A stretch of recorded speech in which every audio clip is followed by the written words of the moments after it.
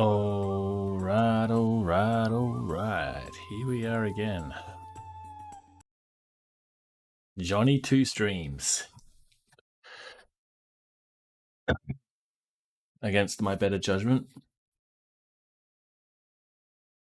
Is there a way to... Yeah, I had the clock, didn't I? Yeah, so it's like 1 a.m. I have that. Where can I have that?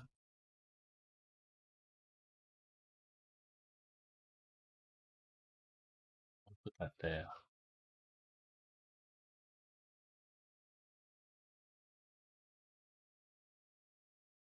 There? Yeah? What? Somewhere. It's 1:39 a.m. in the a.m. What happens if I press this button here?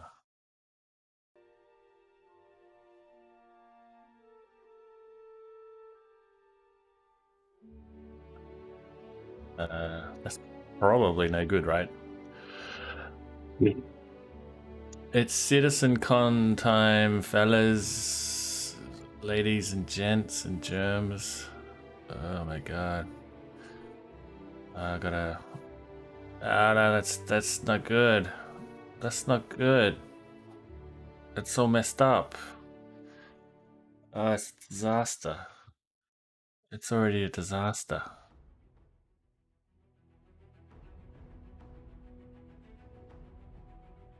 That's what happens when I go full screen. What if I just... That's quite big for me. How's that for you guys? That's too big.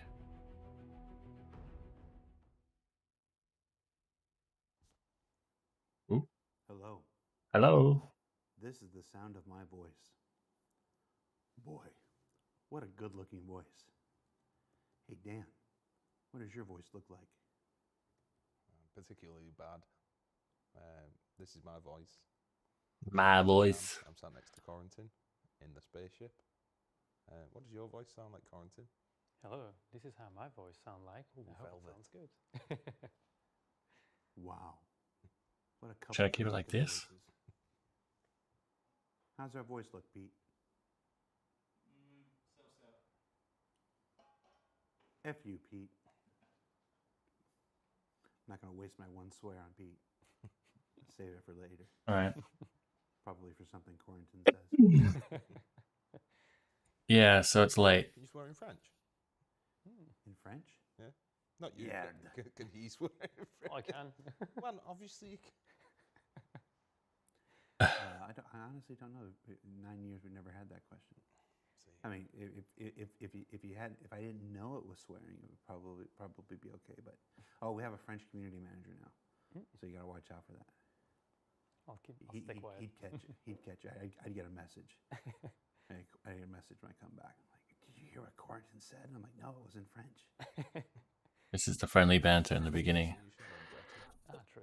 So yeah, anyway, maybe that's kind of set up now. I also have... Oh, nothing. So yeah, anyway, I have my bingo card as well. On the bingo card, we have, Bounty Hunting 2.0. If we can hear something about that, that would be great. This is over the 2 days, PYRO, of course.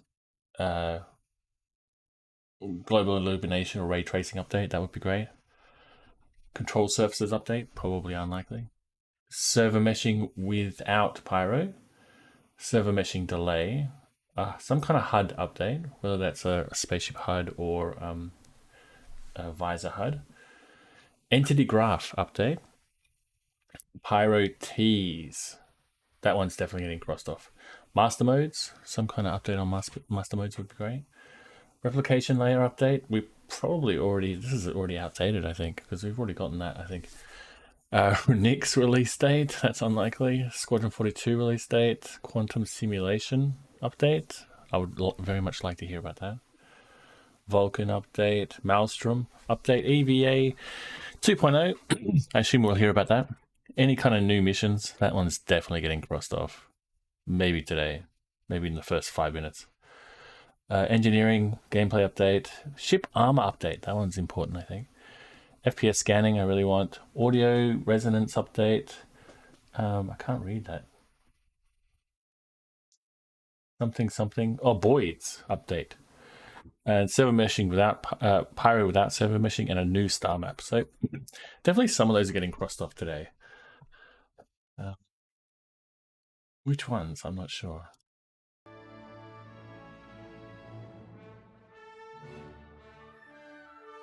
I got my tea. I tried to have a nap before the stream, but that didn't work. So we're gonna have a cup of tea first. I think last CitizenCon I got really, really drunk, and I don't remember much of that. So we don't want to get too drunk, but if I do cross off something on the bingo card, I have some sake, so I have a small cup. So maybe I'll do a shot of sake every time I cross something off the bingo card, and of course, if I get bingo, we have the dreaded green chartreuse. So if we do get a bingo today, we'll take a shot of that. As I say, it's 1:44 in the morning, and we haven't even started yet. So I don't know how long I'm gonna stream for. I'm gonna stream for as long as I feel like it, and then I'm gonna go to bed. My earphones might not last that long. My earphones. I think I've got maybe 4 hours worth of battery, earphones as well. So we'll see how we go.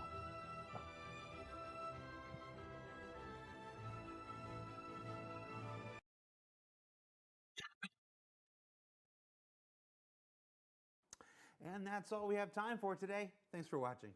That's out of seek.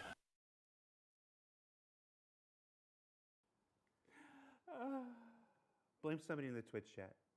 It wasn't my idea. Hi, everybody. Welcome to another episode of Star Citizen Live. I'm your host, Jared. And if you've never... Is there a cog? Today? And if you've never seen this, the show before, it's definitely live.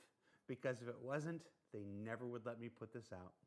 I'm your host, Jared. And this is the show where we take about an hour out of the end of our week. My phone, don't use it right now. David, can you hear me? All right, cool. It's one of those days. We take about an hour out of the end of our week, and we chat with some of our developers in a quasi-semi-professional manner. Joining us on the show this week are two members from our esteemed sound design team. We got Dan and Corrington. Dan, Corrington, welcome to the show. Hello. What is this? Corrington, you've been on SCO before. What was the show you did before? You've been here. Yeah, I was here with Graham talking about the ship experience stuff a few months ago. Yeah. Dan, Corrington, a few months ago. I think it was like, welcome to the show. Almost a year now. Could have been a year ago, actually. Let's get rid of this. You've been on SCO before. What was the show you did before? Let's see if that fixes the I was here with Graham delay. talking about the ship experience stuff a few months ago. Yeah. A few months ago. I think it was like almost. It's got to be almost a year now. Could have been a year ago, actually. Yeah. And Dan. Maybe it's a bit early. But have I got the... I want the chat up as well. Where's the chat? Why is there no chat?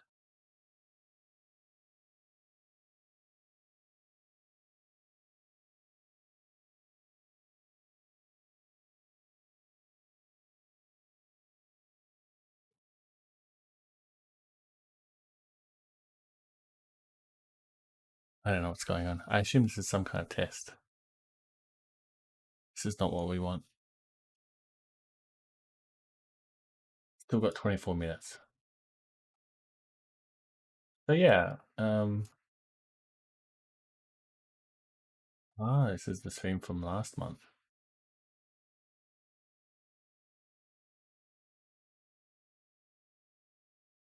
We're still waiting.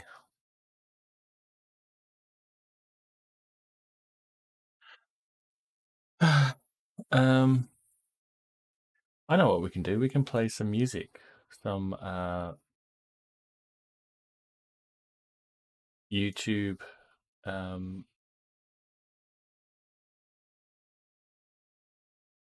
condoned music. Let's try that.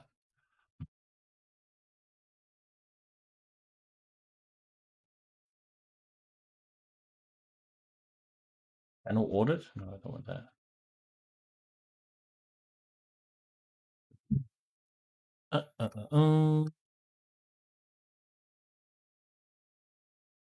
Audio library. I think I went online too early. Let's go do that.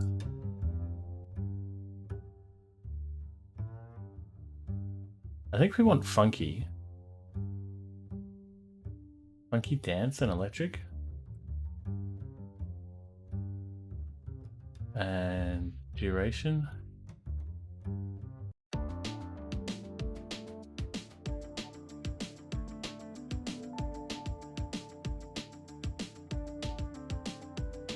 All right. I think I'm way too early. I think we got like another 10 minutes or so. I'm gonna finish drinking my tea.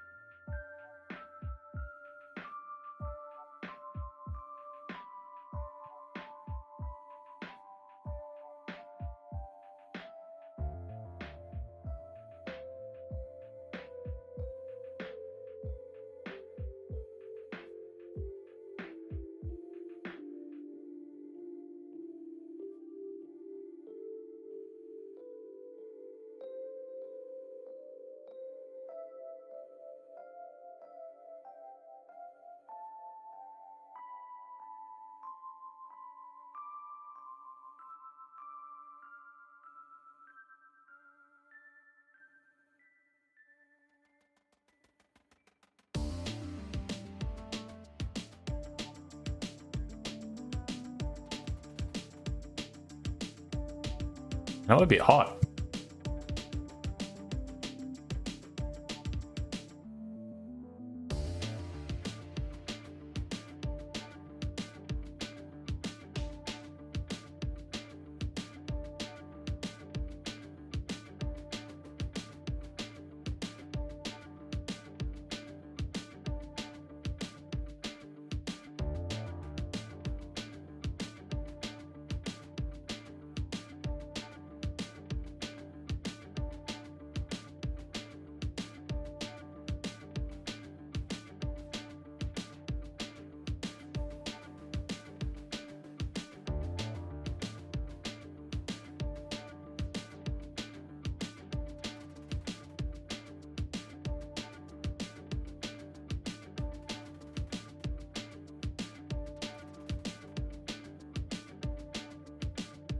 Should I keep track of something? Like, normally with this stuff, I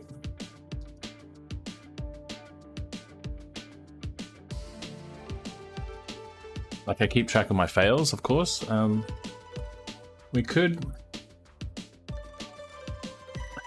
Thanks, Jared.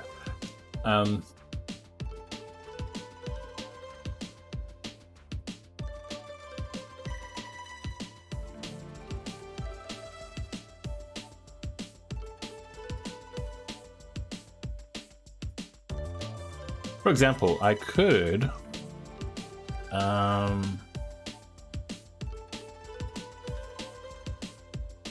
fail counter on air all together. So let's get rid of fail text.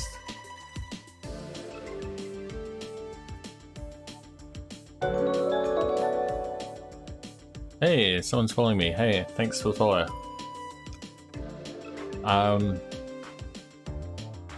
Let's put this above window capture.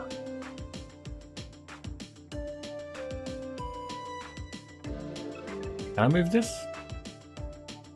What's going on? Can I not move stuff if it's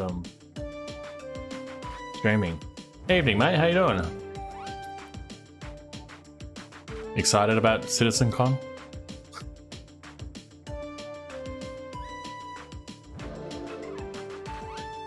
Ah, I can move it. Alright, so that's what it is now. Let's change this to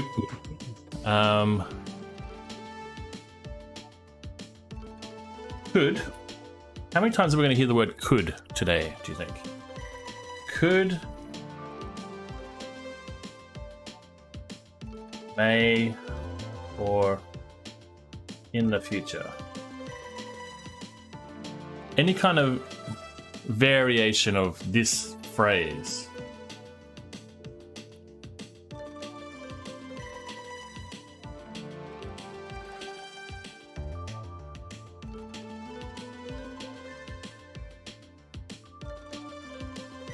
You excited, man? Yeah, for sure. I had a few months off the game. You know how it gets. Yes, I do. Yes, I do.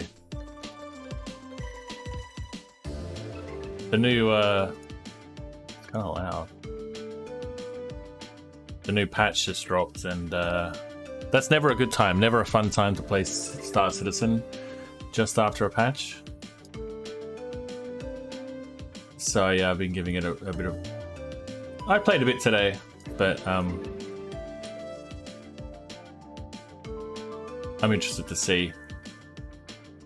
Can I get that on the same level as the dates? That's what I want. Bring these guys down. I'm gonna have to date the time. Roughly the same spot. Have you been a backer for a long time? I can't read your name. S-K-O-S-T-O-K. S-T-O-K. Been a backer for a long time?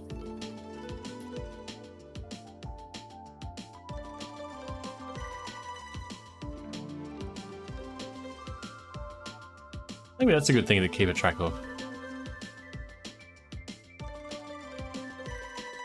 How many times did I say could, may, or in the future? Man, how loud is this? I can't make it go any lower than that. Ah, that's a bit better.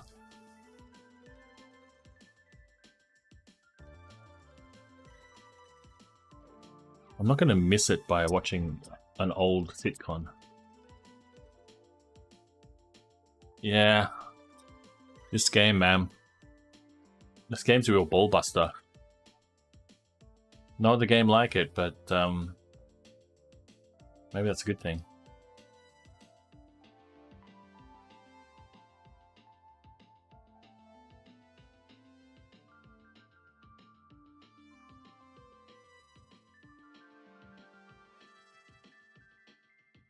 Maybe we'll see the Kraken for CitizenCon.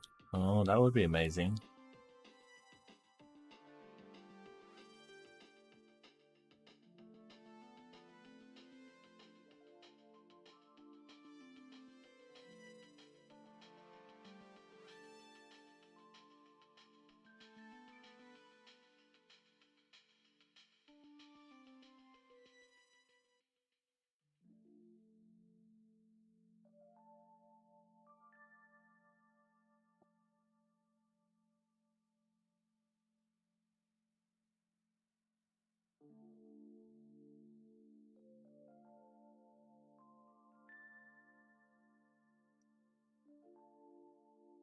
Oh, it's just so hard to get the font and the numbers to line up.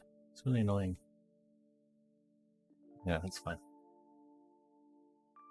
About 5 years. Played a lot, had a lot of breaks.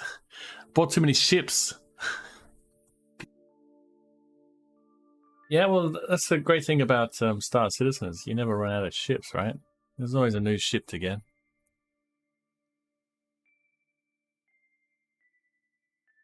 I have the Aurora. That's it. That's all I've got. I'm not in the market for buying any more shit. How are we going? I'm almost ready to get started.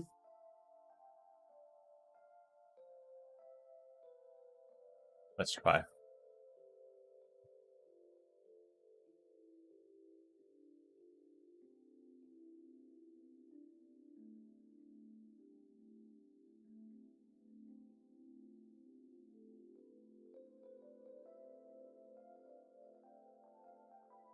All right. This looks promising.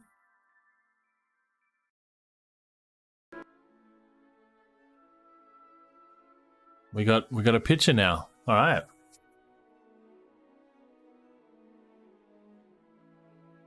That's progress. There's got to be some kind of balls up, right?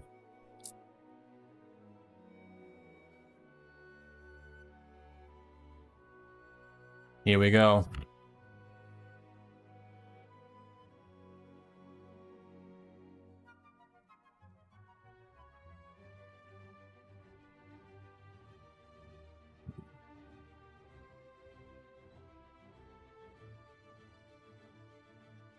But yeah, I've only been playing for about 2 years or so. So, not as long as you.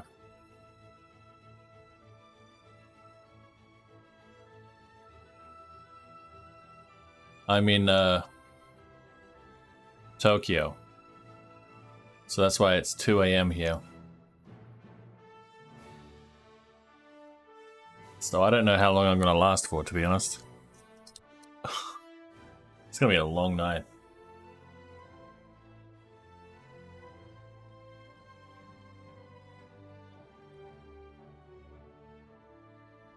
UK. Oh, nice. What time is it there? Is it like, let me guess, it's like around lunchtime, midday-ish for you?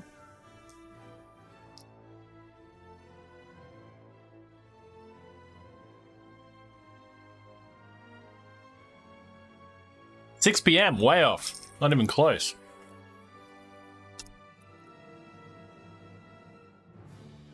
That's pretty good though. 6 p.m. It's a nice time.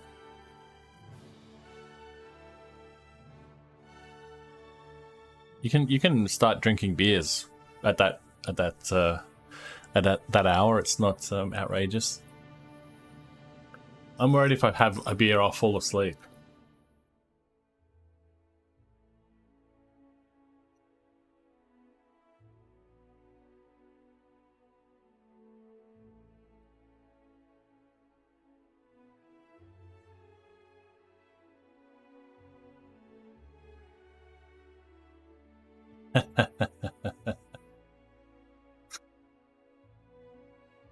Until I drop?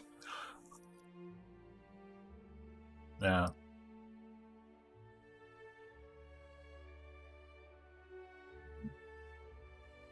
I might drop early. Last year I was up until like the sun came up and the birds were singing. And then Chris Roberts started talking. And it was another 2 hours. I'm not sure if I want to do that again.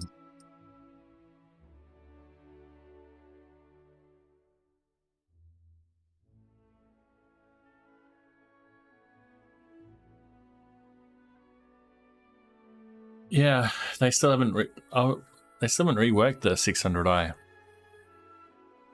That's supposed to be getting an overhaul, right?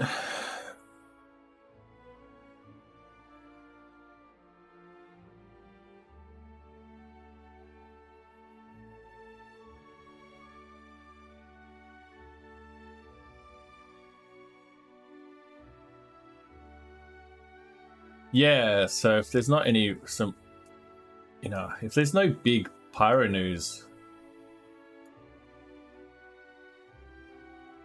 I don't know.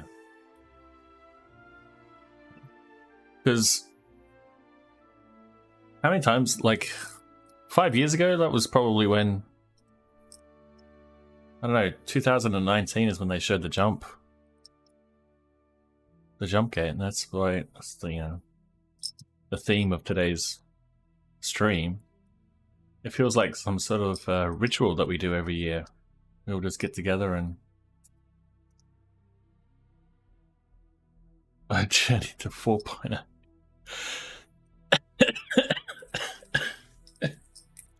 Yeah, man.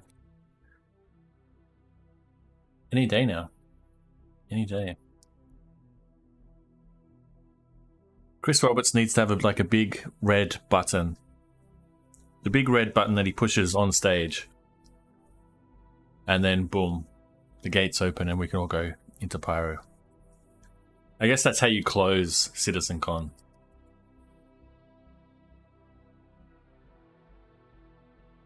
Maybe the first day is going to be a dud. Maybe they won't do much. Maybe it'll all be next. Tomorrow will be the big day. Everyone will complain.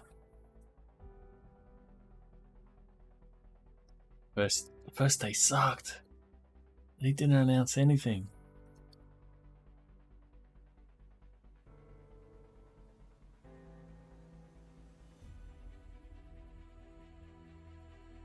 Man, I'm gonna fall asleep before it even gets started.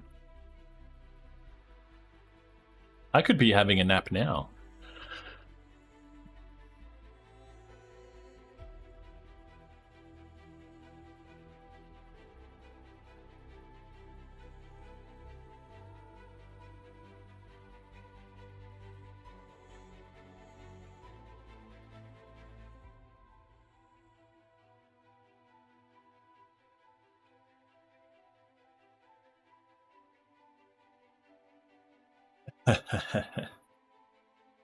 Yeah, I got my cup of tea. Yeah, that's gonna help. I've got some sake here. That's not gonna help. How's Tokyo treating me? Good, man, good. I love Tokyo. I've been here for like 11 years, 11, 12 years. I like it here. It was the summer has been god awful, super humid, but now it's like autumn and the weather's perfect. It's beautiful nights. So I expect for the rest of the year the weather's going to be pretty nice. Nice autumn weather, and then January, February is usually the worst. Really cold, but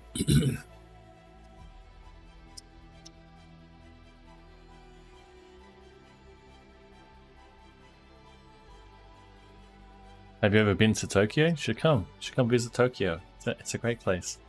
It's a lot of people. There's a lot of people, and it's very busy.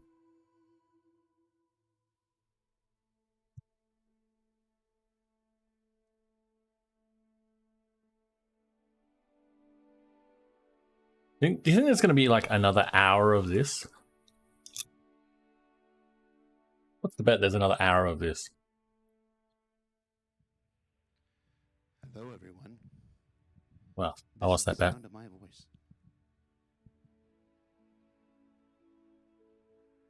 Can you hear me?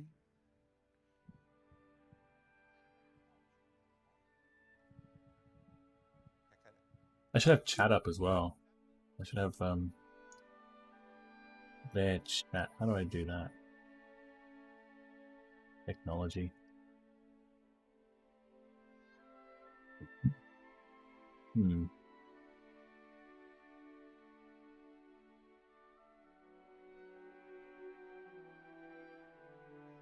Watching now with 15k viewers. Jeez. One more time. This is the sound of my voice. Boy, what a good-looking voice. If you can hear my voice, type voice in chat. Let's go, Daddy. You're telling me I had it too close to my mouth.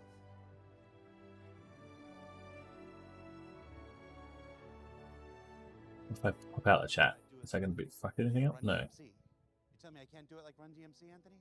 Alright. Is that okay? Probably 30k, yeah. It's 30k. Whose house? Run's house. Dance with me, Anthony. Whose house? Run's house. All right, we're gonna sit. How's that going, Justin? Are they hearing me? No, it's God. not the voice of that. Maybe the other place. I can't wait for... I hope the replication layer... We're gonna be live with a pre-show at approximately 10:30 Pacific. We'll see you then. Thanks. 10:30 Pacific? Does that mean 12:30 my time? 2:30 my time, I mean? Yeah, I really hope that separating the replication layer fixes 30Ks, man.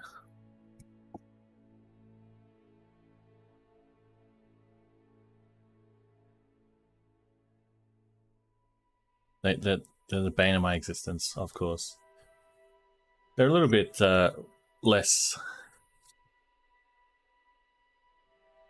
disastrous because now you spawn in the last location you were at with your ship, and I found a container of maize.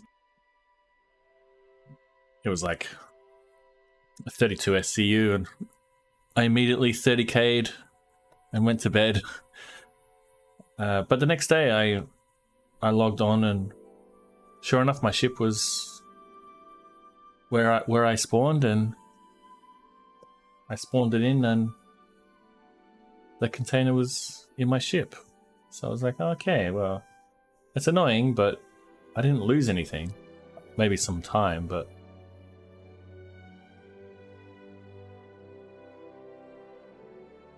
if they can get rid of them, that would be the best.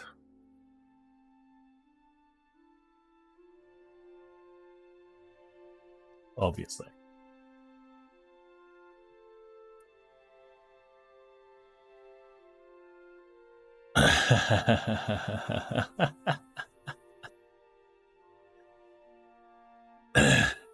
So there's is there an Explorer variant of the 600i, or is there a ship called the Explorer?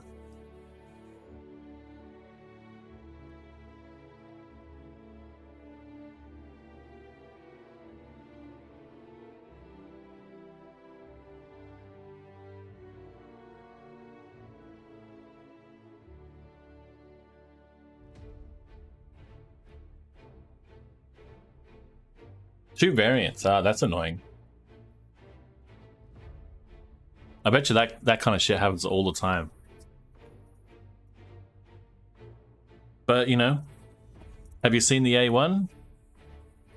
A1 looks like a pretty ship. No cargo ramp. I see. So you're more of a cargo hauler kind of player?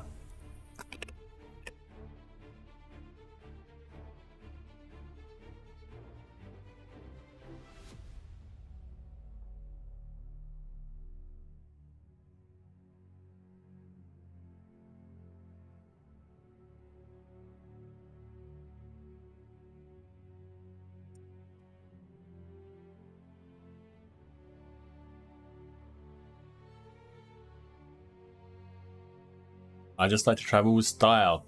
I assume the S means style, right?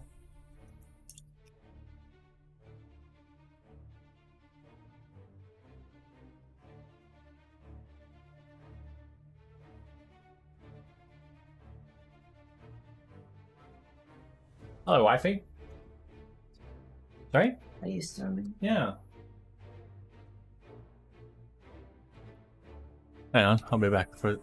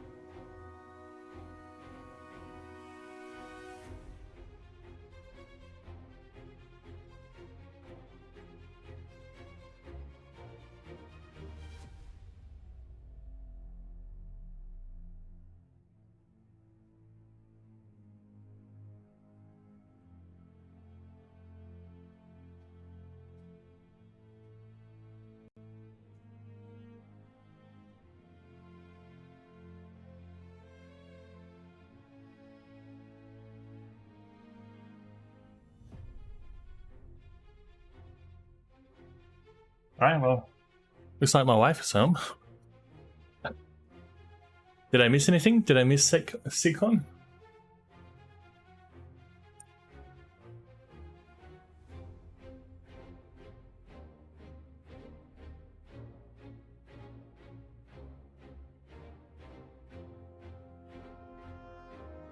Just some fucking space rocks.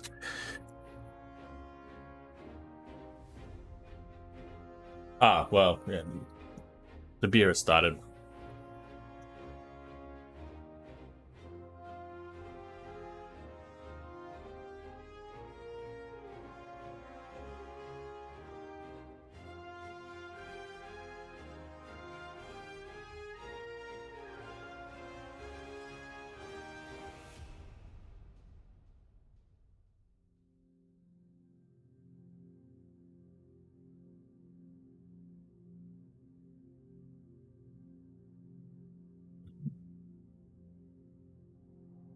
Now, I've got to nurse this beer, I think.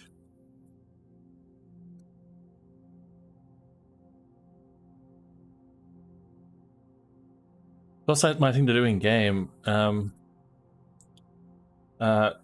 because I only have an Aurora, I have to like grind for cash and before I can do stuff. Like I managed to afford a vulture, so I've been like going around salvaging. That took a while. I love ROC mining. I love getting the prospector out. I'm not good at racing, but I want to try and get better at racing.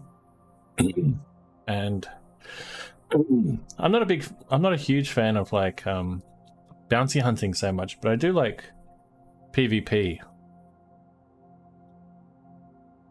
Yeah, man. And it's been good. The past couple of patches, I haven't had any wipes. Although I usually lose shit. Last wipe I lost my cutlass, which was pretty devastating. And this wipe I lost my arrow. But I still got like $5 million, so I'll probably buy the arrow back again. And then I don't know. I don't get to play much because I work and I have a family, so I just try and test out all the different loops I can. I want to try and check out the platforms in the new patch. I think that the AI is getting better slowly.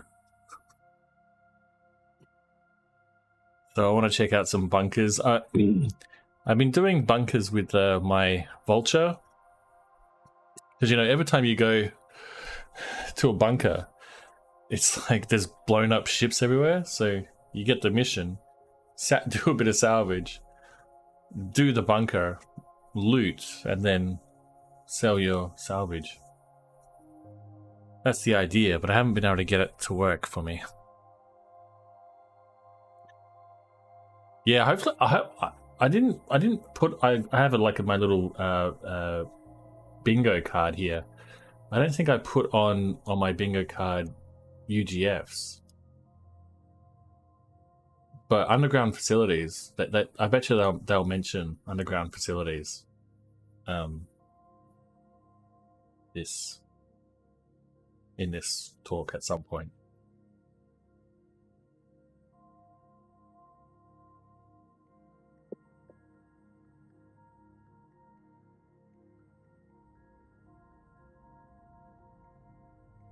Because they look cool. The bunkers are boring, man. The same layout. Yeah, the bigger ones. Those ones look cool. Those ones look like you could sneak in, use a bit of stealth.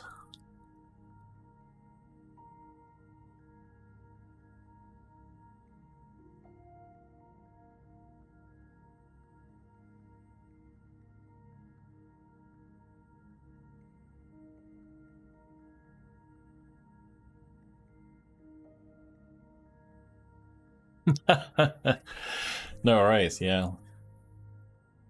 there's always a lot to keep up with. Of course, Crusader has its own version of bunkers now, with those floating platforms. I want to check that out, but I don't know. The server performance is so bad that it can be a little bit boring. You know, the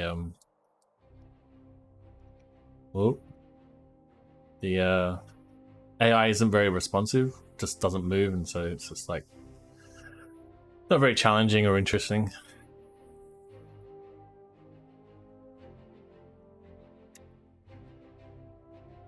I like doing monitor missions for some reason.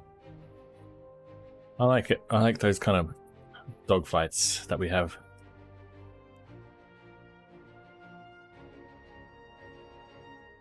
But I might try and level up the salvaging missions and illegal salvage. I haven't tried the big salvage event, the Wake of Disaster it's called, I think. There's so many new things and new game loops, it's like I can't test them all. I haven't done anything with Klesher. Is it Klesher or the Security Post Korea? Those new missions, I haven't done any of those. It's like, there's just too much. And I assume they'll announce some more stuff. If 4.0 drops, it's like, oh my god.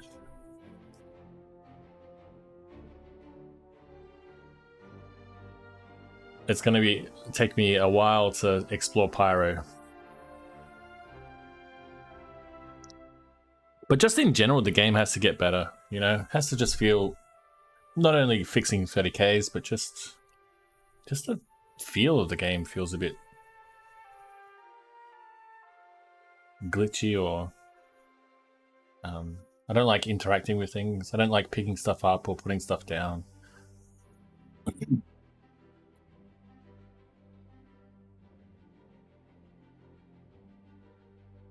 Flying in a ship feels great, but FPS stuff doesn't feel so great in this game.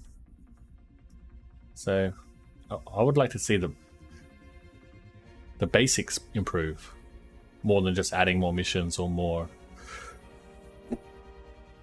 space, more planets, you know.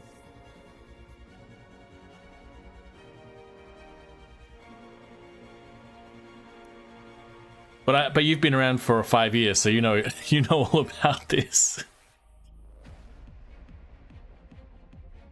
These timelines, man, they're insane.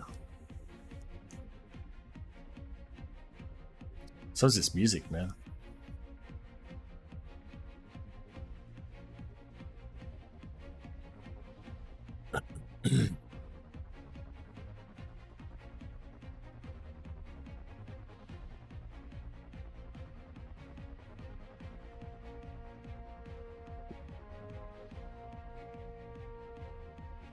Seven minutes to pre-show. All right, that's what chat is saying. We just kill 7 minutes. That's no problem. I do that all the time when I'm quantum traveling.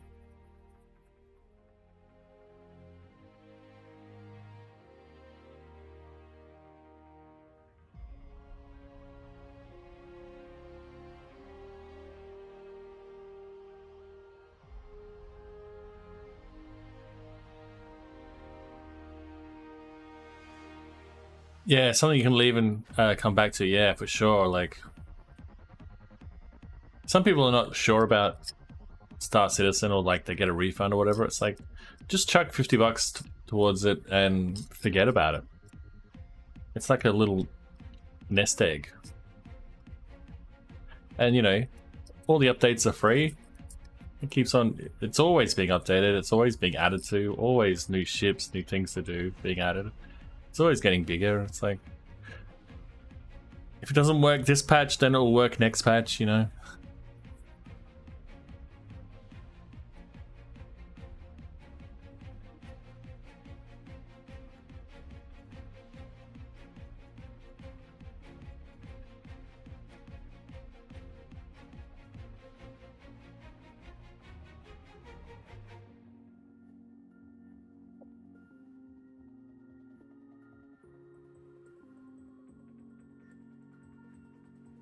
wonder if there's a. I think there's a countdown on the website.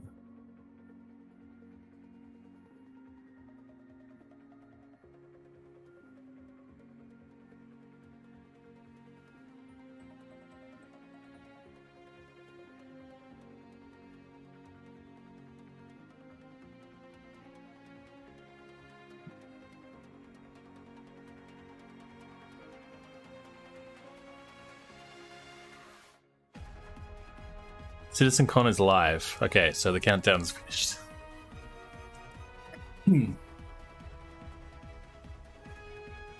What's for tea?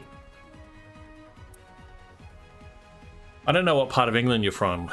So, maybe you've got like mushy peas and some chips and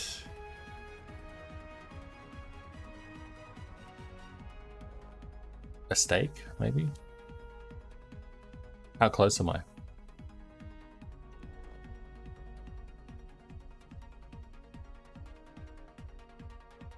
Sausages.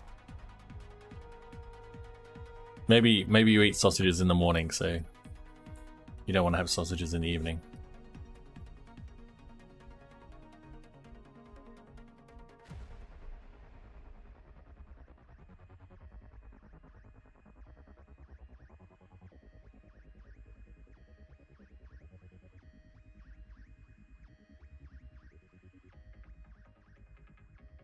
It 30K'd, yeah. People are making that joke in chat.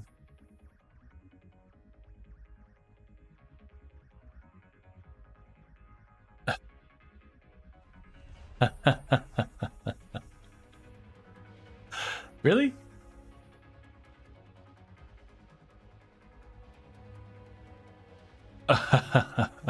Eight of them, really? The country runs on sausages. I was born in England. I was born in Essex. Some of my family's... Half of my family's from England. But...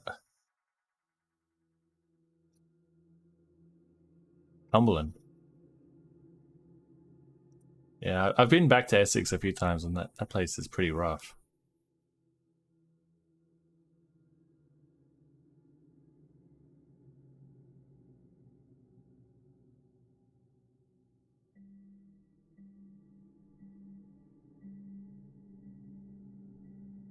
But I love a good English breakfast. I think that's a great way to start the day.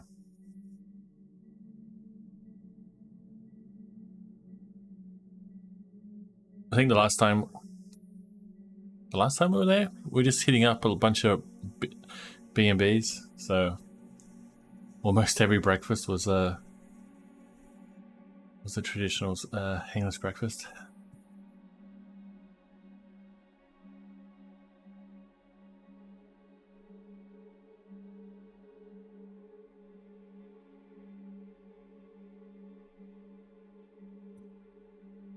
All right, here we go. Pre-show in 3 minutes. 2 minutes. Here we go.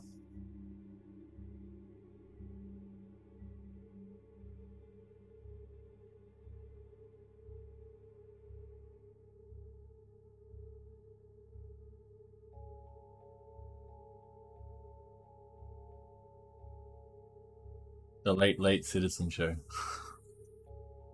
Ay, ay, ay.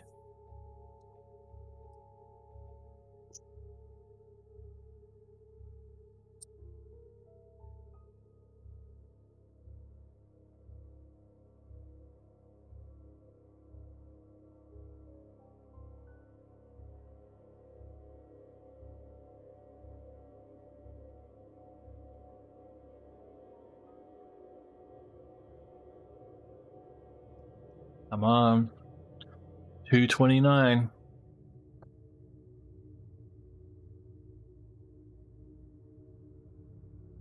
Yeah, where's the countdown? Usually there's a countdown.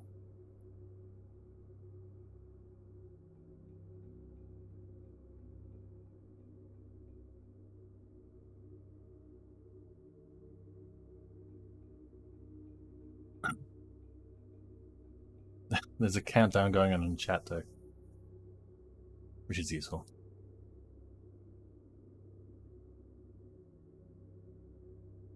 All right. Is it just gonna start at 2:30? It'll just start.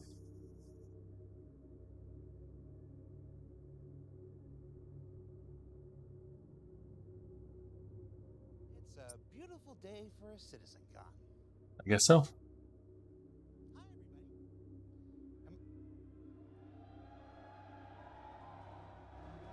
Do you hear that? Yeah.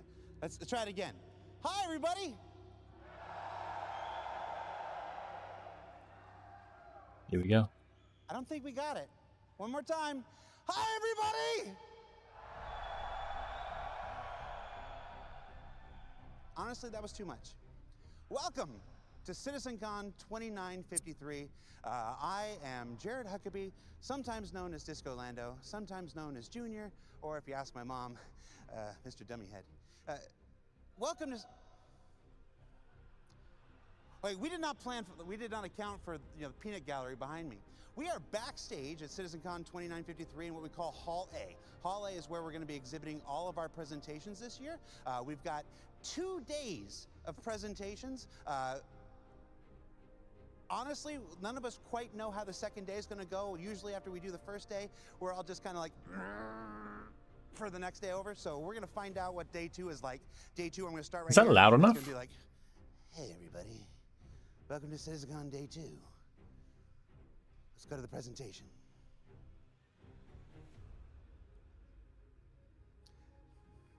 I mean, honestly,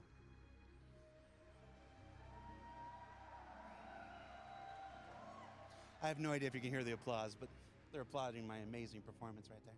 Honestly, we're all dead tired putting this thing together. This is by far our biggest and baddest CitizenCon yet. 2 main halls, Hall A, where the presentations are happening, Hall B, where we've transformed it into a virtual PYRO playground. I want to start talking about Hall B. So the folks, when they let in, we opened doors at 8 a.m. today. They entered this, what did I call it, a PYRO playground? I call it a PYRO playground. Can you believe I get paid for doing this? In the PYRO playground, people entered what was called the rundown entrance, which was modeled after Rundown Station, which is one of the stations that's coming in the upcoming PYRO, which is on its way.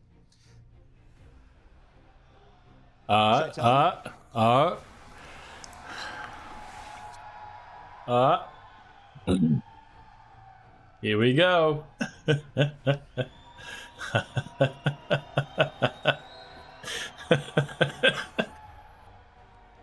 I think I'm going to let the boss do that. Probably a good idea. Hey, I want to be here for day 2.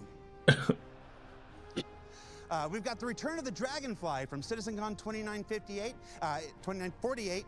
Oh, I've lost 10 years. 2948, repainted with a brand new rough and ready paint scheme that is available in your digital goodies pack or on the store and whatnot. The community booths this year, if you remember from our CitizenCon 2019, they were a big new addition to CitizenCon. They were modeled after Grimheck Station in 2019. This year, they're modeled after Rundown Station. When do we get nice community booths? Like, I mean, they look amazing, don't get me wrong, but they're shady AF. Although, seeing some of the orgs that are in there, you're right where you deserve to be.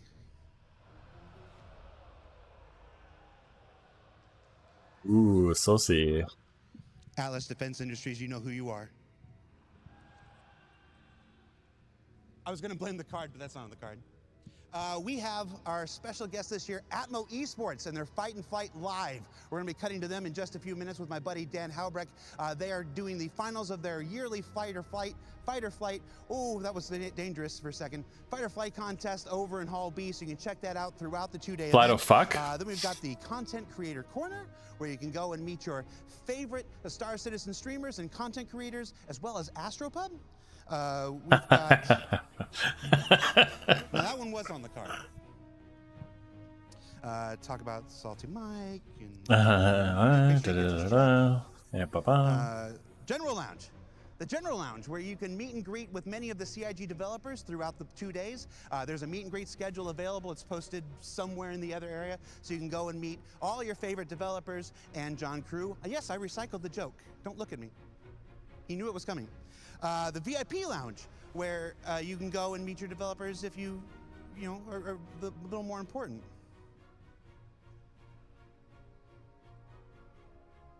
I'm just trying to think who that is. There's a merch store where we have some fantastic swag this year. Hold on, I'm gonna show some, hold on. With this? Professional shows. With this brand new. I need more arms. Star Citizen hoodie. It's got a wonderful Star Citizen logo and a Banu text. Is it Banu or Shion? Who can tell me? Both. What? What? Honestly, I can't understand what they're saying. It's in another language. Then we've also got this really cool Drake Interplanetary Trucker hat that's available in the merch store. I think it's also available online. It's pretty cool. You do have to have a normal size head for it to fit.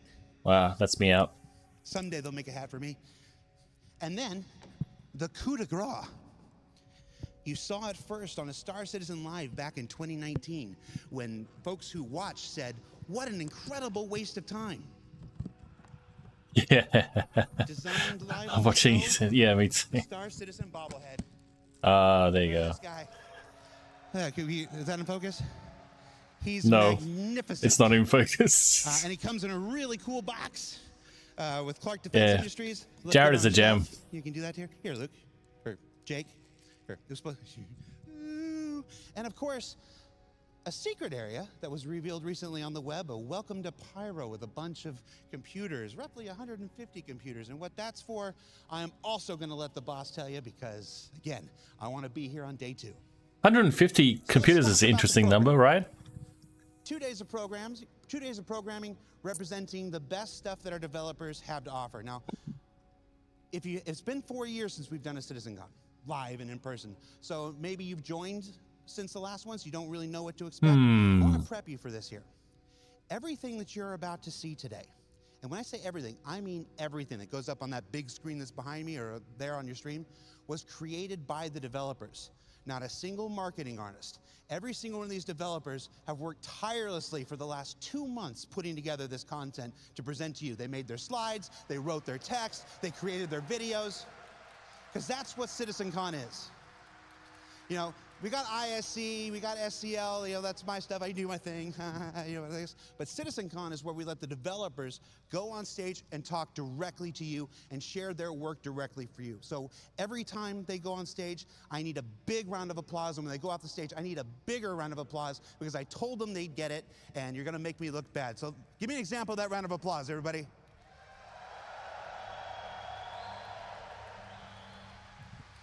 All right. So let's run down the itinerary for today. At 11 a.m. Pacific, which is in roughly 22 minutes. Okay. Chris Roberts, founder and CEO, is going to take the stage, and he's going to do a keynote. He's going to talk about Star Citizen, past, present, future. He's going to set some stuff up. I don't want to spoil it, but I saw the notes, and he said he uses fidelity like 3 times. So prepare your bingo. After that is our big Shaping the Verse, the Future of Star Engine presentation. Now, whatever you think this is, I promise you, you're not prepared. Well, yeah, he hasn't done one for a while, right? I started in 2021. It was like 5 minutes at the beginning, 5 minutes at the end. That was all he did. Be in your seats. Be ready. It's unlike anything we've ever done here at CitizenCon before. That's exciting. At roughly 12:45-ish, when we timed it out yesterday. Fix It and Fly It with Torsten and Guillermo from the EUPU feature team. They're gonna come and show you the current iteration of engineer, resource management. I think he's in focus now. Multi-crew gameplay. Check that out. Engineering, maybe? Around 150. These times are all approximate, you know, from our rehearsals yesterday. We got a cosplay contest hosted by Galactica, our social media manager. That's going to be right there on the stage. That's where I'm going to pass out, I think. We have a lunch break. 2 p.m. Pacific, we take 45 minutes. We recharge our batteries. We fix the Maybe I things should that fall break the asleep in first that half, and we'll lunch be back break. 45 minutes later with the stream. Then at 3 o'clock, it's Talking Ship, our annual a presentation by the members of the ship team, where they're going to introduce some ships you're aware of, some ships you're not aware of, some ships you're not supposed to be aware of, but you are aware of. And then Just have a little nap. Yeah. People do that, don't they? Sleep on stream. yeah, there's just no way of getting around that. And then finally wrapping up the day is Navigating the Universe. That's with members of our UI team and everybody that's been talking about it on Twitch and YouTube, trying to figure out what it is. You're right.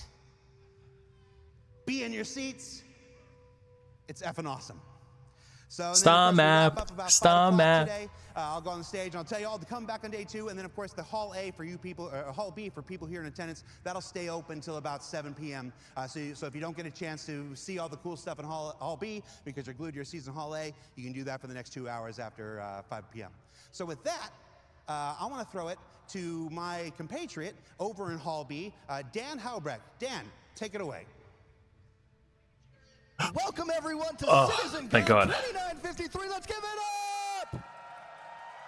I heard a bunch That of dude people in the there, back, a bunch of it's people over cool. there. We're back, baby, after I love 4 it. long years. I love his We are energy. finally back in the Los Angeles Convention Center. It has been since 2019 in Manchester since we've been able to see your beautiful faces in person, and we've missed you so much. Now, if you're wondering who I am, that is a very valid question. I'm the community producer here at CIG. I produced the community content for many years. I produced subscriber content behind the scenes for many years, just like that bobblehead that you guys saw.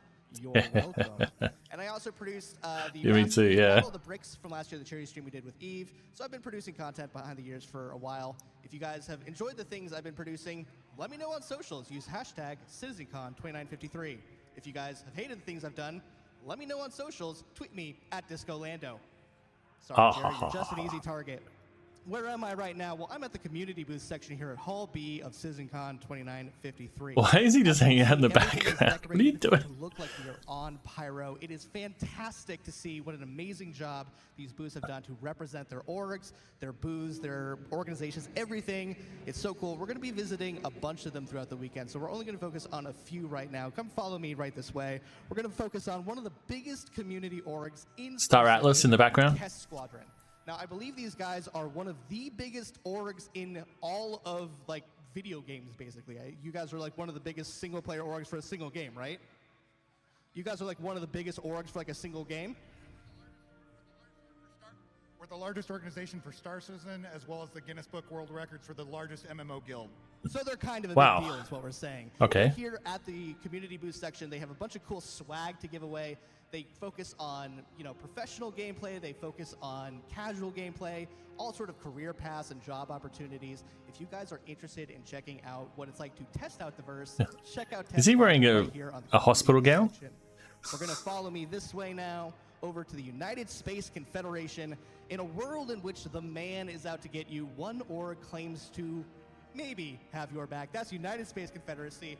They are a role-play focused org with an amazing, in-depth, lore-driven background. So if you guys are interested in joining an org where lore is this kind of driving passion and focus of why you guys would want to be playing Star Citizen, I like that Space cosplay. Confederacy is the booth to be checking out. They're going to be doing some giveaways. So if you guys are here on the show floor, come swing by their booth, ask them about what they're doing. They're going to be doing so much cool stuff. Ask them about their org, ask them about who they are. We're so excited to have them as well. As you can see over here, we have JRDF. I actually don't know if you're going to be able to see because there's so many people trying to buy their stuff right now. If you guys haven't heard of JRDF, well, congratulations on waking up from your medically induced coma, because they go with CitizenCon like chocolate and peanut butter. They have been part of CitizenCon since 2018 with the Dragonfly in Austin. We brought the Dragonfly back. We will be showing you that a little later, but if you guys have already checked out the digital goodies pack on the Pledge Store, well, you might have already gotten a glimpse. So go to robertsspaceindustries.com, check out that digital goodies pack, and you'll be able to see what they brought here to CitizenCon 2953.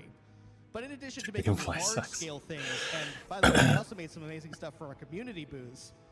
In addition to large-scale things, they make miniatures as well. So if you want to bring a little bit of the verse into your home, into your office, come check out JRDF. There was a line literally wrapped around the corner right before we went live. They are insanely busy, but if you come by their booth, they're doing giveaways for free stencils. So if you vote either Drake or I love this decorations. Of course, I didn't write down the other manufacturer. It's Drake, and I think Misk. I could be wrong. But one of those two manufacturers, you get a chance to win a free stencil of one of their new... Let's make it look like Ruin So you guys are Station. here at the show floor. Again, come check them out. They're going to be doing some cool stuff today, and they're selling some cool stuff as well. Literally, when this goes off the air, probably going to break out my wallet. So that's just how cool they are. We're going to follow me back this way. Just hang some string from the ceiling. Oh, that's like lights. They're fairy lights from the And sort ceiling. of on the community booth side, we have a CIG section. Okay, we got the, Interactables team making okay. a live prop here at CitizenCon 2019. Ah, it's a live Citizen Live. Wow. In that digital goodies pack is a trophy. It's a CitizenCon staple. We always include it in a digital goodies pack. Well, they're making it live here at the floor. Look at how cool that skull is. It's going to be part of the decoration. skulls of are the cool. Trophy. These are members of our Interactables team in Manchester. They're currently making it live, and you can see if you look over there to the left. Man, this guy's making me drink my beer too quick. So if you guys want to make your mark here at CitizenCon 2953, come on over to the Interactables booth, start giving them a little bit more ideas, and maybe make your mark on history. Now, I don't think it can be said enough that we are so excited to have CitizenCon here for the first time in 4 years. I'm an LA native, so to have it here in my own backyard is beyond cool. It's beyond phenomenal. This is my Everyone last beer, here by the has way. worked so hard, whether they're at the community booths, whether you're just a regular person showing up, or they're a member of CIG who helped make this possible. We are so grateful that you guys are here. We hope you guys have been enjoying the sort of pyro sneak peek of the community booth so far. Sunday, Like I said, we're gonna be yes, checking it's those Sunday out morning, later so this weekend, it's like later Saturday today night, and tomorrow. We're gonna be early checking Sunday all morning, the yeah. booths, all the orgs, so you guys can see exactly what kind of passion and versatility and creativity drives the members of the Verse. That's you guys. You guys are the reason why things like CitizenCon are possible. So we're going to come back over here. So I We're can gonna quickly sleep, talk to a couple I more can sleep members all day of Test Squadron after get a this, little but bit more about what they're about. We got Back to Chrome, Test D. Squadron. Seth, and D Lefty. What's up, guys? How's it going? It's been really great. This is my first CitizenCon, and I've been loving it so far. So, And so this Poor is your dude first stuck CitizenCon. What behind were a your booth. expectations coming here? Like, did you think that there was going to be like a pyro setting? What was kind of your bucket list, your wish list of what you hoped would be at CitizenCon? I was hoping for pyro. But Worst kept honestly, the way that secret. Everything has been set up is above and beyond my expectation. It's amazing to be here, and it's just I expected a little bit, but the way that you guys have set everything up is outstanding. Awesome. And do you guys have any advice for people who are trying to break into the Verse? It can be overwhelming sometimes. for Seth new players Rogen. trying to figure out what to do in Star Citizen. So do you guys, as part of Test Squadron, have any advice for new players who are trying to make their way into the Verse? get out, Honestly, run away. Find a friend. Find someone to play it system. The game system Find a friend. Yeah, I'll just put on my friend helmet. Really helpful, or to find an org like Tech, Shoot off in the you friend find a cannon. Discord, and we always have people that are willing to help you, whether that's over voice chat, over text. We will hop in and help you figure out the game, because it can be a little bit overwhelming, especially for new players. And that's what we're really here for, is really to make it enjoying. I'm gonna Thank you start guys. drinking Well, the as I sake. said, they're giving away some cool swag. I since can't you guys handle are this. Here at CitizenCon, come check out their booth. I'm not gonna last long. We are I enjoy solo too. I enjoy it. The thing about the thing about playing with other people, I love playing with other people. It's great. But you have to worry about your problems, your bugs, and everybody else's bugs. It's a fucking nightmare organizing that shit. Excuse me, guys. So you guys are a roleplay focused org. What made you guys sort of decide to come up with this amazing immersive backstory for your guys' org? Ah, that's not too bad I actually. didn't quite catch the question. What made you guys come up with such an intense lore-driven background for your org? Oh man, we've been around since the beginning, and we saw the effort that was going into the creation of the story by CIG writers, and we want to dovetail into that. Yeah, I mean, Dovetail. It's a bold choice to go, you know what? We are anti everything that's currently in the game. We are going to be so anti-UEE, it's going to make you sick. So, but you guys are like slowly starting to make your way back into like polite society now that the messers are gone, now that we kind of have a new imperator. So what's kind of the direction you guys plan on taking USC? Well, we like the ideal of creating a little irritation and rubbing up against the man, if you will. And that's the direction we want to go, is to reestablish relations with the new government. So, I like this guy. Awesome. Well, I thank like you this. guys so much. Like I said, we're gonna be I like checking this out the idea. community booths I want to rub throughout against the people. weekend, so I like. be I'm sure to come gonna over join here. his I'm org. gonna throw it back to Jared where we can kick off our first panel of the day. Jared, You boys got caught in the background. CitizenCon 2953. You tried to run away. You couldn't do it. Imagine how that room smells. Thanks, Dan. He's somebody's nephew. We still haven't figured out whose. So we are here in Hall A with the community. So as Dan said, if you're still hanging around in Hall B, it's very cool, but we are just a few minutes away from the start of the official CitizenCon 2953 festivities. Smells like pyro. 3,000 seats, still a few available, one next to my dad. Wave, Dad. You're not my dad. Everyone waves. Where's my dad? There you are. I still owe you money. All right. So again, we're just a few short minutes away from CitizenCon 2953. Thank you for enduring our sales pitch during the pre-show. I told you, CitizenCon is entirely by the devs for the community, so we wanted to take a few minutes beforehand and do all our happy marketing stuff for you and everything. But we're just about to start, so with that, I don't know why. I just love thank you for tuning Jared in. so much Thank you more for than watching. anybody else. We'll be back later on in the day. Up next is Chris Roberts, then Shaping the Verse, the future of Star Engine. Grab yourself a snack, get a drink. You're not going to want to miss any of this. Stay tuned. We'll see you in a bit, everybody. Have you? Yeah, we love Jared. We love Jared. Have you got a drink? You got a drink? I don't know if I want to drink all this sake. This sake is quite drinkable, so I'm worried I'm gonna get like. Last CitizenCon, I streamed last CitizenCon too, and I got really wasted by the end. But I guess that happens if you drink for five hours. Man, this is intense music.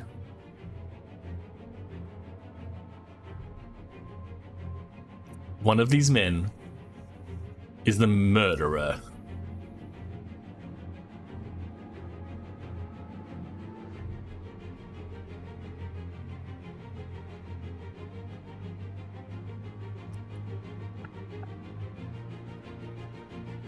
Man, the girl to dude ratio in this crowd.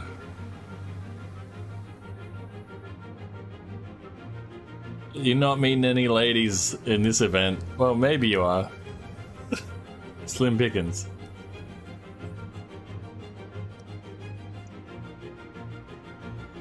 This guy brought his wife. She's just on her phone the whole time. Alright, I'll come with you to your space game convention. This guy brought his sister.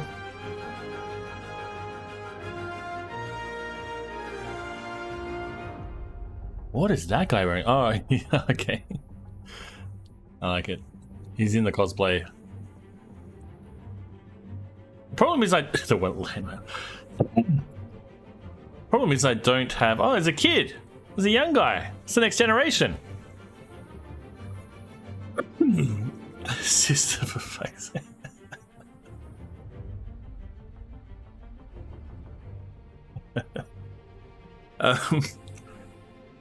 The problem is I don't have any other booze. My wife came home and she's really plastered, so I could just drink her beer, but that would be really mean, I think. I'm drinking her sake, but she doesn't want it, so I think that's okay. Maybe I should have... Oh, what I'll do is I'll get some water. I'll be back. I'll get some water.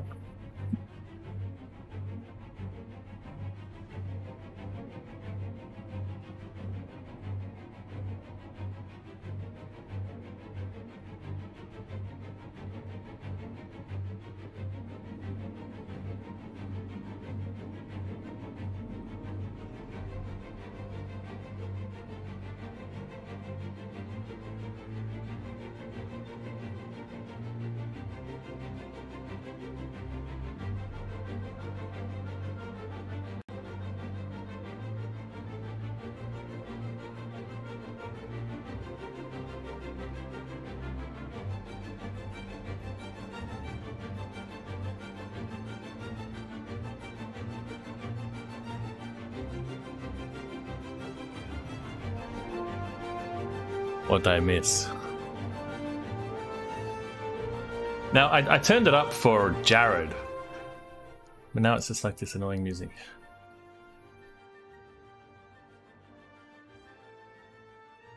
The thing is, I would love to be here. I'd love to just hang out with these dudes and just talk Star Citizen. As much as I give them. Stick. That would be so awkward. How would you feel if, like, there's a camera in your face? It's like, oh, there's... I don't know how many people are watching. How many people are watching? 27,000 people? If not more, really. Because, you know, because of people like me, essentially. Just act natural. Just pretend there isn't a camera in your face. Yeah. Up to 27,000.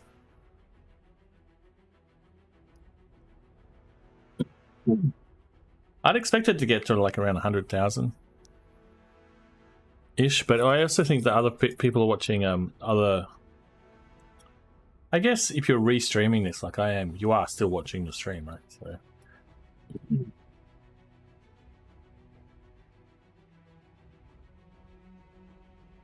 How many people are watching Star Citizen in total?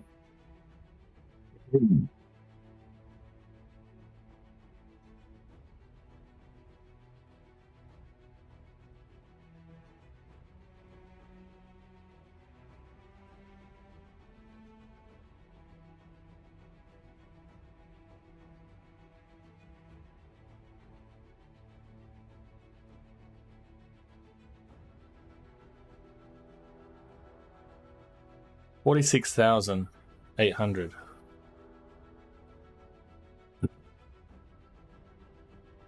How many people watching Starfield? 1,000. It's not too bad.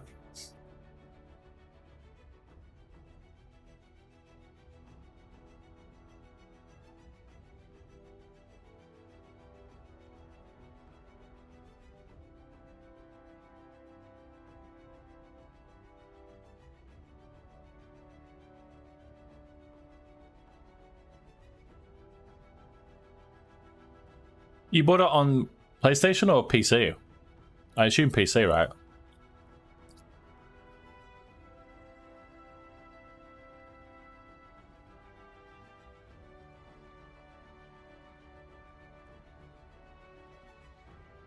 Yeah, it looks cool. I think obviously PC is the way to go.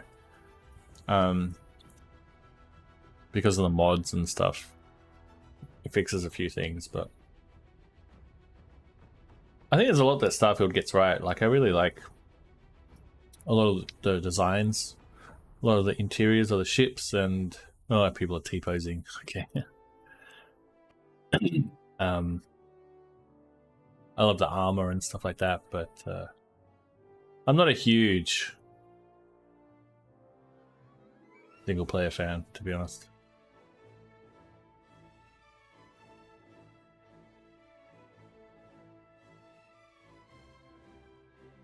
Everyone's posting tea in chat.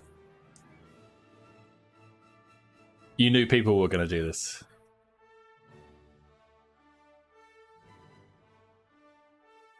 Game's been good recently though. Like, people don't, NPCs don't T-pose as much anymore, or they don't stand on chairs as much anymore. It's kind of, I'm a little bit sad about that.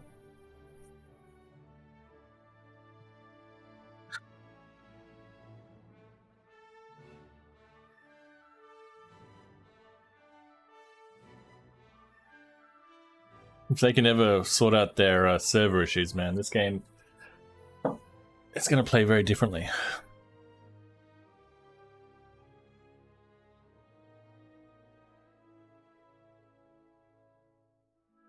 This is very different to, you know, of course I've streamed the other sitcoms that were online only. This one's, yeah. This one's going to be very different.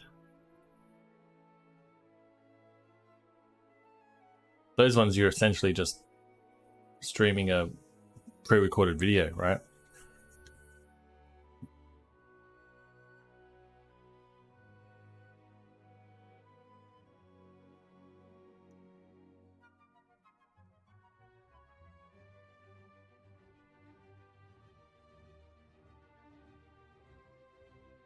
It's already what we got, like three in the morning. Oh man, I tried to get some sleep before stream, but it didn't work out.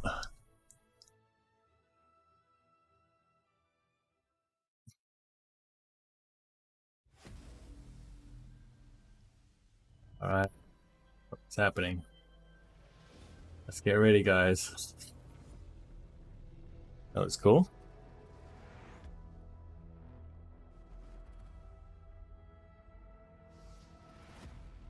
Let's turn up the sound a bit again.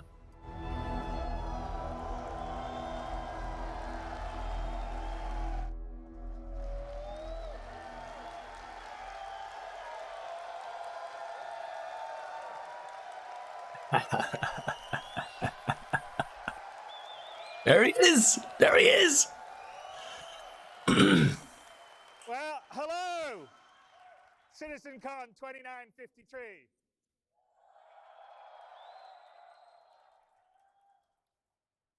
It's really, really good to be back in front of all you guys in person after 4 years. Have to turn this up again, Away, doing it online. It's so great to see so many of you, old faces, new faces. And you're going to have a great show over this weekend. I think you guys have already been around a little bit. I mean, there's some fun stuff here. There's the alleyway, seedy alleyways, the checkmate station behind you, where I think a lot of Please don't give us states. community orgs have set up their camp. Louder. Everyone's saying louder in the Check chat. that out. There's a dragonfly replica with the PYRO paint job on. Get pictures. He's definitely going to say Pyro before the end of the day, end of the year. Flight or fight tournament, which I think will be really cool. And most importantly, we have 150 computers. Pyro in December. You guys can get down and sit. And then he'll play and then they'll miss that date. The beginnings of Pyro. I'd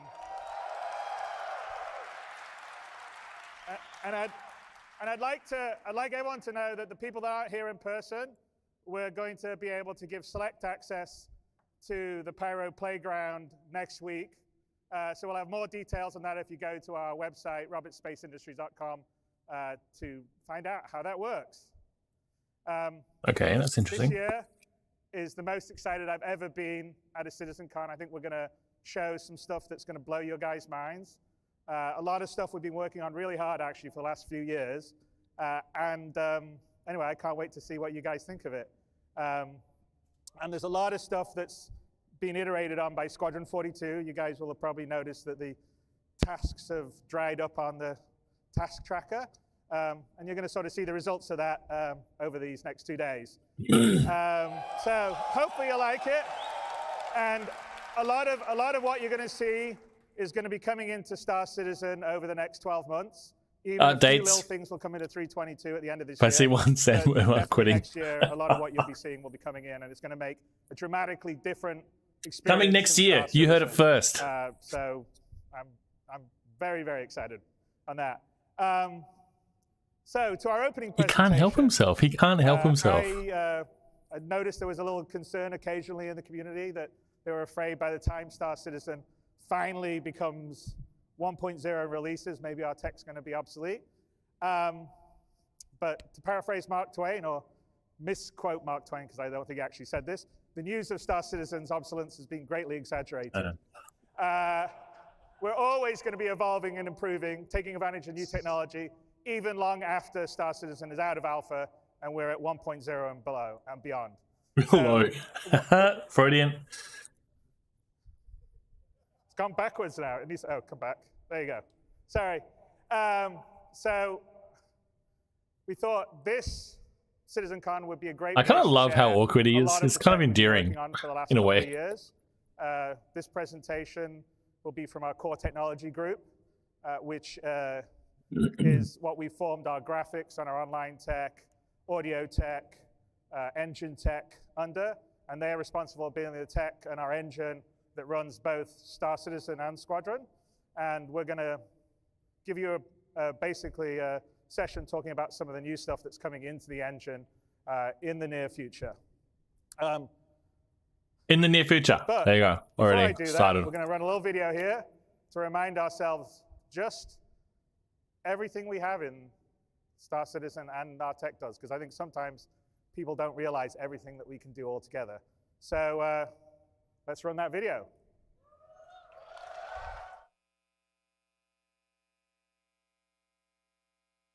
I want to mention that because of Starfield, right?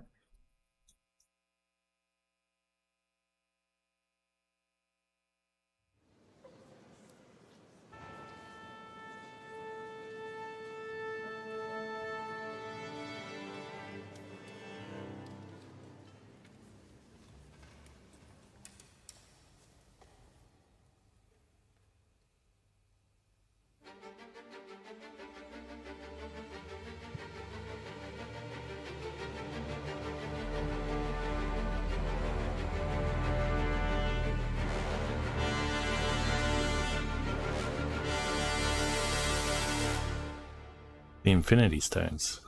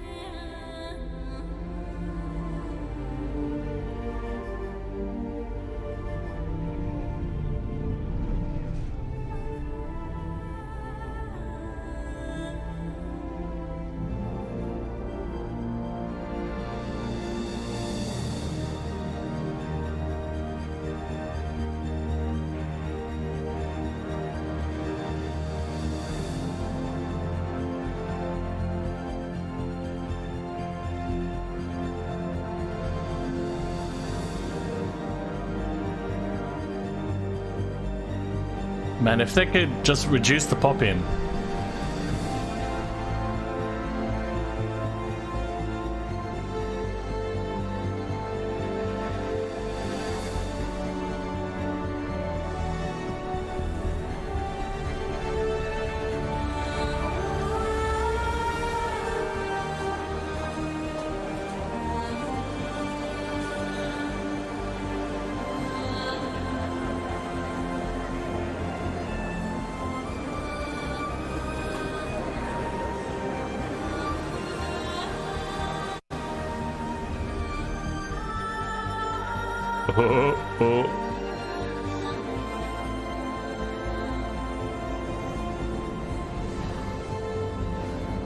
Physicalized frozen ocean. That's a weird brag.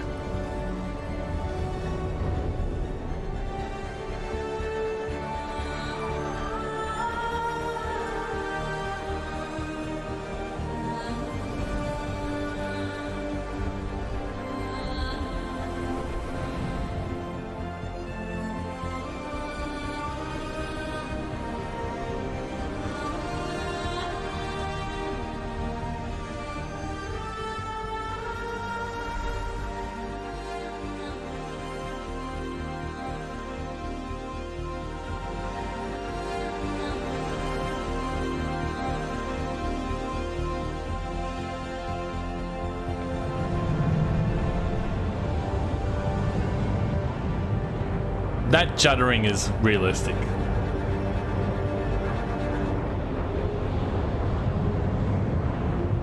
Look at these frames.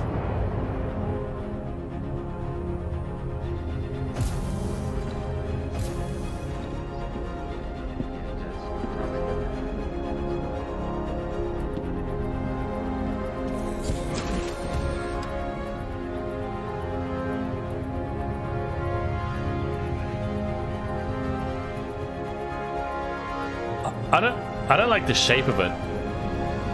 And the interior is a little bit confusing. I always get lost in the Carrack whenever I'm in it.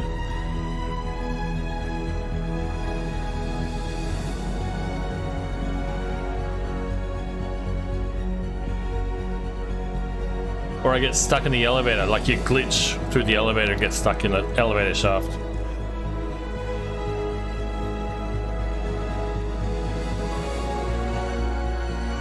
We got caves. This is a dig at Skyrim.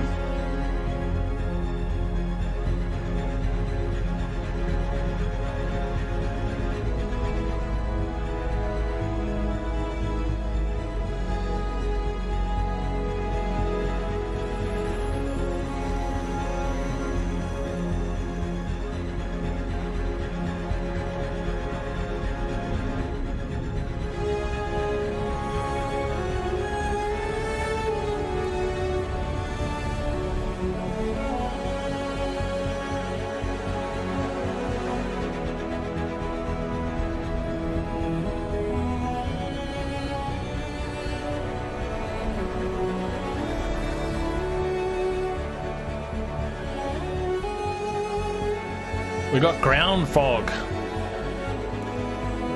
Frozen oceans and ground fog.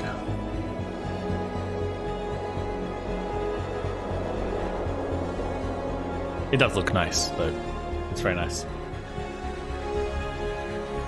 I like a good shaft.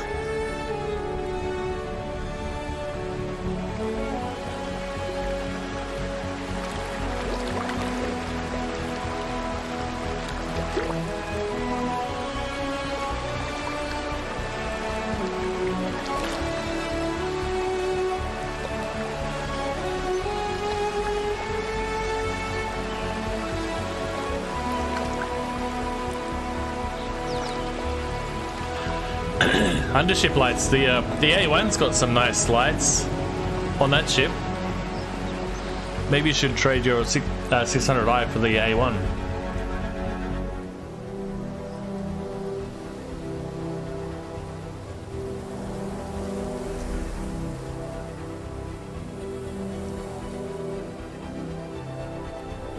Terrain tessellation and hardware displacement.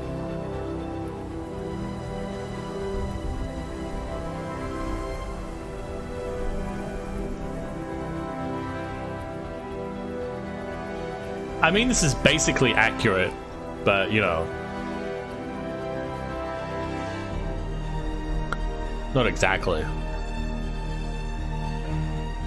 It's a little bit buggier than what's being presented.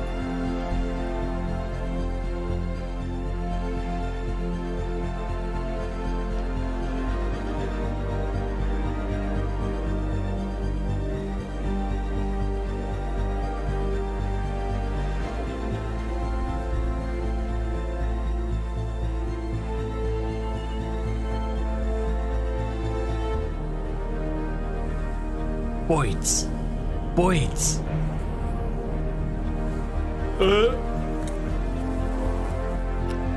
I know it.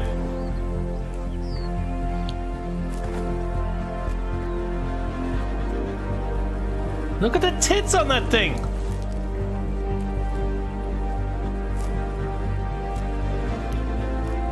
Space cow is confirmed.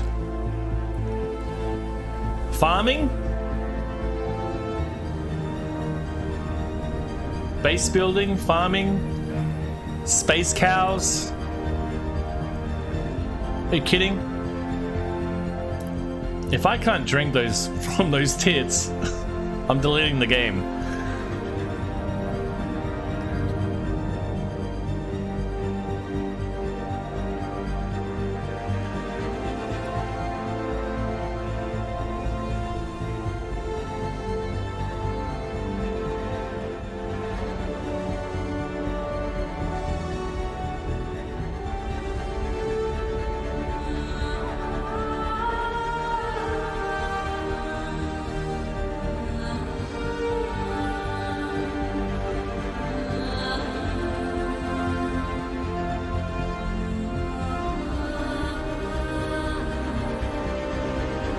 Blue milk.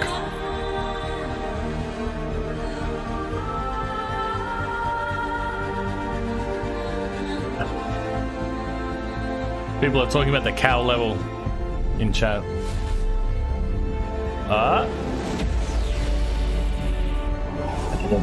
Let's jump to Pyro again.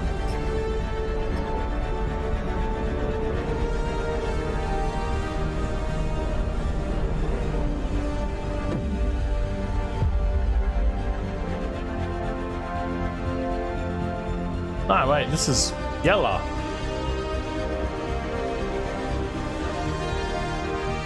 Is that the new? Is that the new cutesy animation? Because that's cool if that's the case.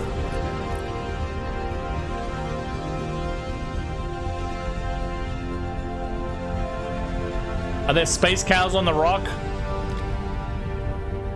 Why are they showing us a different game?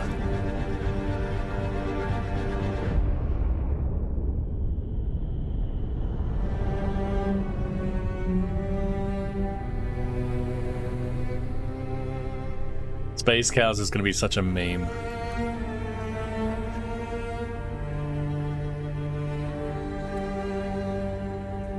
Don't tell me whales.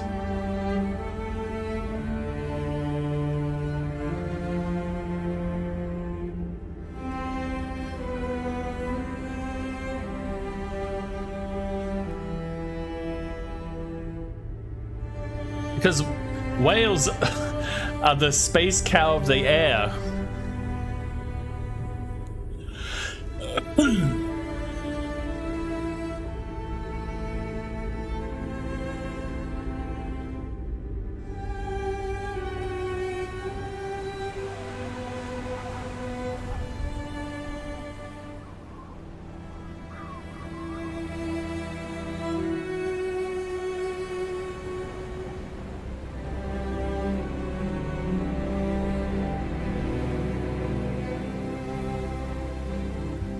So we got to go to every planet, right? Basically.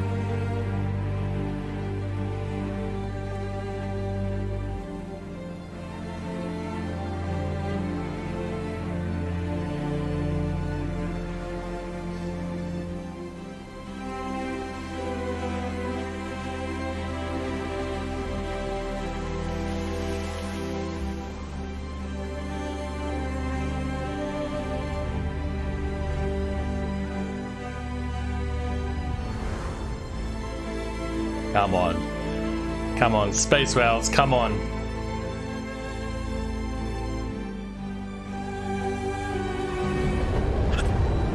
Fucking tease.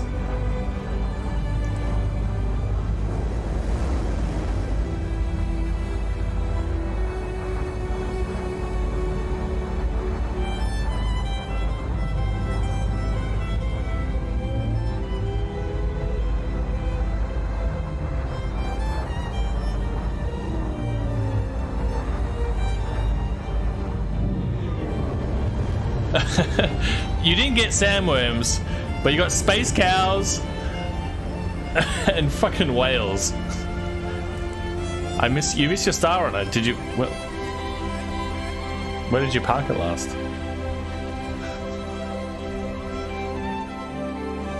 You're fucking psychic, dude. Alright, so what's the timeline? Do you think 5 years from now we're still gonna have no whales or cows in the game?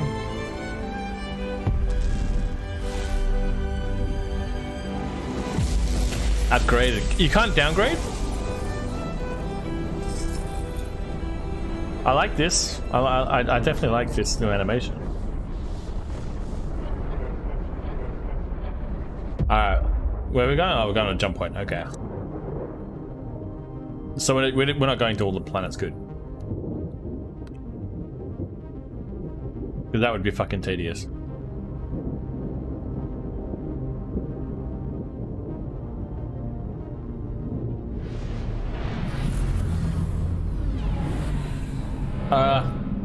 Imagine sitting with all those nerds watching this video. That would be so much fun.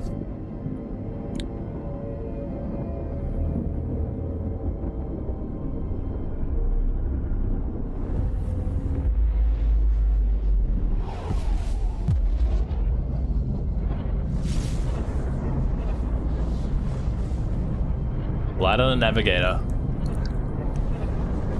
Yeah. Like if you get server meshing done, the content that's in the game now is great. But without it, it's all just fucking substandard, you know? It's a cool looking station. Spiky.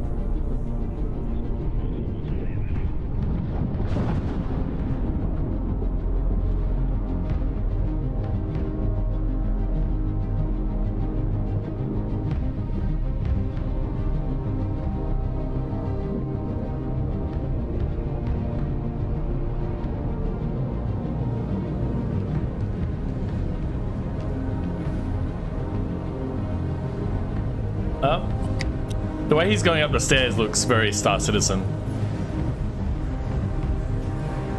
What the fuck is that?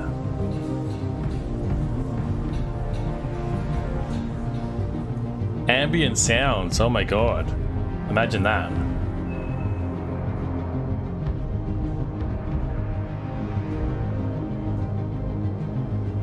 Already infinitely better than the stations we have now.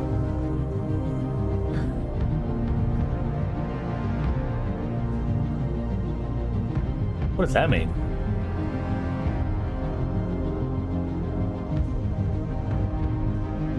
You gonna have black people now?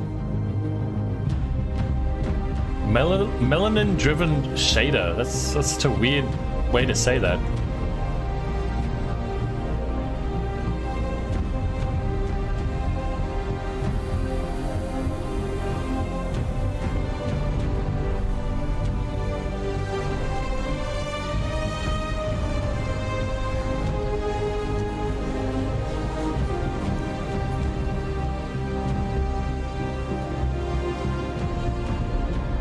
This looks great. Good job, guys. I'm gonna drink all of this fucking sake. I tell you what.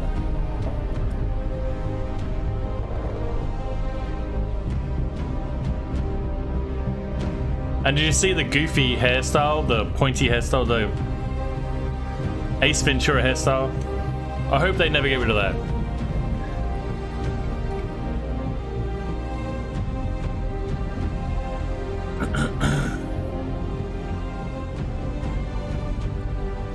Have one for me.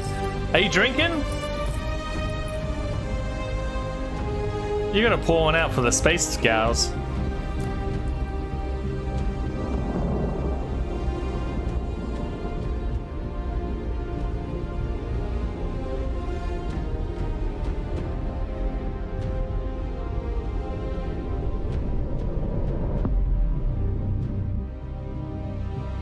No pressure. No pressure. Still probably like 7 o'clock in the afternoon for you.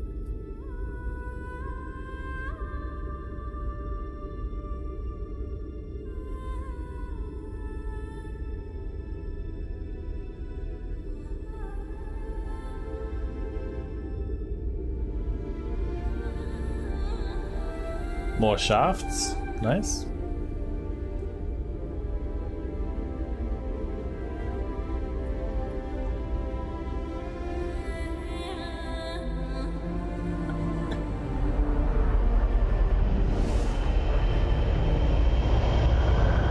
Fluffier clouds would be nice.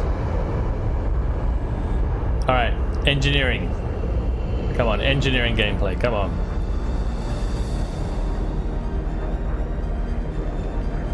Fire propagation, yes.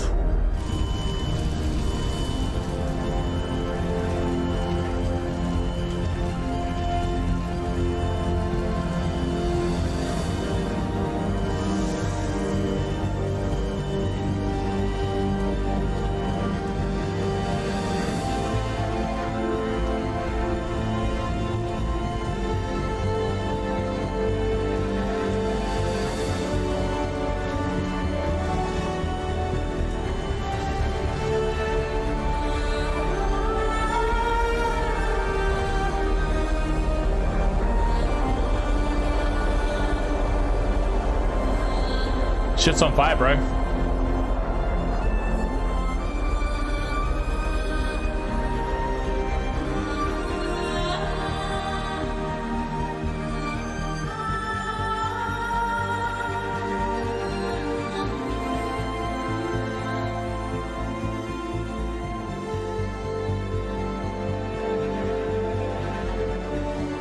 Okay. Clouds have shadows. Cool.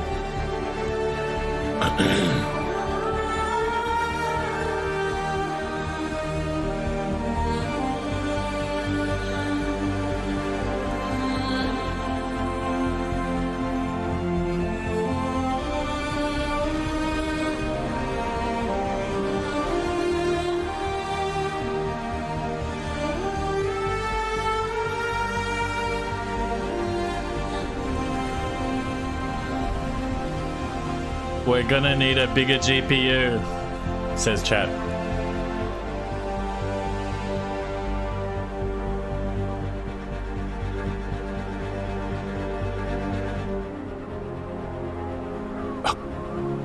We're gonna need all the GPUs.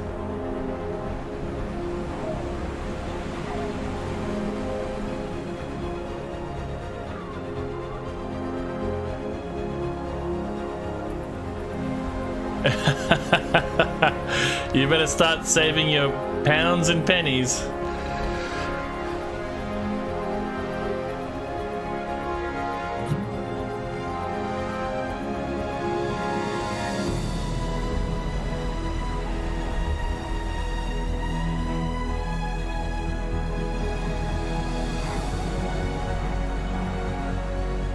So funny how framey it is.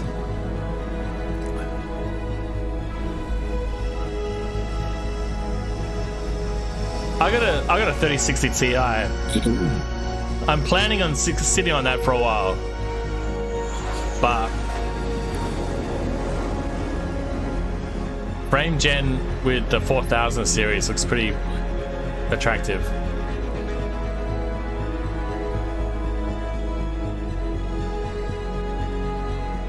Looks cool.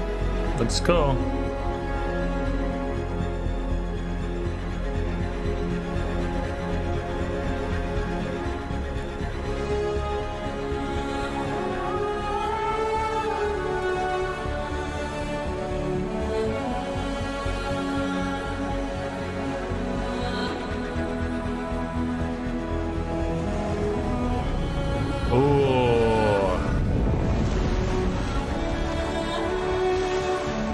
Okay. Feels very empty.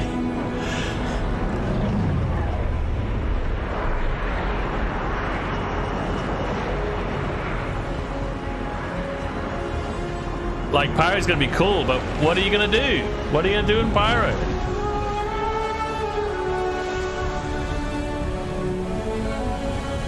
They're gonna show that, right?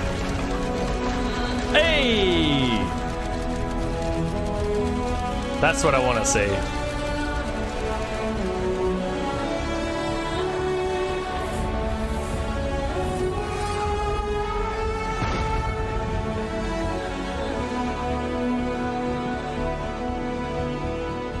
Okay.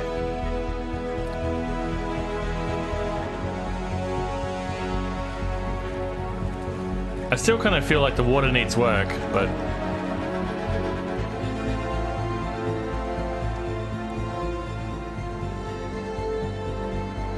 What? Blood? What?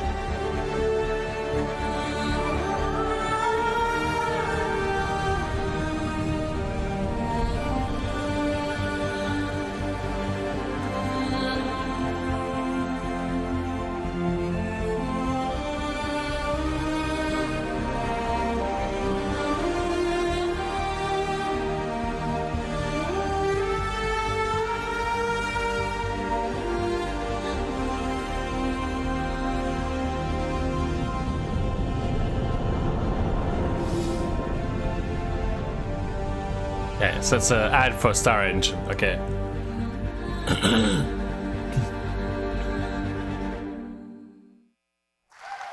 All right, that was cool.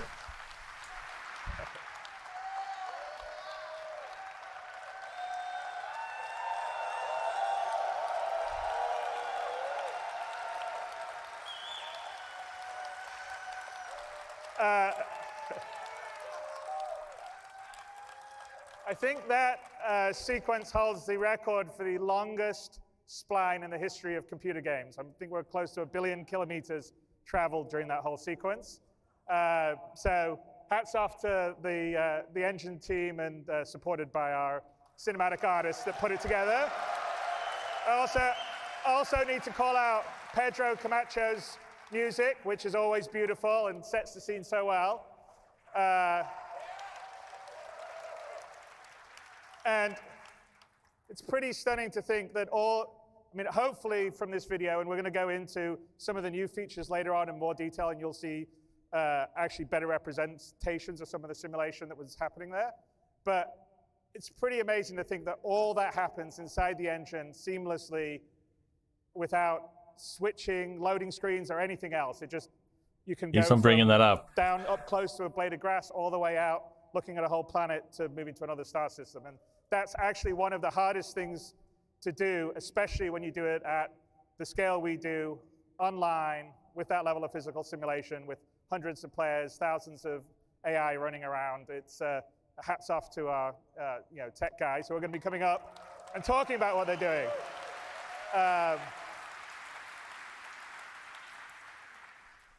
Now, obviously, whole some stuff of the with things L. here aren't in the current live build of Star Citizen. Like, for instance, at the very beginning, I don't know if you noticed the conductor with the hair blowing and the tails blowing. That's all simulated in real time, and we'll talk about it on the physics part of the upcoming speech. But I'm going to turn the stage over to the core technology group to talk about some of all this new tech that you just saw and go into more detail. And we'll be rolling into Star Citizen over the next 12 months or so. And some of it, Another like some of the date. new cloud stuff will actually come in 322, which is great. 322. He said it. He said it. 322. Benoit Beauchesseau, who, as a lot of you know, Turbulent have been our long-term partners here in Star Citizen since the end of 2012. And they built our web platform and our digital distribution platform, and a few years ago started to help us on developing the game. We have almost about 100 game developers in Montreal, because Montreal is a great place for game developing talent. And this year we brought Turbulent into the fold of CIG, and they're now fully part of CIG. So this July they joined us, and Benoit, who is the Chief Technical Officer of Turbulent, has now become the Chief Technical Officer of Cloud Imperium. And along with him and Marc Boudet, who is the CEO of Turbulent, is now our head of global studios. They're strengthening our management team at CIG, and I'm really, really happy to have them. I love hearing about management teams. I want to introduce Benoit to come to the stage, since he leads up the tech group, and he can give you a little setup of what we're going to be doing this year and going forward, and some of the new initiatives we're going to go. All right, I'm going to keep my headphones on, but I'm going to take a piss. I'm not going to miss anything. Come up to the stage.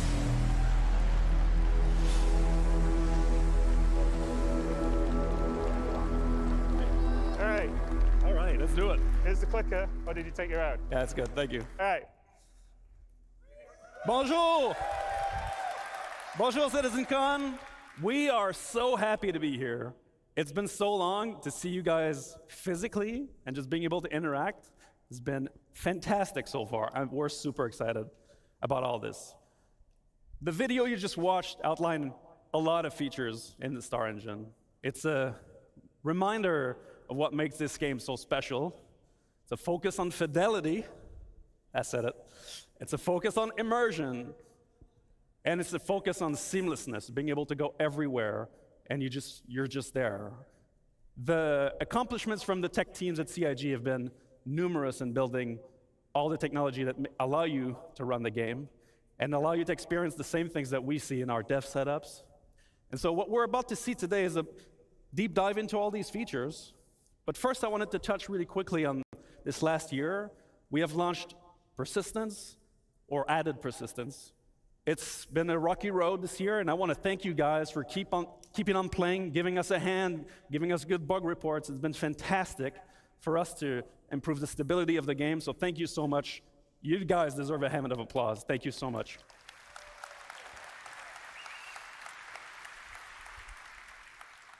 I just want to touch on one bit, which is that all the people you will see in the next couple tech panels are really the best of their crafts in the world. They are infused by a value that we tremendously value at CIG, which is relentless optimism. That this game can be made, that this vision can be achieved. And so, I'm here for it. But first, I got one more thing to say.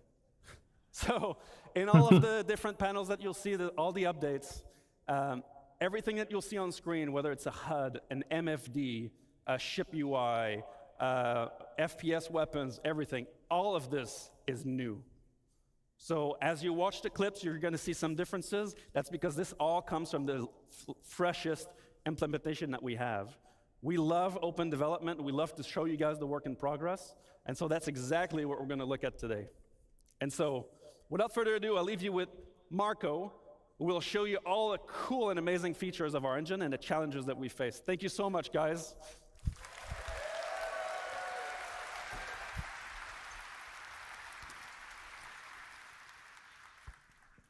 Thanks, Benoit. Hello, I am Marco Corbetta, VP of Technology, and we're going to talk about Star Engine today. We have been developing Star Engine for many years with the goal of creating an online living universe. But creating a universe is not an easy task, and even more difficult to do everything seamless without any loading screens or invisible walls. And massive spaceships flying very fast, close to the terrain and objects, are pushing the limits of procedural generation and streaming. This is not a single-player game, so creating this universe online is making everything more challenging. We stream and generate physics on server on CPU, and we already support more than 100 players on a single server, more with server meshing. To support all this, the engine must do a lot of work every frame.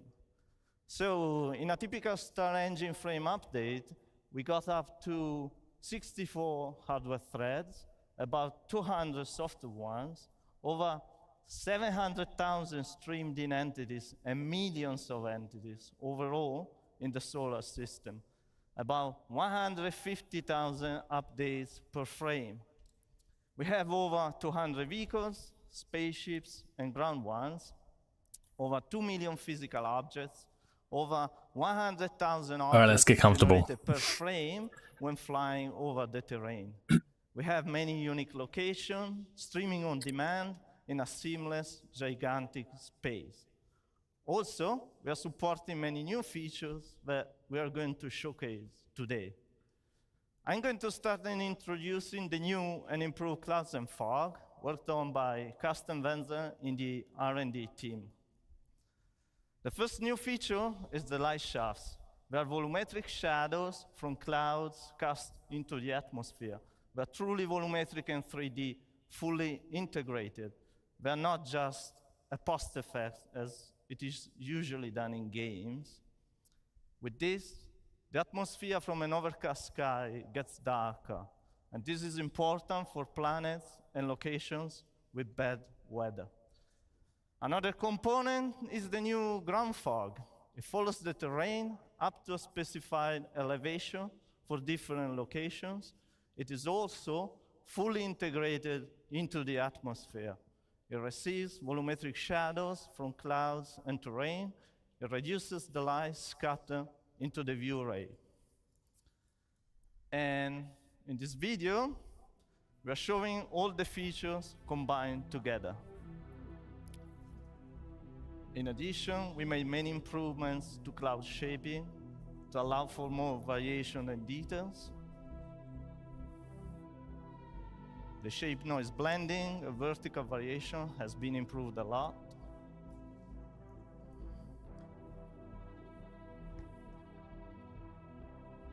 I don't think I had cloud improvements on my bingo card.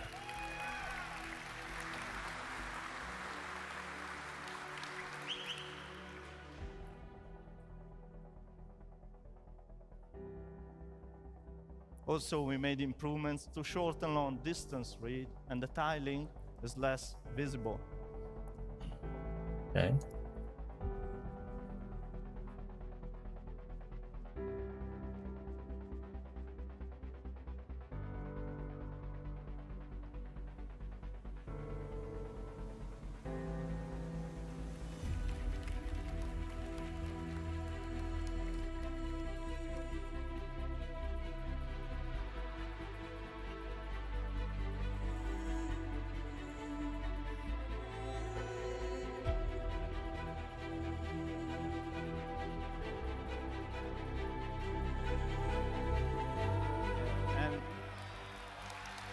And best of all, we're going to include all these new features and improvements in the next 3.22 release. Okay, thank you.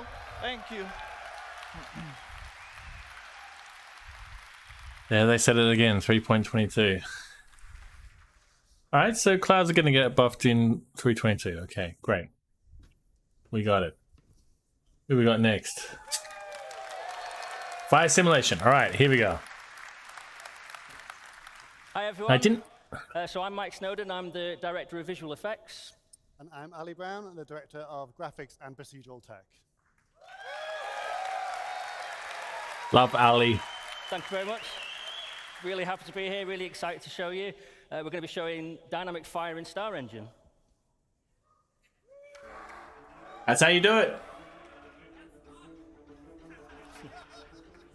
So Dynamic Fire is a driver for gameplay in both FPS and multi-crew experiences. It creates emergent sandbox gameplay, and it can be used by designers to craft very dangerous scenarios for players. And as you can see from the video, it gets very intense.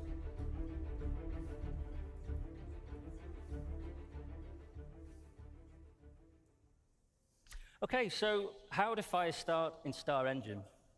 Well, there needs to be a source of ignition, and there are multiple ways in which it can occur. For example, weapon impacts or misfires, explosions or damaged items, and the player needs to be alert to their surroundings with fire an ever-present threat. If a fire does break out, you're going to see it dynamically propagate through the area, causing damage to environment and player. And at this point, the player needs to limit the damage, of course, by extinguishing the fire in any way that they can.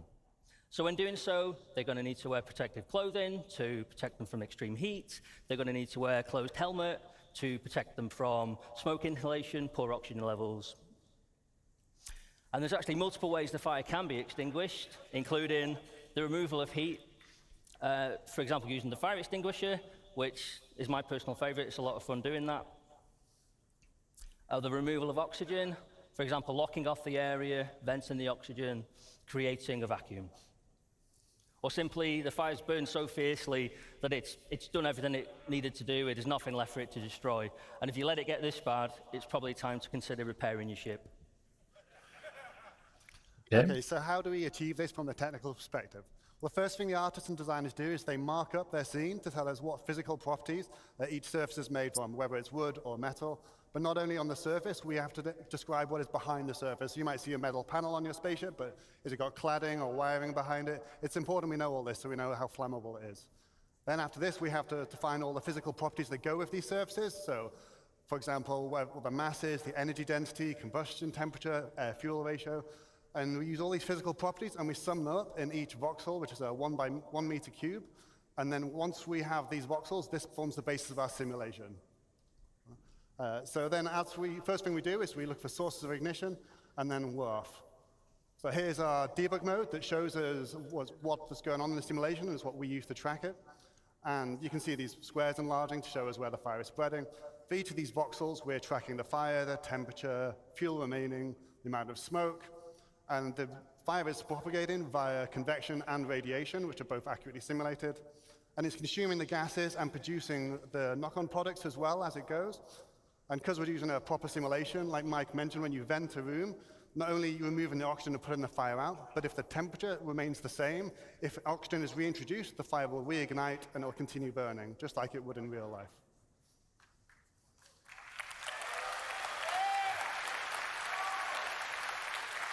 I can't believe I didn't put this on my bingo card.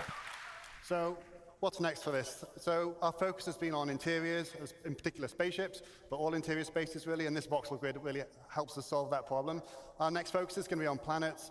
Obviously, they represent a slightly different challenge, the vastness of them. We have to transfer this over the network and simulate it slightly differently, and we also have to render it at scale. But the way we've done it, the core tech we've used, we should be able to scale this up quite easily. So that's going to be our next focus. Okay, so how do we create realistic dynamic fire visuals in Star Engine? Well, we start with the simulation, as just described by Ali, and this gives us the data we need to drive the visuals. Then we bring in the burn shader. So this can be applied to static environments, and we have a lightweight version of the shader for entities, which is kind of based on the dirt shader and wear. Then we've got the glow, which is an animated surface decal shader for static environments. This is where we start to bring in some nice motion. And then we bring in the GPU particles, which are spawning from voxels and in screen space. Obviously, these are doing a lot of the work visually. Then we bring in the lights. These are spawned for clusters of voxels as opposed to per voxel as an optimization, a cluster being a representation of voxels close to each other. And then we bring in the fog. So this is height-laid volumetric fog. The smoke fills the room, and it goes up to the ceiling before filling the rest. And we're simulating that. Okay. So to finish, we're going to take a look at all of that put together in the game. Thank you.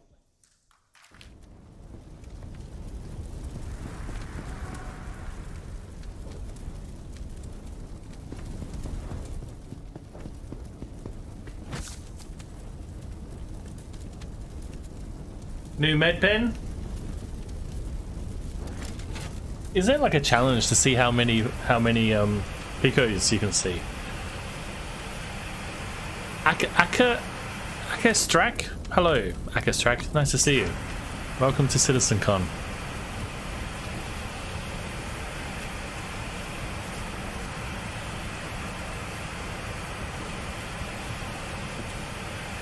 Okay, well this looks fine.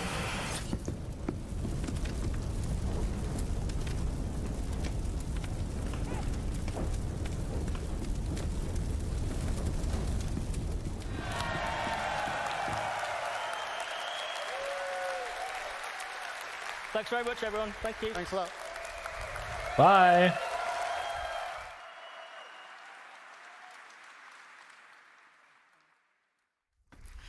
Hello everyone, I'm Will Hain. I'm here to talk about water in Star Engine. Hey, it's the river guy. So, water is a huge part of both of our games, Star Citizen, Squadron 42, and we wanted to give it a major upgrade.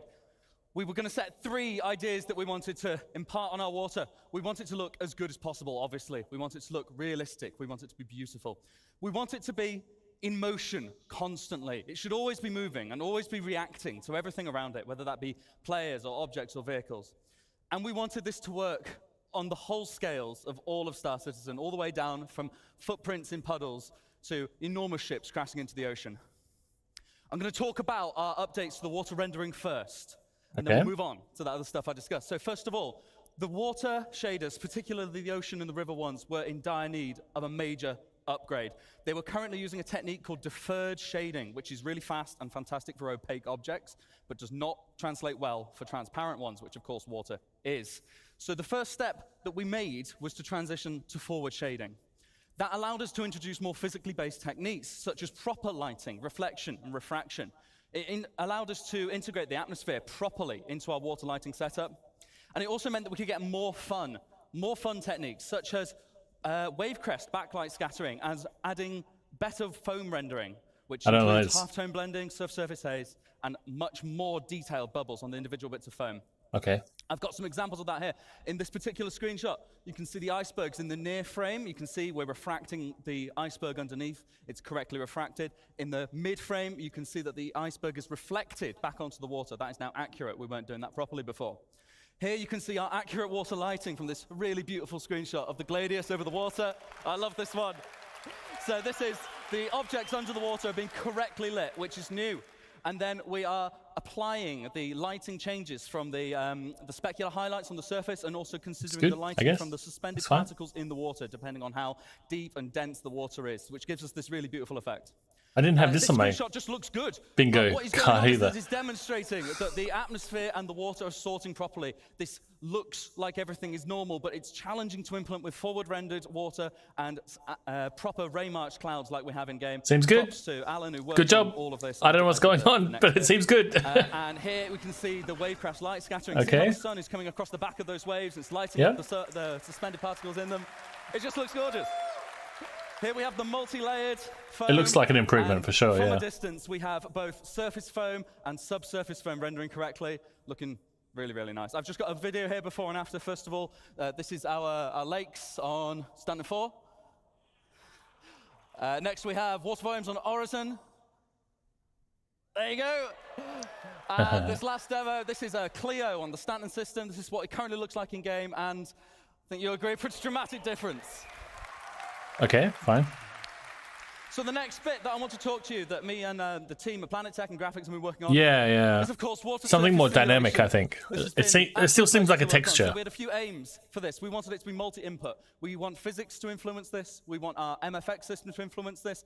We want bullets. We want everything. We want high concurrency. You guys, it's a sandbox game. You're going to break it. You're going to stick 1,000 picos in our puddles. It's got to work. And it's got to be scalable. It's got to work from the tiny scales to the footprints in the puddles all the way up to, as I said, giant ships crashing into the ocean.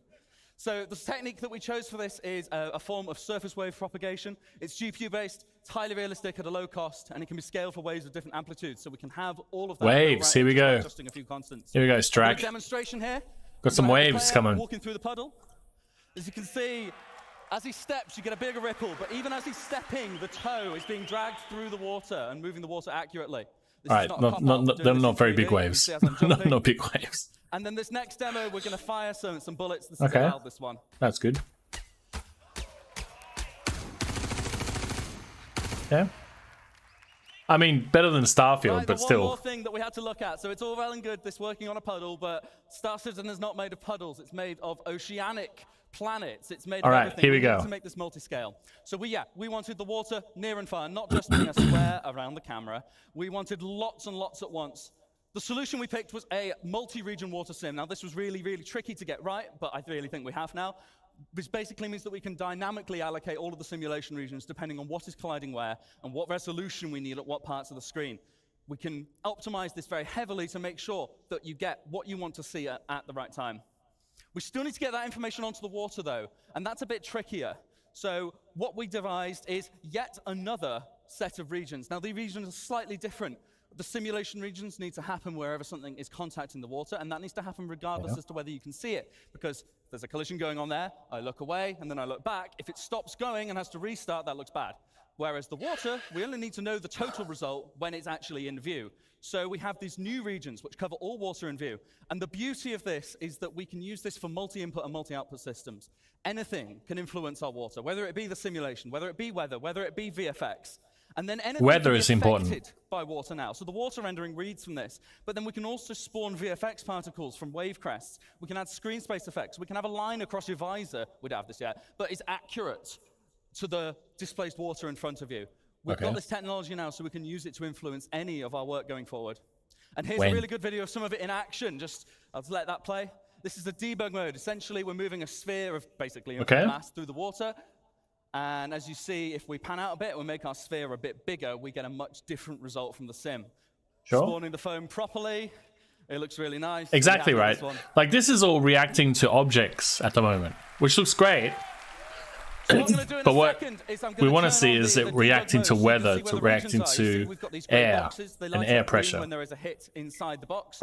We've also got different sizes going on. If you look near the shore there's a big cluster of text. I mean, this looks great. A whole bunch of other regions because there's some stuff floating there causing little ripples that we can't actually see. And as you see, these scale properly. We can add the results from multiple sizes. This looks great. Together, and they influence and but I want it to be one another accurately. interact with the weather more than. This looks great. Yeah, that's great. I like the foam ahead of my effect. subtitles, but I'll just let that video play out. So, what does that look like when we bring it all together? What's it going to look like in game? Now, you did see a little bit of this in the Star Engine trailer, but actually, I think this video does a little bit more justice to it. So I'm just going to let that play out for you.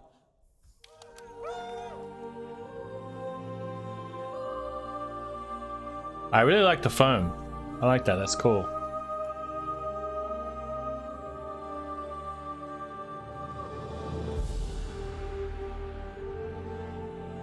It's the little things. Forward in a second, you're going to see the wake start to happen behind us there. And from the cockpit perspective, water droplets on the glass thrown up from the water sim. This is what I'm talking about using multi-output. Because this is Star Citizen. Puddles look good. I like it. And that's us. Thank you so much, CitizenCon. Handing back over to Ali. I love how speedy these presentations are. We're on Pyro, I see. Yeah, you're right. Hello again. All right, Ali's back. So, Blood, sweat, and tears. yeah, I'm here to talk I to had you none of about these on my a few bingo of the practical cards. things we've got coming in. I'm really proud of the work we've done on the fire and the water. They both look amazing features. But I'm going to talk to you about a few smaller features and a few longer-term R&D features we're coming in on the visual side. This first one, something we wanted for cinematics and telling a story, but also to tie into our active feature system. Is there going to be a keybind? Is there going to be a crying keybind? So this blood, sweat, and tear system is something we implemented recently, and it allows us to use a GPU particle simulation, which we project onto the face, and then we integrate it into the skin shader so we can get realistic reflection and refraction of water on your face. And we even make the skin go a little bit redder to simulate the extra blood flow when you're tired or upset.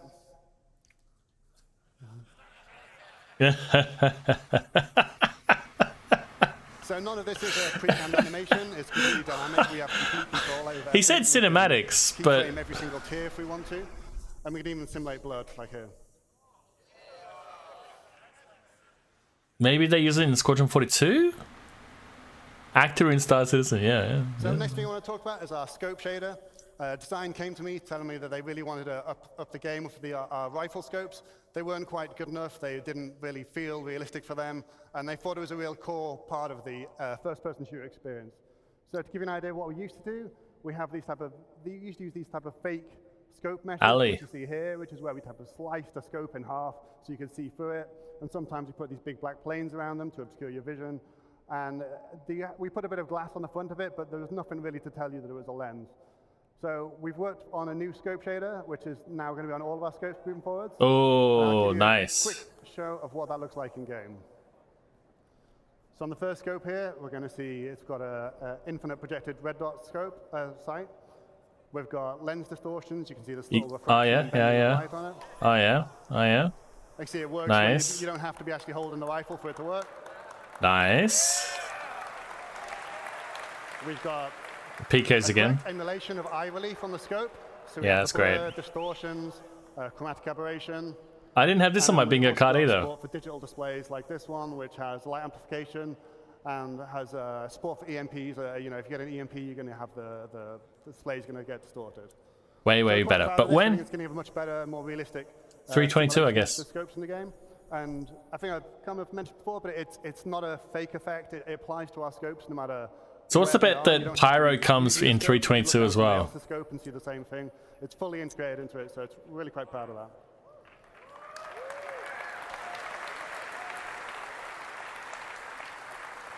Next feature I want to talk about, hopefully if any of you have a HDR monitor and you've been playing 320, hopefully you've given a go of the HDR feature. We're really proud of this. It looks really good. And we've got some great feedback from you guys as well. There's been some strong feedback about we want extra black level controls, so we're going to be adding that for you. So make sure you can tweak the image exactly how you want. And there's a great user guide on Spectrum as well if you want to know how to get the best out of it, because it's not always a straightforward tech to get the best out of. You think? Just to give you an insight of how this works, we've got something called the Unified Tone Mapping Curve. That would be amazing. If they announced Nix as well, that's on my bingo card. Real life intensities of light onto what your monitor can display. And rather than having an SDR mode and HDR mode, we have like a smooth system where we can blend between SDR and HDR depending on the peak brightness of your monitor. We also pay a lot of attention to make sure we preserve the colors and the hues to keep an accurate image for the artist, and especially for skin tones. We don't want them turning red or white or doing anything bizarre. Just one thing to mention, we've got some content adjustments that will be ongoing. We've got a lot of content in Star Citizen. It takes a little bit of time to make sure we balance everything so it doesn't look Take your time, Ali. Take your time. There's no rush. Next thing I want to mention, temporal upscaling. This has been something that's been asked for a long time. And we're proud to finally get it into your hands. We've got three different techniques. I've never been to like we've got CIGs. We've got Levitsky or whatever that place was called. That was before my time. They took it out before I started. So Super Resolution 2, and we've got NVIDIA's DLSS 2 as well. I've never really seen anything from Nix before. Characteristics and hardware requirements and trade-offs. So it's important to get you all free so you could have a choice of what you want to look. This is good. We've just got a zoom in from one of our outposts. That's no anti-aliasing for people that really love to see jagged edges. The center one is our TSA, which is what you've got in the current release today. And on the right-hand side is TSR without doing upscaling. And this is going to be replacing the TSA solution. And this gives us better quality and more stable image and hopefully much less go. I didn't have super resolution on my bingo card either. Example of how it looks at each My revolution. bingo card sucks. And Levetsky. AMD's FSR. Yeah, right. Some numbers here, which I'm sure you can pour over later, but basically we can get about 2 times GPU performance if you're interested in using the upscaling technique. I am. Obviously, if you're CPU limited, you Oh, might that's a not get Radeon AMD card. We also intend to look at frame generation techniques like FSR-free and DLSS-free, but these are going to come a bit later. We're going to focus on GPU performance, getting that up first. Frame generation isn't really applicable unless you've got a really good performance first. I do have Vulkan update on my bingo quick card. updates. We've got the screen space shadows as added to Alpha 320. It gives us some extra detail in our shadows across characters, and it's particularly on planets. It helps a lot. Okay, nice as shadows. A new texture and mesh streaming engine that helps us get as much possible detail as we can onto your VRAM on your GPU. And it type of you need more GPU, guys. You need more VRAM, guys. Your GPU to make sure we can get the absolute best possible results. All right. We've also got some more streaming improvements coming in the next release. Just to give you a quick show of what the screen space shadows mean, here we've got a planet with no shadows. I think it's Microtech. The shadow maps, so you see these, the normal shadow maps that fill in half the scene. But then when we get the screen space shadows, you look in the top of the screen or in the flowers, they type of fill in the detail for the rest. They really help type of bed the scene in and stop these things looking at floating. Okay, fine.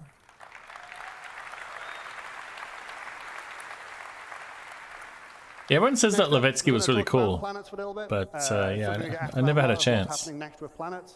So we've got quite a lot of R&D in progress. First thing, we've got 2 new pieces of tech being started recently. First is virtual terrain texturing. It's quite a technical detail, but what this means for you is we're hopefully going to get much less popping or no popping at all, and we're going to achieve this by doing all the calculations to the GPU. And please, no popping. The same type of patch-based system that Will talked about in his water presentation. And it should give you major CPU savings as well. So we're quite looking forward to getting this in. Another benefit is that it's going to give us the ability to add more complicated logic on, so we can type of do more diverse and interesting terrain, like things like, you know, we don't have beaches at the moment. We'll be able to achieve that. And there's other similar things where, based on the local conditions, yeah, they teased space cows just before. Space cows and whales. Asked about the most is our scattering system, which is what's responsible for putting all the trees and the rocks down in the world. We're going to, again, move this to 100% to the GPU, and that should let us have vastly longer draw distances right up until the horizon and much better performance. So we'll finally get rid of the dreaded pop of trees coming in. And they've been... we also have to integrate it with our harvestable system. And the awesome they've been teasing farming as well. Like, it's like the 3rd time they've mentioned farming. What that means is we'll be able to use nearby vegetation or rocks to influence what other vegetation and rocks can grow or will show up. And this lets us produce much more complicated rule sets, so we can do things like have a tree that maybe underneath it doesn't have any grass, or maybe certain trees come together in clumps. I don't know if I want to be a farmer, though. Distribution of vegetation. I think I'd much rather be an actor in Star Citizen than a farmer, to be honest. We want to be able to build them much easier, much faster, and we want to make sure they are truly unique. At the moment, our planets are unique. However, they are built from type of tile sets, like pre-built things that get mixed and matched together and blended in complicated ways so you don't see the repetition. But it's not truly unique, not in the same way that the Grand Canyon might be, or the River Nile, or Mount Everest. And that's what we want. So to get that, we need to replicate the complicated natural processes on Earth, like geology, climate, erosion, and these things aren't trivial. So we've got 3 options. We've got offline tools, Houdini, Terragen, things like this, where you could simulate all these processes in the engine. But we've started some R&D a few months ago on whether we can use machine learning to do some of this.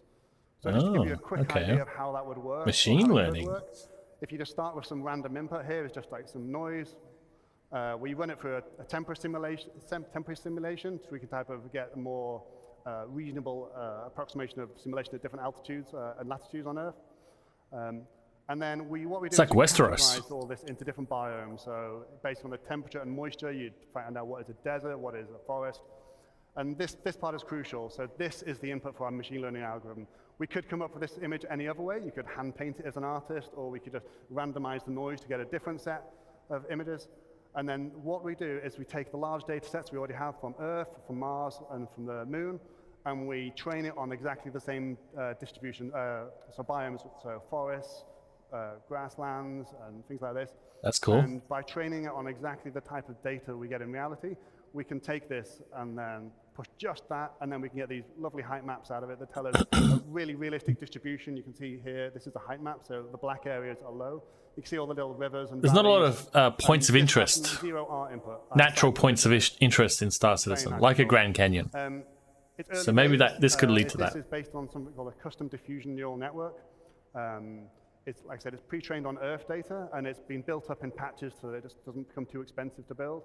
And the little circular patches get like added together, and they to avoid any seams in the image. And just to help you visualize it, I've just put some colorization on it to show you where like snow and beaches might be, and just wrapped it around a planet to give you a better sense. So it doesn't These look presentations are like this. They're so yeah, fast. but this is very early days, this stuff, but we're hopeful this will be helping the future of how we build planets quickly and efficiently. Thank you. Good job, Ali. Yeah. So the last thing I wanted to talk about today I would is love our to see Gen that. 12 renderer and Vulkan. This has been ongoing for quite some time. Taking a lot Vulkan longer than update. That's one of my. That's so we're on my. finally getting to the end That's of on my bingo long card. journey. For those who don't know, the reason this was being implemented is largely for performance. We're going to be getting at least 2 times better performance on our At least 2 times. for rendering, which is often the bottleneck for the game. So that will directly, hopefully, translate to performance improvements. We also get better control of memory with advanced GPU features like resizable bar. And it also opens the door for some things like ray tracing and new mesh shaders. So we've got a video of a Vulkan running, that's live captured. So I can't remember which ship is this, but it's yeah, it's all working fine now. There's a couple of hitches in performance, so we can't quite release it yet. But we're looking into Come on, release it. The last few performance issues and stability issues, and hopefully we'll be releasing it soon. Soon. So, like I said, TM. one of the things we really were interested in by implementing Vulkan was to get support for new hardware features, and one of the big ones was ray tracing. So with that, I want to hand you over to Ben, who's going to talk about some of our lighting research. Ray tracing's on my bingo card. Am I going to get 2 bingos this speech?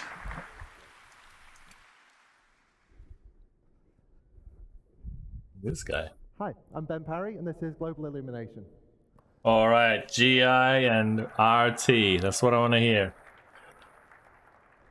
So, as Ali just said, moving over to the Vulkan renderer, and now that that's fully online, we've got access to hardware ray tracing on the GPUs that have support for it. And the best thing to do with hardware ray tracing would be to create a new, updated global illumination system for us to use. Now, I'm here to give you a fairly early preview of the work that we've done so far, but first off, I'm just going to simplify some things and ask, what is global illumination? Well, you can break the lighting in a game down to 3 components. First off, you've got direct lighting. That's not global illumination, but that's the sun lights in the level, that kind of thing. Next up, you've got diffuse global illumination. Now that's like a whole hemisphere, like a soft lighting that affects the entire, that takes from the entire scene and lights up the pixel. And then finally, you've got glossy GI and reflections. That's like your shiny surface glints, your mirror reflections, that kind of thing. Okay. And now all of those combine together to form one glorious penguin. Beautiful.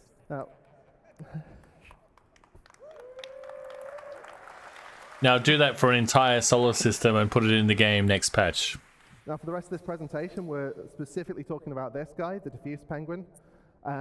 Glossy GI has actually been disabled in all the videos. Even the old system videos don't show the glossy GI here, just to aid the comparison.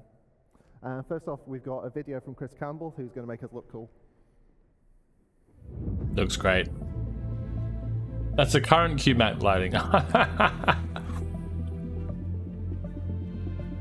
Still looks good. Alright. The QMAT lighting already is really good. This is what global illumination is really good at. Lighting up these areas that should be lit up more.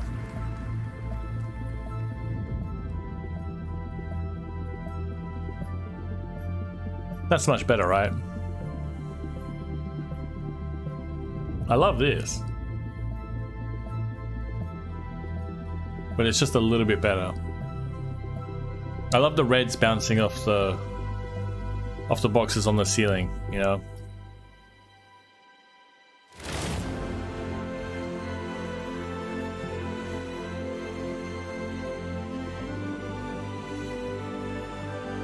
Oh yeah? That's nice, okay.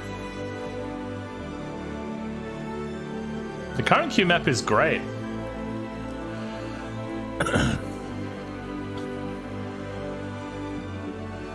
It's just that, yeah.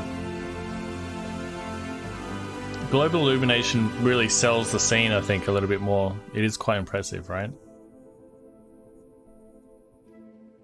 It does, yeah. I always wondered what GI would look like in this game, but it's good.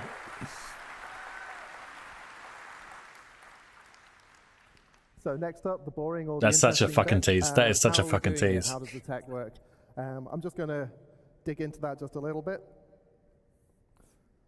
So we're closely based on AMD's recent paper, GI 1.0. We're probably going to build on top of that, but at the moment we're quite close to it. All right.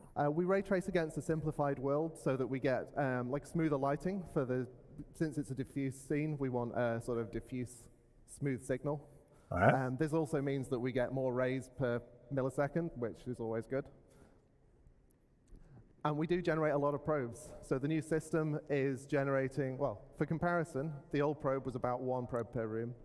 And the new system is about 25,000 probes that are all on screen at the same time. Okay. And we're going to see that now. So here's a scene that I've dramatized a little bit just to give trouble to the old lighting system. And this is what the ray tracing sees. So it's a simplified single color per object kind of thing. But then we've also got this kind of a 3D dictionary of average light values so that the light is kind of shared over things in a similar area.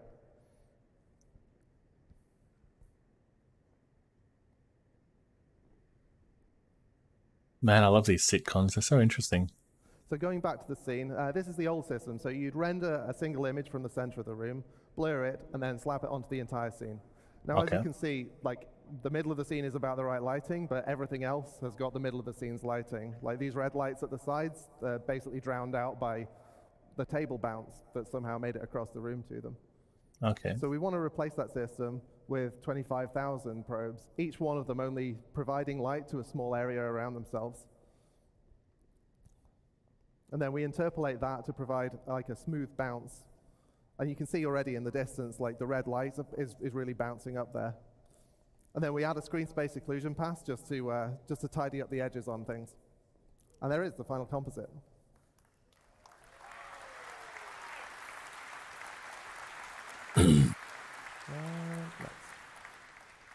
So, what else does it do? Okay. Well, because it's real-time generation, it means we can do a real-time bounce, and we can do that with quite small areas. You can get like a really vibrant bounce that picks up off small objects in the scene. Like I love the secondary light. See how it's green on the white wall there? Into like strong local variation on color. As again, we will see. So we'll do a side-by-side comparison on this one. That is what you don't can do. already see, like, Don't the see. spotlight's really like throwing stuff into the scene. This is just one light in the room. At the moment. We did have live The reflection of the light, as yeah. you can see in the old system, but it was designed for like time of day changes. That's what I rather than love. this When continuous you really notice that and finally, it means that we can with do global things like illumination. glowing surfaces can just Yep. illuminate the world without having That's to great. That add looks great. special lights to fake it.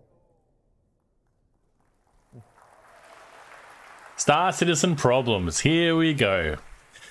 So yeah, there's two really common cases in Star Citizen particularly that this is going to help with. First off, cockpit brightness. We capture at the moment the at the moment we capture that cockpit probe in a setup scene, and then we don't update it as you're flying around. So you're not going to get the sky color in, and you're not going to get the ground color in.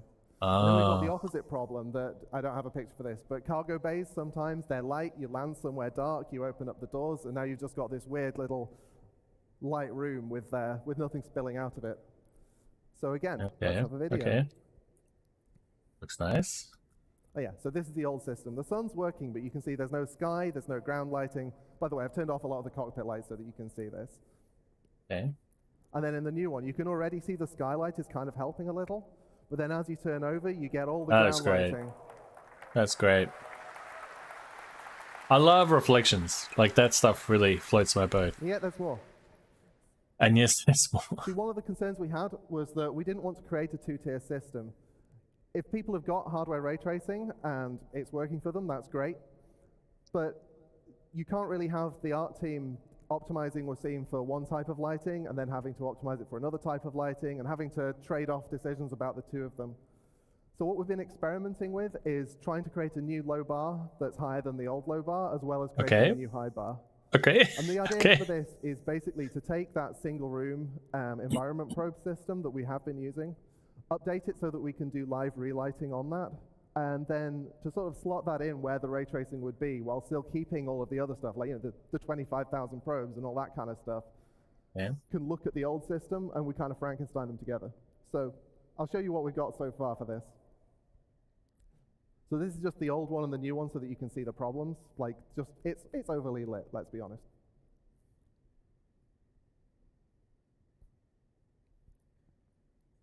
And now this is what Star Citizen would have looked like if we released it on the PS1. The sharp-eyed among you may have noticed also the ship is missing, but you know, we can't do dynamic objects in this. You'll be surprised. It doesn't seem to mind. And there we have software GI in the middle, which is, yeah, like I say, it was using the same 25,000 probe system, but not having to use any kind of hardware ray tracing. Okay. As you can see, it's not a perfect match. It's not identical, but it's pretty close. It's a lot more dynamic than the old system. So hardware GI is much better. And finally, it seems like.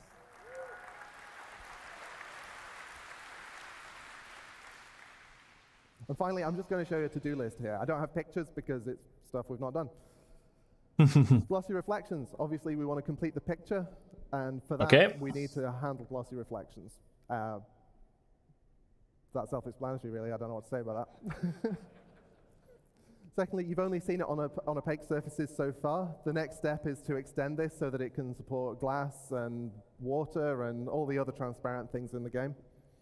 And people will call this we've stuff got fog, we've got other a waste, we want but to expand GI to make sure that it affects everything. This is why I love Star Citizen, because it goes into this ridiculous detail. The final thing is a Star Citizen thing.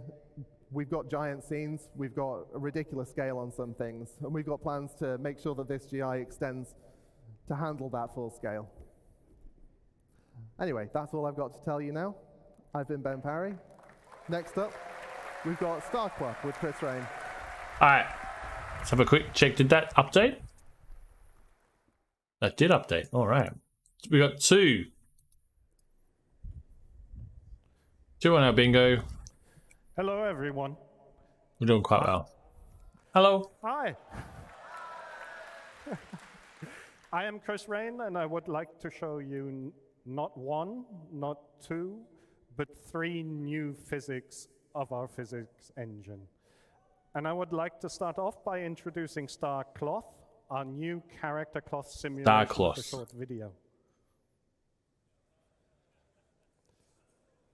Okay, looks nice. So this is just regular player movement. That was actually me playing. You can see the cloth collides with the ground.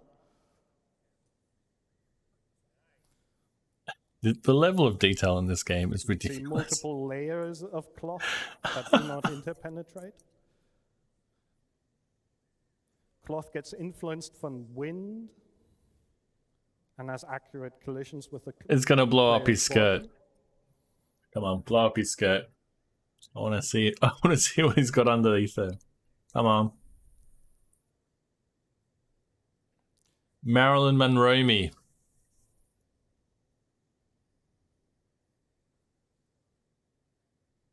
We now have support for collisions from dynamic objects. This game is wild. What's going on? You can play football in any outfit.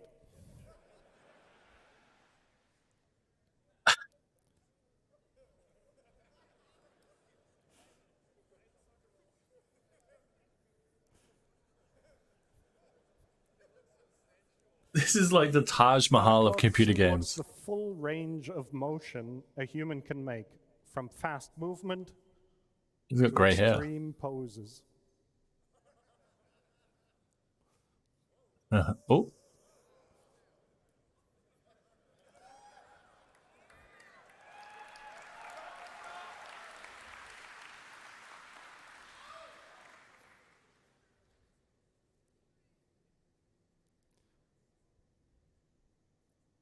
Not a tech demo. StarCloth is designed to be a first-class member of our physics engine. It interacts with everything we have to offer, from character movement over forces like wind, thruster backwash, explosion, to projectile impacts and collisions. It's efficient. It always updates at 120 FPS, regardless of the frame rate, and is hand optimized. It's immersive and believable. It's a realistic simulation based on physical properties. It's high fidelity, high quality. We want to raise the bar with this. The visual geometry you see on the right is complex and not suitable for simulation. The visual geometry is made with visual quality in mind, and that does not translate well to simulation. So we decided to add the ability to use bespoke meshes that are made to simulate well and let their movement then deform the visual geometry. This allows us to share the same sim setup across multiple visual meshes, which is a huge productivity boost for tech art. We can seamlessly blend the simulation on and off, so we can disable the simulation at a distance. Back to the football. He's got some big Everything balls, that is this guy. dynamically simulated is able to interact with the cloth, from ships, over crates, boxes, and even footballs. I swear we don't have that hairstyle are in the game yet. accurate and believable. As you can see in the image, They're gonna start the talking about football hair passed next. both layers of the gown. The cloth itself supports self-collisions, which means it will create folds and wrinkles, but not interpenetrate itself or other layers of cloth. The same applies to the static And not environment the as well. movements either. That kind of like Will drape almost like a itself around yoga the movement. environment. So brushing up against objects will result There was some in new the movements with behavior you the expect. pyro NPCs I saw We as added well. Tapered capsules to improve collision detection accuracy. I know there's some new movements in the new capsule in is a capsule 321 which has two as well, different with people radii sitting down. at the endpoints. Human anatomy is complex, and we need to accurately represent it for collisions. The traditional capsules we're using Hulk in a dress. lead to jumps in the collision surface. Now, notice how there is a jump between the elbow and the lower arm, and another jump where the forearm Push on the connects to the hands. These jumps pose significant problems for our cloth simulation. If you look Drink at this the whole upper bottle of fucking torso, sake. Jesus you can Christ. see the collision We're already properties halfway are through. actually completely hiding the cloth, and they're essentially completely useless. So now notice the difference on the same body represented with tapered capsules. We can now faithfully represent the hips, legs, and arms of the character. An additional benefit of tapered capsules is that the collision detection is significantly faster than with regular capsules. Currently, we're only using them for cloth collision detection, but in the end, we'd like to use them for everything. We simulate the cloth What the fuck is that? always at 120 FPS or 120 Hertz, It's like regardless at which if update Mr. Bean rate was the an old game is woman. running at. We do this to be faithfully able to detect collisions with a fast-moving character. As we're simulating at a higher rate than the game updates, we have to interpolate the joint positions between updates we get from the game. At each simulation step, we perform collision detection, simulation, and update the cloth sim cage. Now, if the game is running at 120 FPS, we do one update for the cloth simulation. If the game updates at 60 FPS, like in the image, we simulate the cloth twice. Okay. Now, if the game runs slower, like at 30 FPS, we need to update the cloth 4 times. You can see this in the image. It becomes apparent that we need to make the cloth run as fast as possible, and we spent a great deal of amount of time optimizing this with various techniques, including handwritten vectorization and using every trick in the optimization handbook.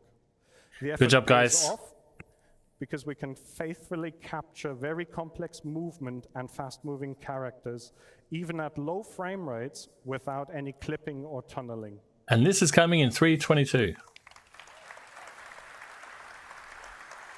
Thank you.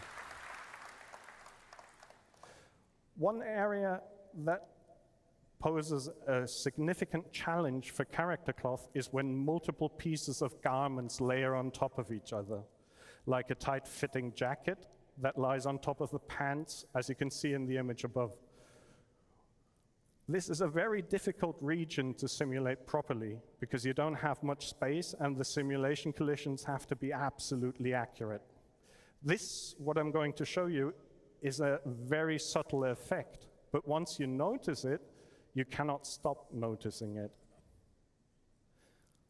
Men's crotches. I want to focus your attention to the waist region of the character. Here we tweak the simulation settings in real time to see the effect.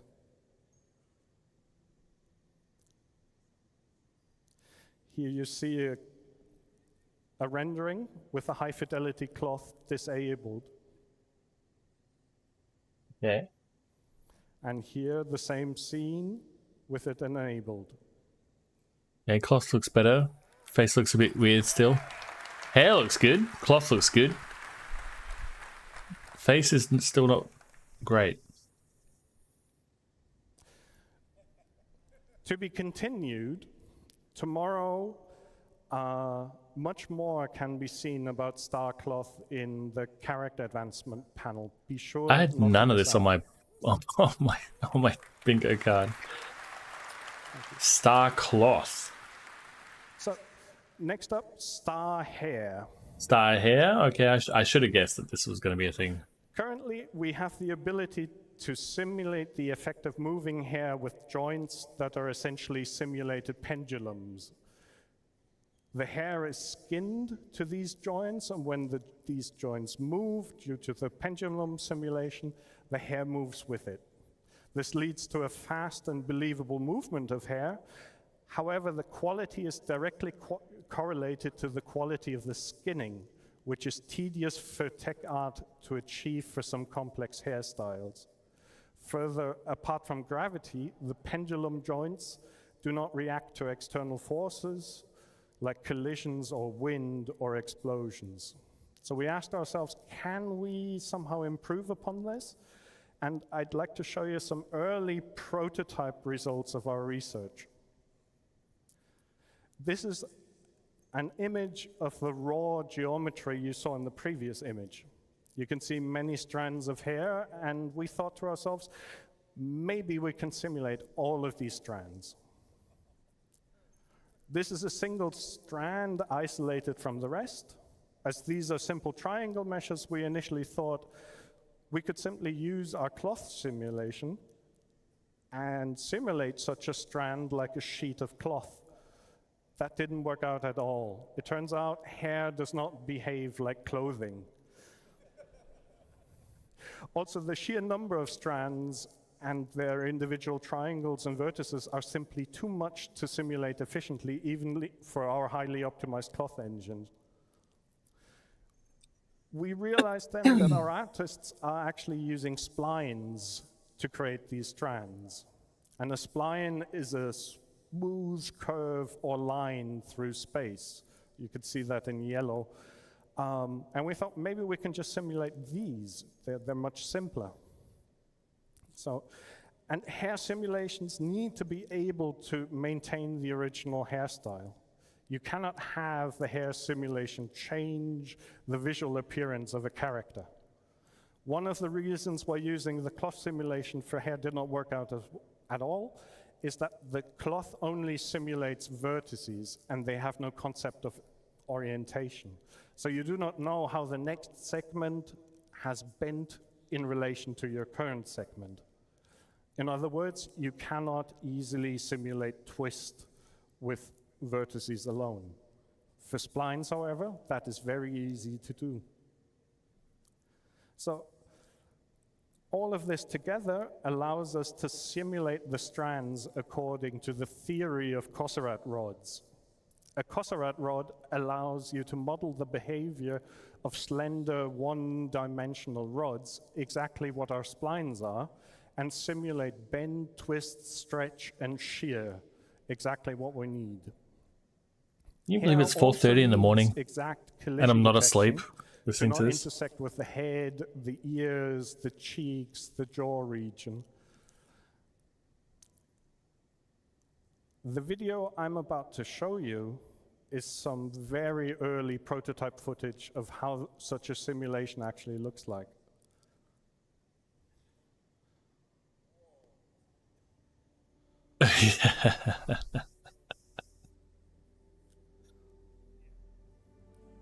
We're all gonna have to upgrade our computers, mate.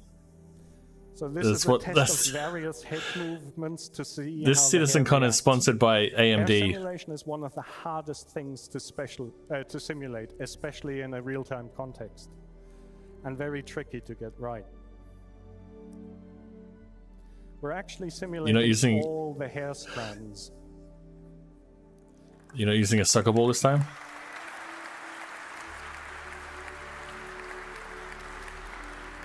So we will have characters being able to run their hands through their hair and have the hair react realistically. A barber simulation next. Cue the music. Barber simulation. So we've got actors, we've got farmers, and we've got barbers. Man, this was a very touching moment for me when I met this with you. Thank you. Thank you.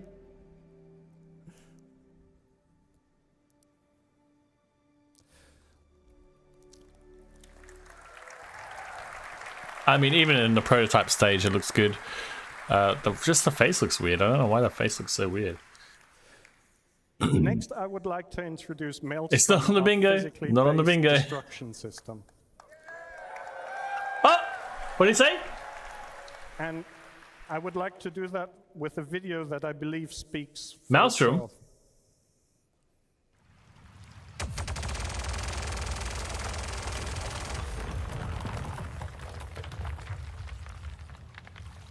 Did he say Maelstrom? Look at this.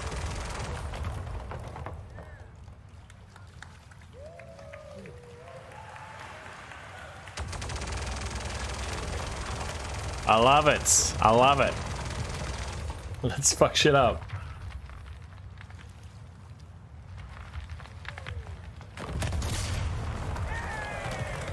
Okay. See the water splashes? I see it. I see it.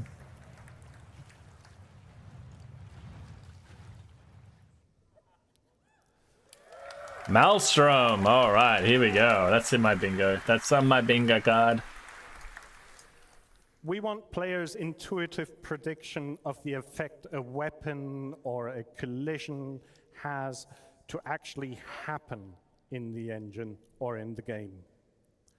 So we decided to move away from hit point pools or other abstract models to simulate damage, but rather have damage be calculated from a physical model and from the physical material properties of each entity. If something breaks off due to its structural integrity decreasing below a certain threshold, Maelstrom allows it to break off in a realistic fashion. If you shoot off a wing, the missiles and weapons on that wing should still remain attached. If the broken off part still has power, electric items should still function. This means Maelstrom was needed to be designed to work with a hierarchical setup to begin with. From the hierarchical representation of the geometry we want to break off to the same hierarchy on a higher level item for items like power plants, lights, weapon systems, and so on. Maelstrom is persistence and networking ready. We designed it from the ground up to work with high latency situations. High latency? To persist and replicate easily.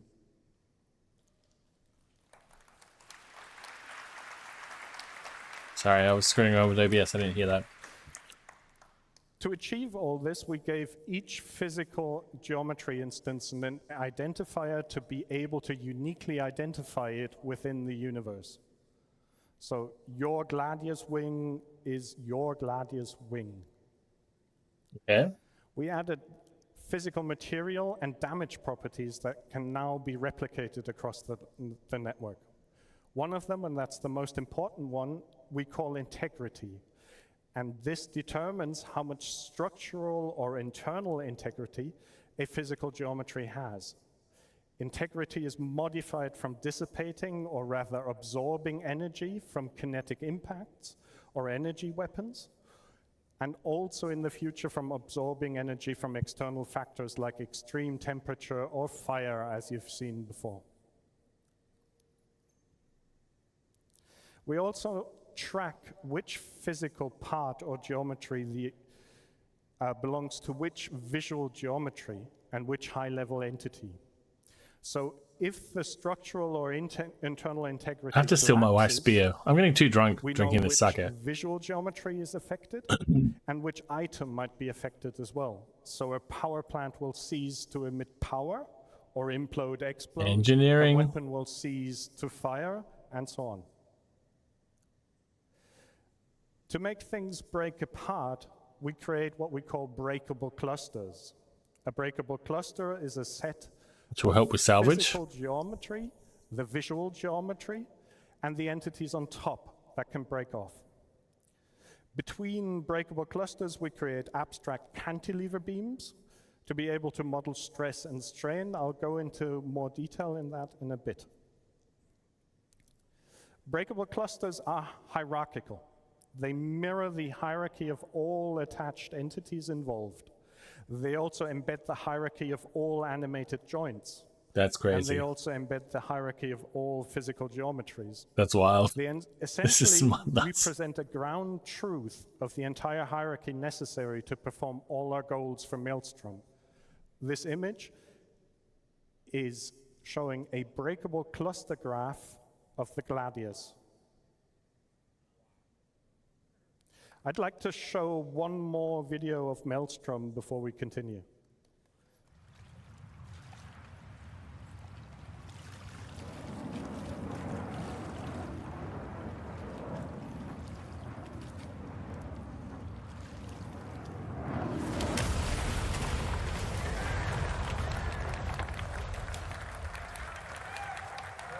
Pico.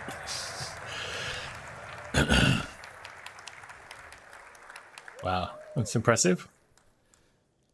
We needed to find a good way to easily and efficiently determine when a breakable cluster breaks. We chose a well-established model from material sciences and structural engineering, cantilever beams. In essence, a cantilever is a structural member that has a fixed support and a free end. Forces experienced on the free end can be used to calculate the amount of stress the fixed support is enduring. The basic ideas behind that are best explained from a very simple example. If a ship were to collide with the horizontal part of the crane in the image, far from the vertical part, the fixed support would endure a higher stress as if the ship were to collide closer to the vertical part.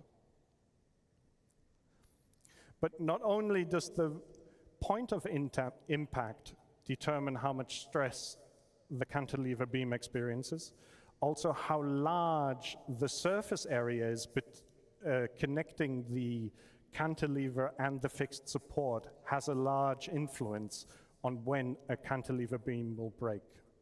In our case, this actually means we analyze the cross-section of the intersection of the set of geometry from two breakable clusters to calculate the surface area.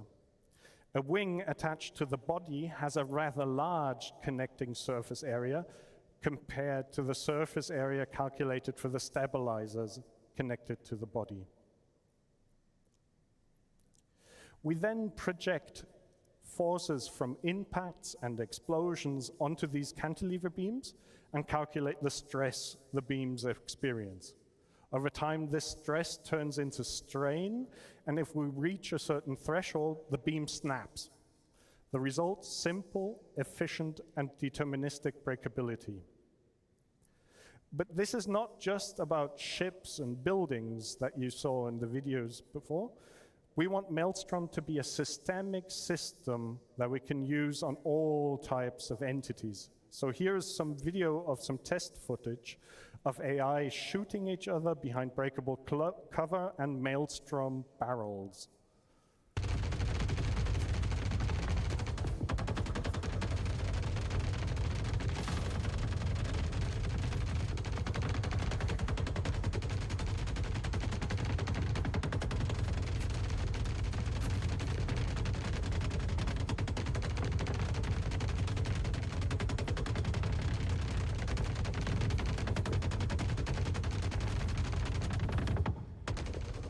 Like Space Invaders.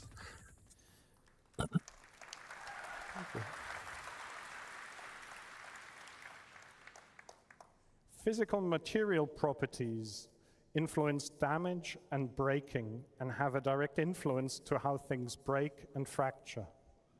To achieve this, we added various properties: density, yield strength, resilience, thickness, toughness, Young's modulus.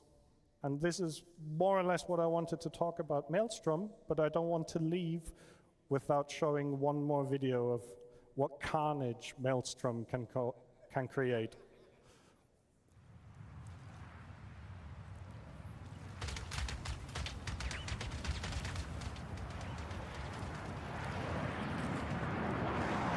A1. Ah. Score.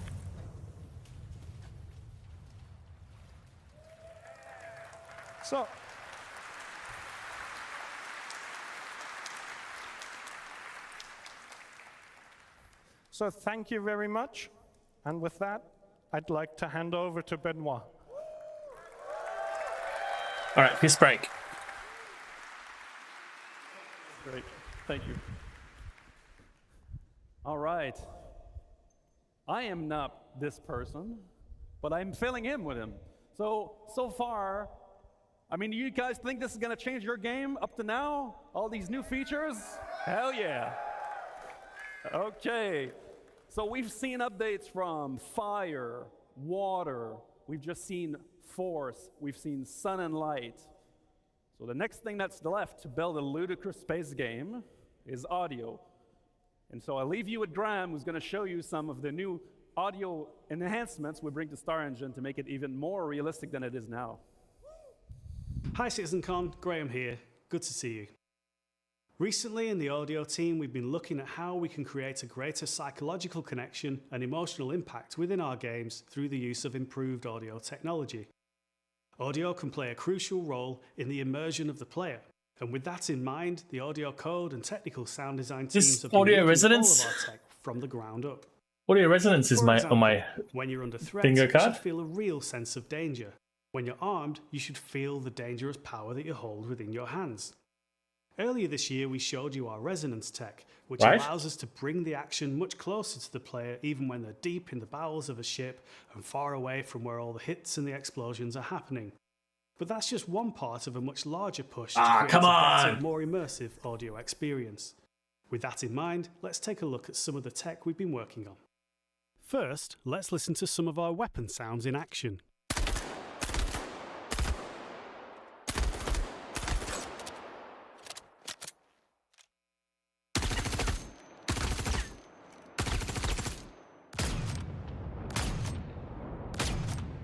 They're a great simulation, but we wanted to take them further and express the sound pressure, the forces being exerted.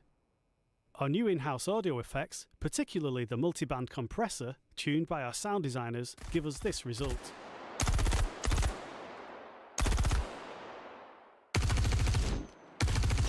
The compression serves to illustrate the power of the weapons and the effect that they have when going beyond the limits of the listener.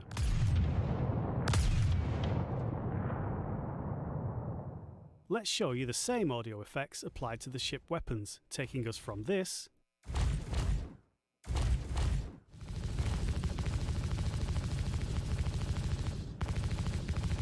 to this. Oh. Beefy. Beefy.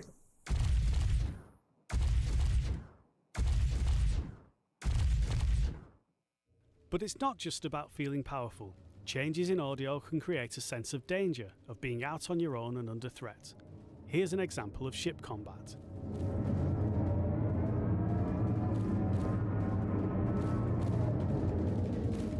The new HUDs? Sounds good, but what if we wanted a little more realism?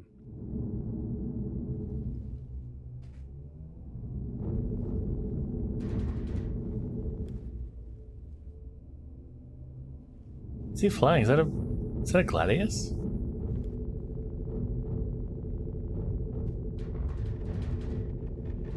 The audio propagation tech that we've been rolling out makes it easier to change the soundscape in real time, and a nice use of that technology is to provide a more realistic option.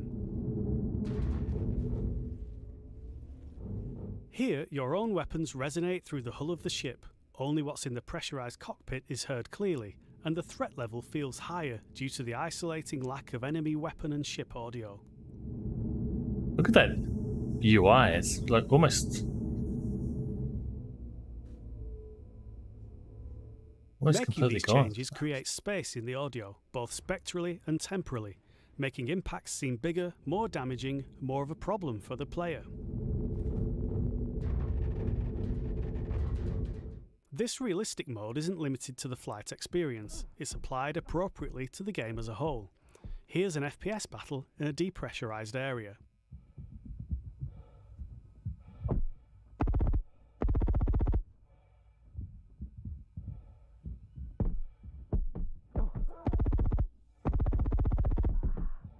With realistic mode, we get that sense of isolation again, giving the location a different colour and adding variety to the audio experience. Bad shot.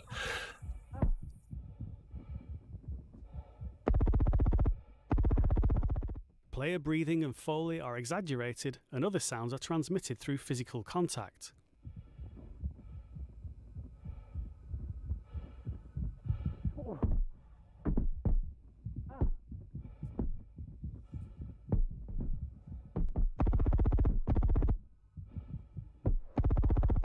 That's all from us for now. We look forward to getting these new audio features into your hands. Is that an audio resonance update? That's not really, is it? It is an audio update. I was too specific.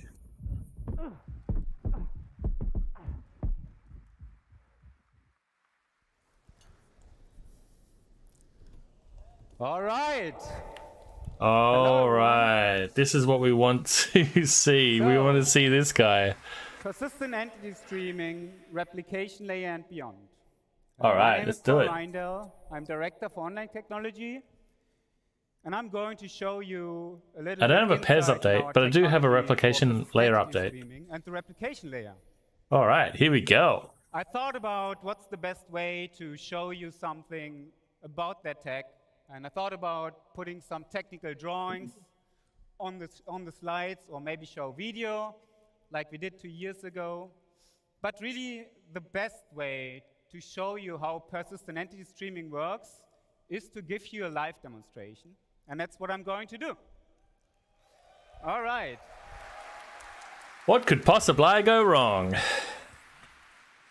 So this will all be live, so please bear with me if there's any glitches. Don't worry, mate. Don't worry, mate. We've played Star Citizen before. So let's keep this rolling. I think I'm supposed to press the button. No, it's already switched. Before we start, This is great already. This is already great. I just give you a little bit an overview what you see here. Let me set up everything.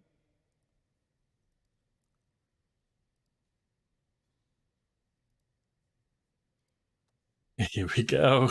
We're loading up, boys.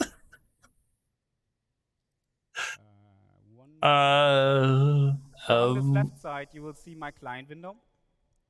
Okay. On the bottom side, you will see the server renderer. So for this demonstration, and I start a second client. He's 30K'd already. He's already 30K. Sorry about that. Wait. This is live. All right. So again, on this side, you see the client. And he just logged out because I started a second client. So let's do this again. One more time. Take two. Take two. Here we go. On this side, you see the server renderer, which is currently, it has nothing streamed in. I'm showing a small demonstration level. And on this side, you see the entity graph, which is our online database. That's powering what you see in persistent entity streaming, what you play since 3.18. And I also have some metrics on the screen, which shows the entity graph worker, the requests per minute, per second, the mutations, and you also will see entities created and destroyed once I do that. I got it, mate. No worries. So let's wait for my client to come up and join this level. So the first thing that will happen when I join this level, you will see on that server everything streams in, and my client gets connected and also streams in everything on the client view. What would happen on the behind the scenes is that my player just got unstowed into that chart, and we at real time created everything for this player. So you will see his body is attached to the player, or you her, will see his mobi-glass, or her, his head with all his customizations, his undersuit, and then all his customizations as well on the undersuit. What you also see is that this player just got unstowed and attached to a static zone object container. And this is how our zone system works. Basically, on the server, you will see 3 different zones, purple, green, and red. And each zone comes with its own coordinate system and its own physical grid. And this is how we actually, on live, do zone transitions between your ship, empty space, space station, or a planet. And you will see, as I walk between those zones, I will, at real time, update it in that entity graph. And this all happens seamless. So for a client, this is completely transparent. You don't notice that. But this is actually what's happening when you step in or out into a ship. And this is very unique to our engine. No other engine has this zone system. And that allows us to do all the amazing stuff you saw in the videos before, transitioning in and out of planets and go from the smallest scope to the largest scope. So everything we do in a shard, holy shit, so this is like a scared the shit out of me. mini PU level, is also persistent in this database. Zigzag on the When we bag. create new entities Thank you for the follow. in our engine, in Star Engine, those entities get pushed into our entity graph, into our online database at real time, and then from there replicated to our clients. So Okay. if I go ahead, I think I and get. I think spawn I understand. a couple of plushies here. Plushies? you will see I love they this spawn, accent. They get created immediately on my entity Okay. graph Okay. and replicated on the server and on the client. This is an entity graph update as well, because I've also got that on my bingo card. And you see this, the pengus I spawn in the other zone. Is this a get twofer? Attached to the Two for other one? zone. And then if I go and Kill one. transition one of those, they will also transition between the different zones. And the same works for ships or more complex entities. If I spawn this buggy here, you will see this one gets created with all its attachments and everything else attached to it. Okay. And this is just my It seems small demo level here. Yeah. On It seems a live, bit we complicated. have up to 600,000 dynamic entities Oh, that fuck get me. created for one single chart. And this is just the initial state. After 2 weeks, 3 weeks of gameplay, when you guys go in and destroy stuff, spawn stuff, play around, it goes in the millions of entities. Fucking Christ. So this in itself is pretty amazing tech. It is, well, you know, The it next is one I amazing. wanna Yeah, talk about clearly is amazing. Our streaming system. Okay. Most engines do stream on texture or geometry. We actually stream entities, and we do stream persistent entities. So when I turn on the streaming system here and I walk into this, if I walk over to the red area, you will see that the purple area will stream out together with all the entities on that server. So it does not only stream out on my client, it actually streams out on that server. And when I come Okay. back in the green zone, that purple zone streams back in with all the entities in there with their full persistent state. Okay, cool. So now I have a second player join. Benoit is going to join me. So Ben, if you want to join, okay, I think we see him over there. Kill Hey, him. Ben. Sorry. Nice. All right, I'm going to spawn a couple more penguins here. Because the next thing I want to talk about is... It's still half your CPU for the we heads. are right now developing, and we are about to put on the tech preview for you to play. And Don't worry. this is actually the replication. You've got layer. time to save up for a new CPU. This is not going to be ready for another 10 And years. that's the You don't have to worry. next step in our great vision, obviously, as you might know. So in this Oh, demo, great vision. my client and my servers, they are no longer directly connected. Actually, I have a new service running here, and that is our replication service. So my client is connected to this replication I've got the and my server is 30 connected to this what is it? replication service. 3800 And the replication service the Ryzen 7 3800 X3D. to get all the That's the one I entities have. behind the entity But graph if I want something and better, I stream need them to a clients better and servers which are the next connected. socket, the next generation up. And what's really cool about this is, let's do a little experiment here. I mean, you all know our game has bugs. It's still alpha, and sometimes Yeah, it's still alpha, things still can alpha. happen.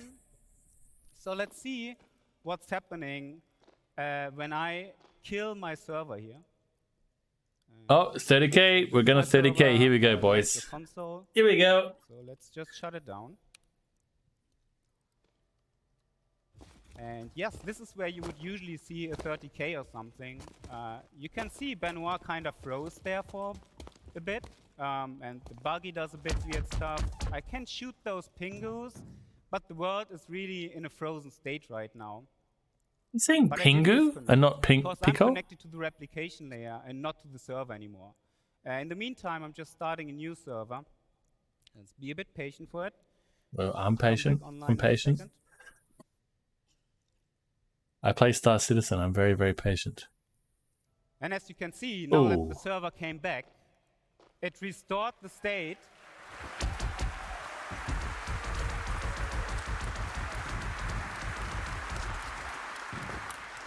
It restored the state, and the simulation just continues to work as before. Now put it in the fucking game. Put it in the game. Put it in the game.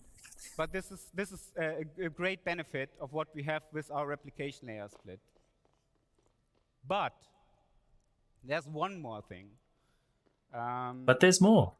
And let's try this thing again. I just killed my server, and I'm trying to do that again.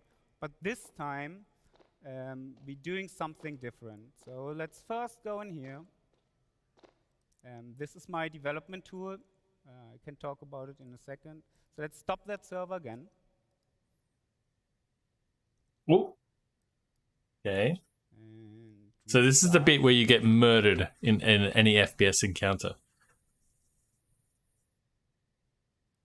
Maybe not. Maybe they can't shoot you in this situation. Maybe. I'm running this tool you see here. This is our internal development tool. Maybe he gets the same This freeze. tool runs the entire stack of our game on this PC. This is obviously for development only, and I can do that with my small test level.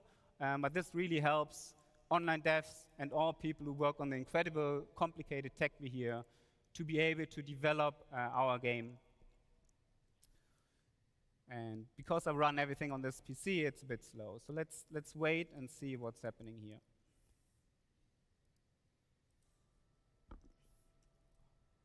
All right. Simulation continues. I can see Ben moving again. Hey, Ben. However, what just happened? Well, as you can see on my screen, I no longer have one server connected. I have 3 servers connected to this replication. A server mesh, So if you what will. you guys see here, this is the very first version of a working server mesh.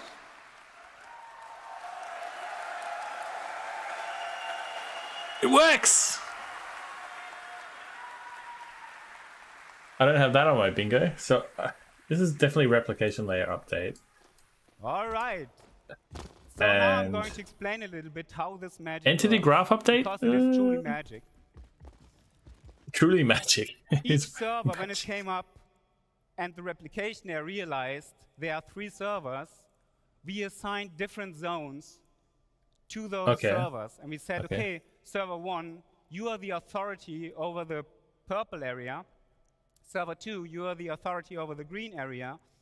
And the last server is authoritative over the red area. All right, so now let's move to, from one server to another. You can still see that those servers have all those entities replicated, but only the entities within their zone are actually authoritative on that server. So Right. So because it's connected to the replication layer. Moment, my entity is simulated on that green server and just replicated on the other server. Right. Okay. That makes sense. And now, as I transition between those zones, you will see that on that green server, I just lost authority, and on that purple server, I just gained authority. Okay. And because my player was replicated on both servers, this completely works seamless. And again, let's do that a couple of times. You see on my client here, I don't notice anything of that. Yeah. This all happens behind the scene. And this that was what I was worried about. Only on me. Let's turn on the zone colors and the object, the authority assignment on the client as well. Shoot the pingu.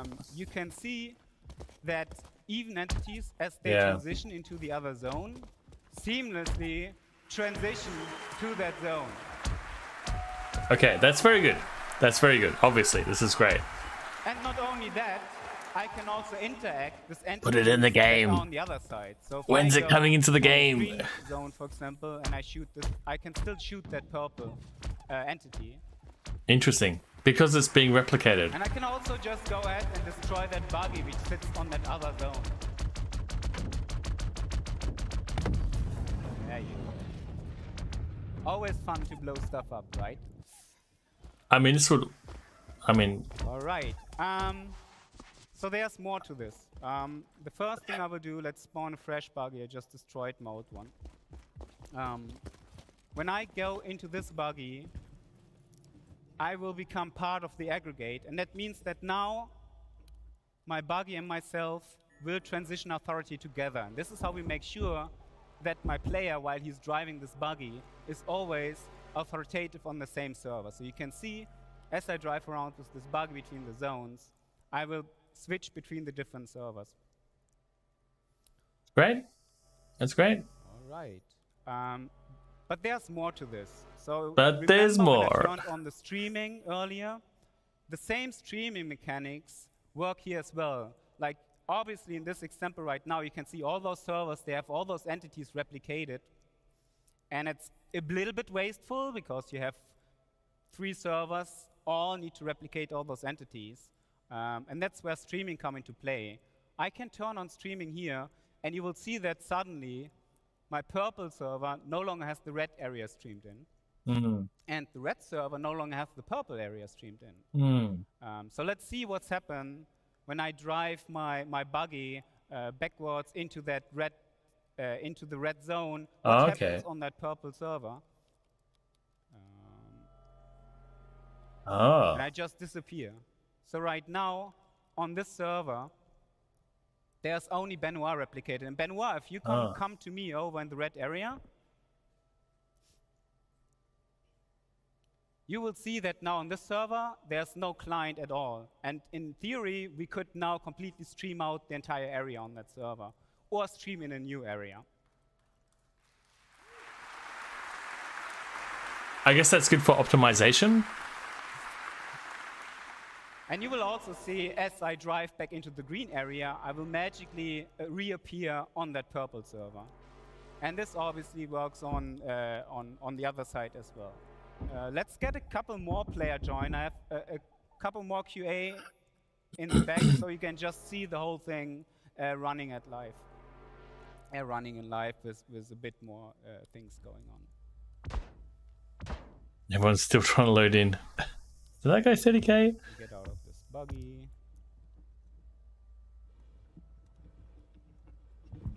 And you will see on each server renderer which clients are currently replicated on those servers and which clients are actually authoritative on those servers. And you can see this, the green server, because it's the middle one, has most entities replicated.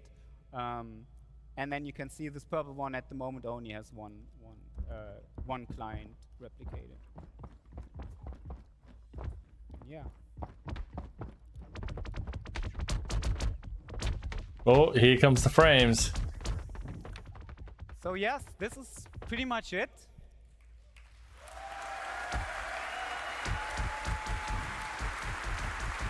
I hope you guys enjoyed this.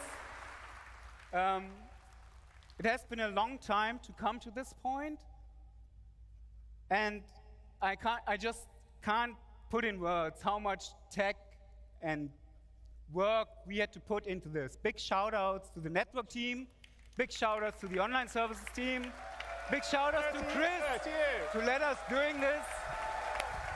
Yeah, Chris, we love you. It's been a really long journey. A long journey. A long journey. And I've got to say, the team has done an amazing job. They've been working diligently for the last 4, 5 years. We've had a couple of false starts. I'm gonna start fucking crying. Have an incredible, I mean, the way the replication layer works and how we can spin up servers and down and keep the state constant, even if a server goes down, is, I think, a genius design. And the first time I saw this, about 3 weeks ago, working fully, I cried. It's like giving birth. We did. I don't fucking blame you, dude. I don't fucking blame you. I want to cry too. Without all your support. That's right. 100%. You guys And your trust. allowing us to take the time to do it right, to really build it. So thank you, Thank you guys. so much to everyone, and thank you everyone at CIG that's really worked hard. Star Citizens to deliver all vindicated, this right? Amazing stuff that will be either in your hands now or in your hands very soon. Now or And very this is just soon? the beginning of CitizenCon. We got a lot more stuff to show you. Yeah. That's what we need for this MMO, guys. That's what we need. It's a wild beginning. Great demo, by the way. That's good. All right. That was great. Come on, give me a Thank you, guys. Thank you. Good job, guys. I know I'm live. Dan, I gotta digest what we just saw. Take it away from that boat, Dan. Why are you all constantly out of focus? What is up, everyone? We are back here on the CitizenCon show floor. Give it up for that amazing panel you just saw. We are so excited to have all that stuff working. We're here at the Atmo Fight or Flight area here at CitizenCon 2953 at the Los Angeles Convention Center. I have with me two of our content creators who are going to be in the Fight or Flight later today. We got Bognagas and Lizzie. What is up, guys? We're going to be doing some lightning I'm gonna round questions about your take a guys' break. upcoming stuff. First question, how does it feel to see Atmo come to life here at CitizenCon? Maybe I'm gonna steal some of my wife's spears. This is the first real esports thing. I'm a fucking terrible human being. So I'm really excited to be a part of it. I think it's a great opportunity for the community to showcase the PvP in the Star Citizen community. Fantastic. What's your mindset going into your guys' match today? Don't lose, and yeah, that's pretty much it. I'm gonna beat him. Good mindsets. Preferred dogfighting ship?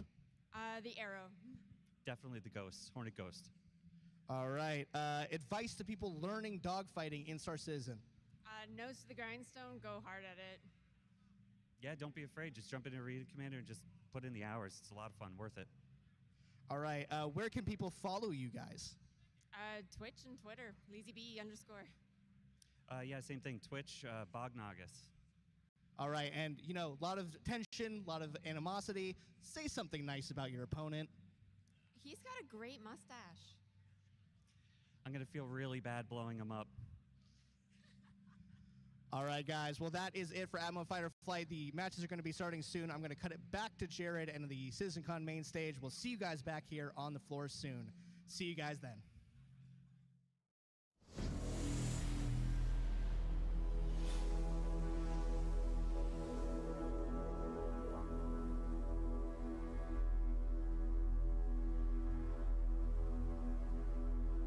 What did I miss?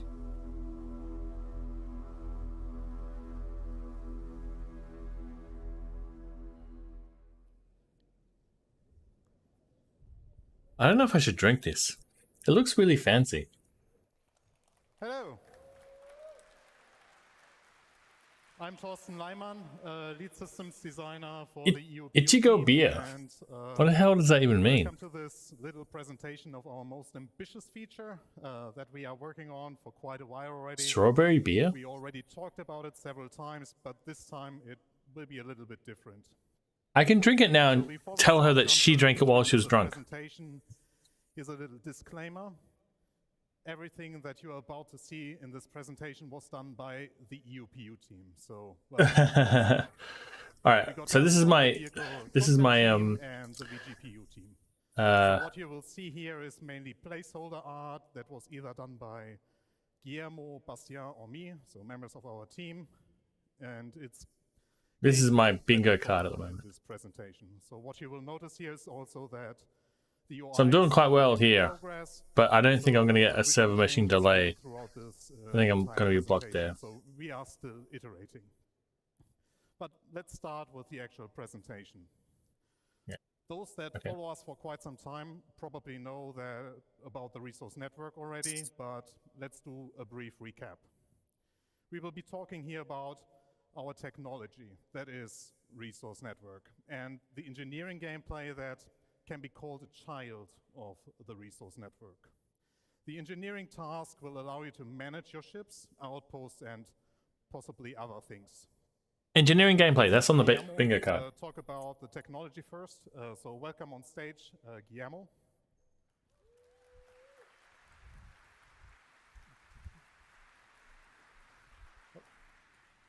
Thank you. Hi everyone. I'm Guillermo Bilbao, gameplay programmer for this team, and I'm going to talk about the resource network. So, what is the resource network? The main drive for the resource network was replacing the previous pipe system you might have heard about with a new system that was more generalized, easier to expand, and that would support all the gameplay we actually want to do. And yeah, so it is a network, as you can see on that picture. Showing the connections between different items, even those inside of your containers. And it enables specifically the relay gameplay we're going to show right after. So, it will have a global impact. I wonder if this can be used with the modularity as well. It's built to work with the cargo system in some ways. And as for interacting with it, the engineering gameplay we're going to show today is going to be the biggest example, but you will also see it in other places, especially in missions. Let's have Thorsten talk about it a bit more.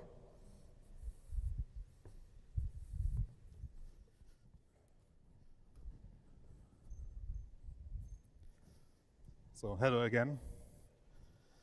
So as a crew member of a ship or as a person managing an outpost, you have several responsibilities, where the engineering topic can be split in 3 activities. And you can decide to share those responsibilities or take them all by yourself. It's really up to you. Every task requires their own skills and their own tool sets. There is tuning. Here you are responsible for preparing your ship. Your journey did not start yet, so you adjust your ship items based on your goals for the travels. Exchange sub-items, adjust the default settings of your power plant, basically operations that require you to turn off the items. This is getting some people really hard. From their sockets. The next activity is maintaining, and this is all about damage control and keeping the items in pristine or pristine enough state. Can I hire NPCs to do this? The mechanic that makes sure that everything is and stays operable. Maybe even go further in the sense of caring for the items. And what caring means is here reducing the wear and tear rate by regularly removing dust or oiling the items, just as some quick examples. Oil the items. So let's actually show you some of the maintenance you can already do and will be able to do. So here we start with two gameplay mechanics that are already in the game, so technically nothing new, but the entire engineering loop ties them nicely together. Here you saw me collecting IMC, or still collecting, and now I will take the shield generator of the recently destroyed Gladius to use them as a spare part for myself. All right, repair and salvage. This is what we can do already. So all of this is of course optional. So you can purchase those items already and in the future even assemble them for yourself. So crafting. While the Fury approaches, you might get the glimpse of the debug UI. So there's the Fury now coming. I activated Look at the map in the corner. Debug UI to show you the health state of each item. And what you should have seen is that the shield generator is fully destroyed and the power plant that I'm about to take out now is in low health. Low health means you can still repair it. So which you will be happening now with Guillermo and Pete repairing the power plant after I removed it from the Fury. Where's the UI? So it's making it fully functional again. Okay, there you go. And here you see the debug UI, the health is now fully up again, and that means that it runs at full efficiency again. And here you also see that the shield generator is at 0 health, so the destroyed shield generator cannot be repaired because it's destroyed, so I have to exchange it with the spare one that I collected from the Gladius. Yeah.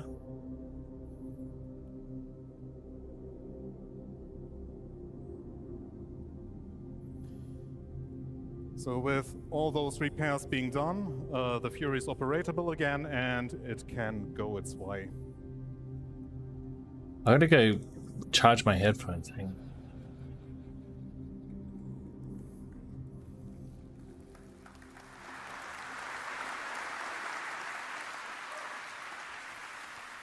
So getting back to the responsibilities. A big one is managing your ship, which includes resources, but also more general aspects. You have to manage the power distribution and come up with informed decisions, like reacting to hazards like malfunctions, fire, low energy, but also calling out items that need repair and maintenance. You will delegate the rest of your crew to keep your ships intact, like giving clear priorities of what needs to be done first. Let's take a look at another video here. So this is the first glimpse of the engineering UI in action. It is still being worked on, so it's heavy work in progress. Let's start with looking at the item view.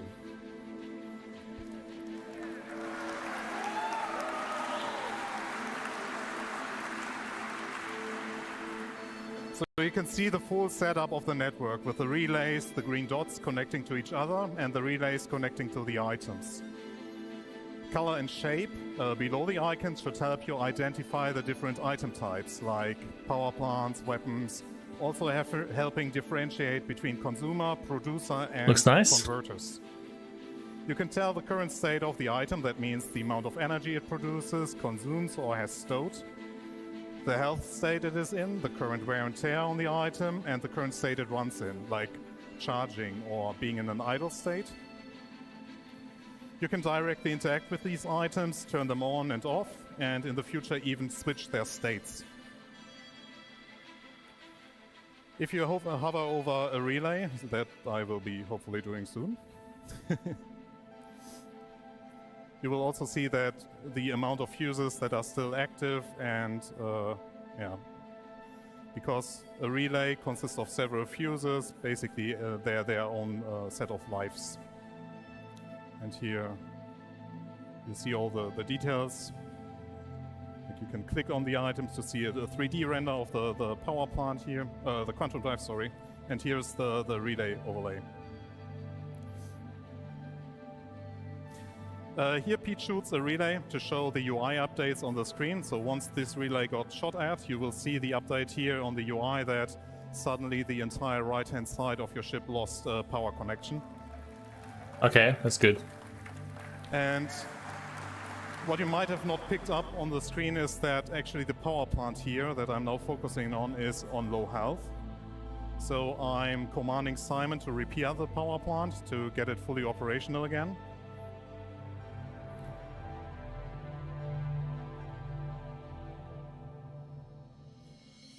So I'm going to need my other headphones, I think. Take a closer look at the doors. Since we also track the door states, you see that you can watch movement inside your ships now nicely. So you can track players moving around in your ship and even close doors for them, or like compartments in this case where Simon just forgot to close the compartment. Shut the fucking door! Yeah, so Pete destroyed the relay, but we made the ship in fully functional state. So yeah, I'm running now with a fuse and place it on in the relay, so make the relay work again. What you can also do with the doors is that you can create safe pathways, because you sitting at this engineering screen have more information in regards to your ship than the others. So you open doors to create a path that the players on your ship have to take. Now to the room view. That is mainly the life support controls plus controlling all doors. Again, we show the details of each room, like the temperature, pressure, atmosphere composition, so everything that is relevant for like you living on a ship. We also show the door states where you can now have precise control over each door in your ship, as you see here. This will also allow you to have more control over which door or compartments to open. So here, again, showing opening the power plant. That also helps very much in already telling players, hey, you should repair this item, so I open that door for you, and they directly know which item you mean. It also allows us to control like the outside-facing doors much better.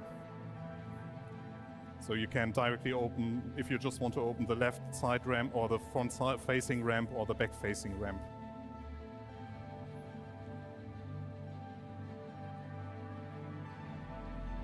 I fucking hate USBs. These things suck.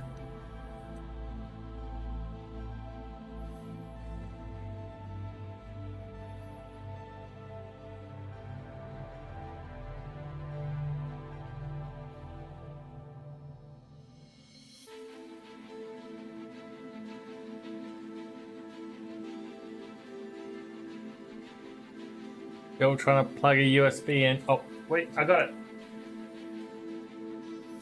So we did it last year. Oh, shit. No.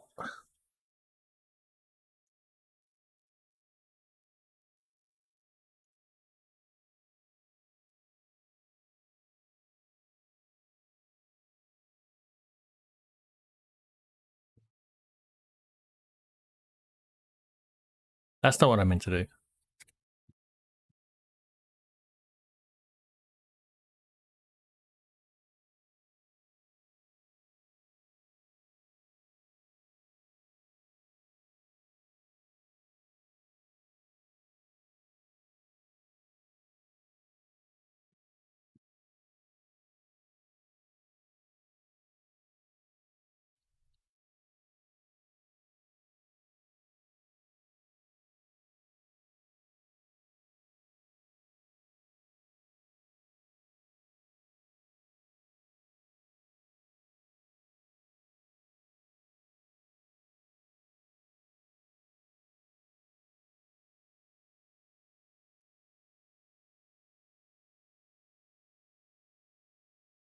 Oh, come on. Where's the fucking sound?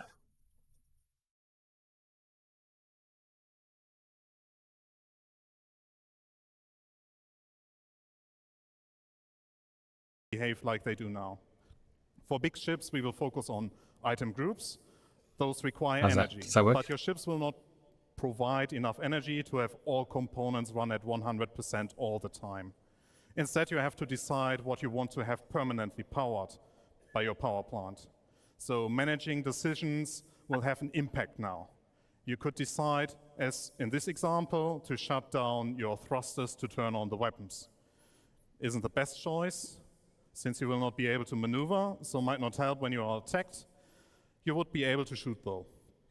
And here comes in the batteries. In scenarios where you need to react, you can activate the batteries and use the additional power. Batteries won't last forever, but you at least can power additional systems. You will be able to recharge the batteries again, but you need to free up energy from the power plant to direct into the batteries. I think that was a little bit more than just a recap, but now Guillermo will talk about malfunctions.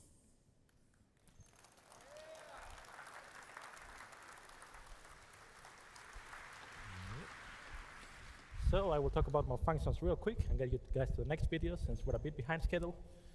What are malfunctions? You've seen misfires in the persistent universe for seals and for thrusters. You've seen a very basic version of it. We're making them more complex. We're making them more lethal in some ways and more fun to interact with.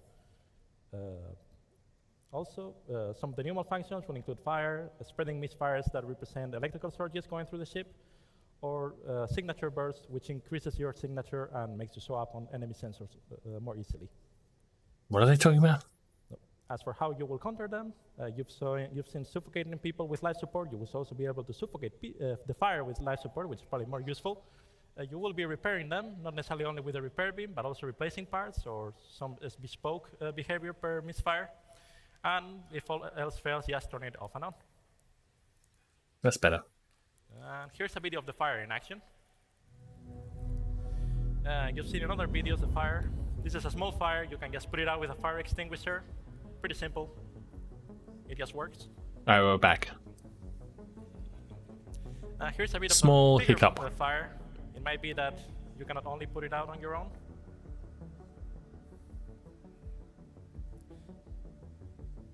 Look at that map in the corner, man. That's cool. So here we have one crew member that's going to try to put it out with a fire extinguisher to mixed results.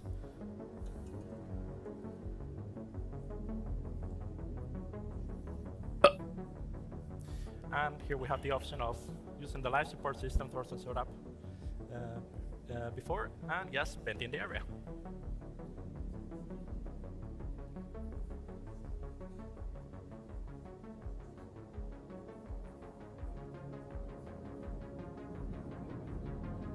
I have none of this on my bingo card now.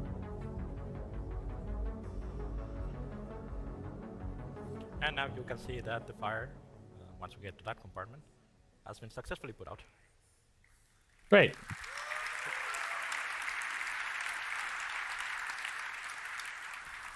Okay, so let's get Thurston back on stage. You saw a lot of the systems in action, but let's get a video of one of our play sessions, which is going to probably show it a bit better. So, yeah.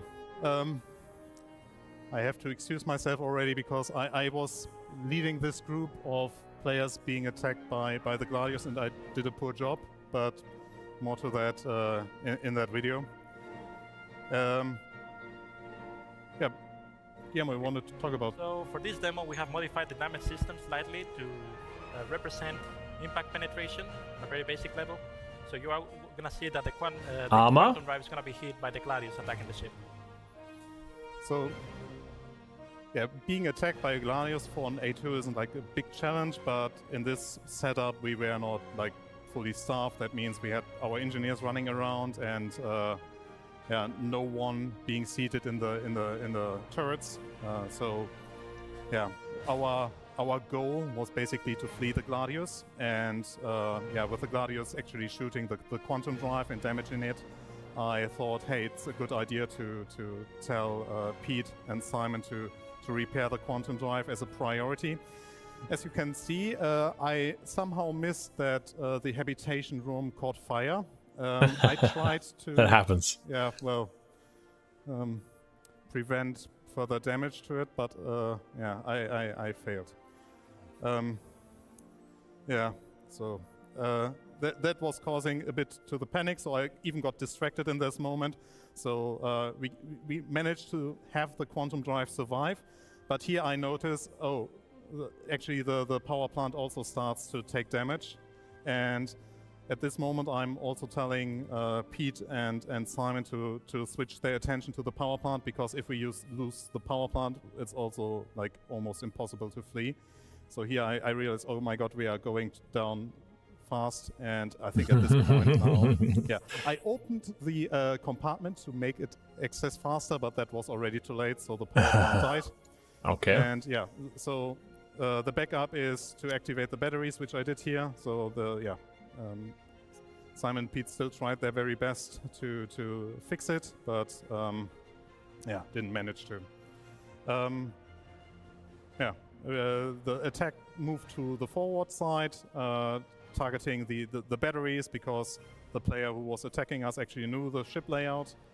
And yeah, here I noticed that the second power plant is also got attacked, so have to redirect our mechanics to it. And at this point we wanted to flee, and then I realized why doesn't the quantum drive work? And as you saw, that there is a relay that also got destroyed. So here you see it very clearly that with a relay being destroyed at the quantum drive position, that means that the quantum drive cannot be accessed from the pilot seat.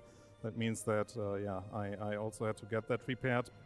So it was a bit chaotic.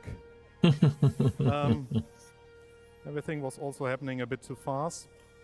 Here, trying to save the second power plant because we were already running out of battery life. So yeah, if we would have lost Citizen the second power plant, that would have been our certain death. And I think at in the next part of the video, we basically asked someone to fix the relay at the back so that we still be able to jump away. Need guys in that turret, so man. We at least managed to save one of the power plants.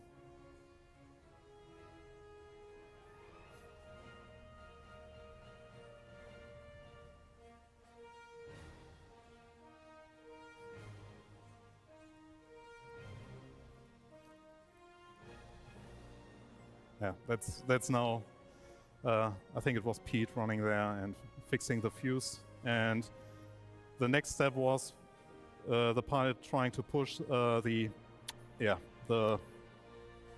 quantum drive, but it was too late. We died. And oh, that's gravity? Yeah, thanks. Yeah, you died to one gladdy. So what you just saw gives a good idea of how busy ships will be and what meaningful multi-crew gameplay will look like. But what about the future? Since we worked on technology that will be used throughout the entire game, you will see more and more coming utilizing this tech. It will introduce systemic gameplay with allowing players to come up with creative ways of crafting should have been on my fucking sabotaging a power plant or destroying a vital relay that connects it all to shut down an entire enemy base that can include its life support or security systems. It would also tie in nicely with Maelstrom that you just saw, and anything that will break off will lose its connection to the network and therefore have an impact on its functionality. So it's a real systemic feature. The technology allows us also to take further steps into the crafting profession as well as in the base building, where both are related to each other. Bases built by player will also form resource networks and come with their unique challenges similar to ships. We are all really excited about the future of this tech and all the associated features. Yeah, well, so fair enough. There's a huge thanks for all people involved. So thanks to the entire EUPU team, the vehicle teams, Jared, active feature team, and the Arena Commander team. They all were super supportive to get this behemoth into a state that you could see here. And it's something that has been a long time coming, and we are really proud of it. So thank you for sticking with us on this journey.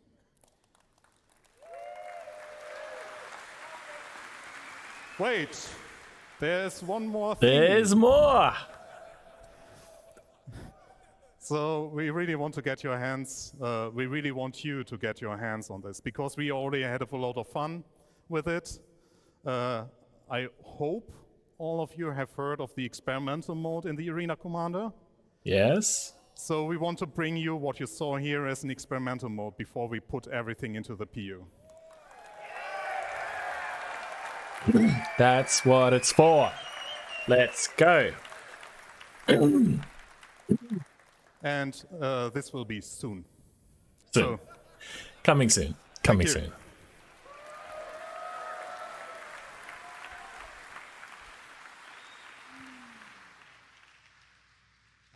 Camera 4. Hi, everybody. I think I'm supposed. There we are. You know, when we started this, we said we'd have a nice, relaxed pace. The breakneck That's pace. A lot of new content coming in just the last 2.5 hours now.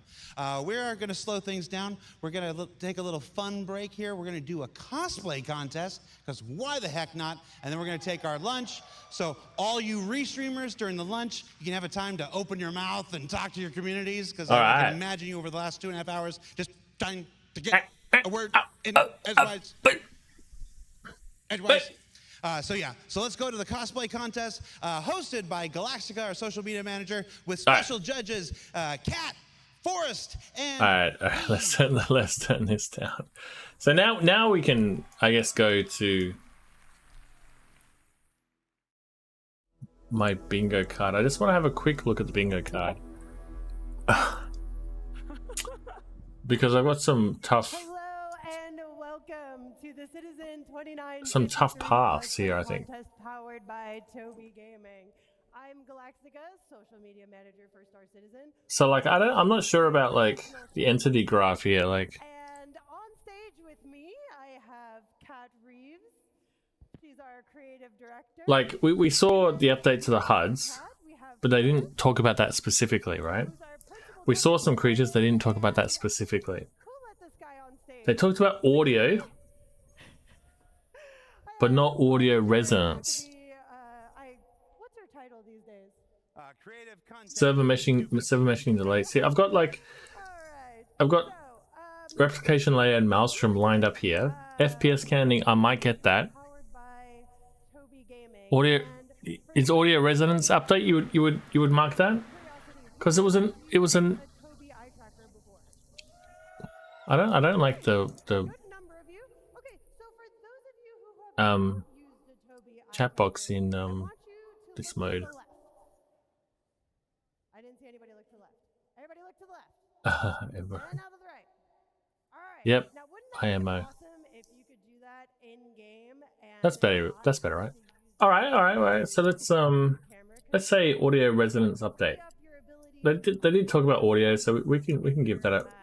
Fighting in game, and with all of that, you can do with the Toby Eye Tracker 5. That still doesn't help me with the bingo though. Which is some of the prizes that we're going to be giving out today. So thank you so much, Toby, for being here. And You know, I deliberately put some roadblocks into almost every angle in this. Can we get some drum rolls? Yes. Judges, are you ready? And the Squadron 42 release date right in the middle there, because I think that's the most challenging one. But like Nick's release date, I mean, that's not gonna happen. I think going up the left hand side, server meshing delay. Oh, that's good cosplay. He looks like he made it out of paper mache. I like it. Who is this? This is the Artemix Elite Hurston armor. If you want to get a closer look, I don't know what the easiest path for me is like I've got like Maelstrom and engineering gameplay update. New missions? For sure there's gonna be new missions, for sure. EVA 2.0 and ship armor update? That's plausible, I think. I think that's plausible. So maybe that's the best route for me there. make some noise for Ken Shadow. Control surfaces update. I mean, I don't know. We've been getting a lot of you know what I mean, like tech demo-ish updates, so That was Ken Shadow? That is Ken it's not impossible. All right.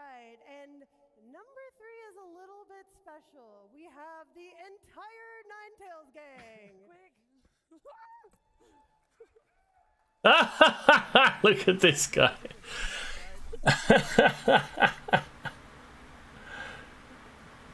think we're human shields right now.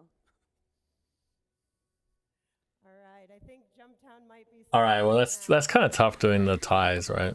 So you got to rate that.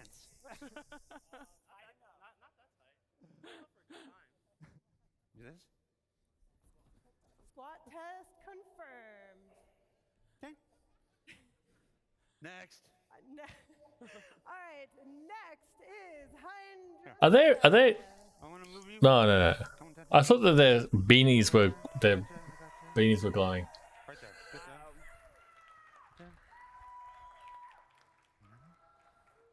That looks pretty good. That looks pretty good. Are not familiar with Hein Joseph does stream on Twitch, and I was lurking a little bit in his chat while he was making this outfit, and he told me that he has never made a cosplay before, and that he had to learn how to sew and do a lot of different fabrications. Sewing is a good skill to learn, I think. Make this outfit, which is quite impressive. I know people try to feminize it, but I think it's a really practical skill. And they look nothing like that. So, GG's.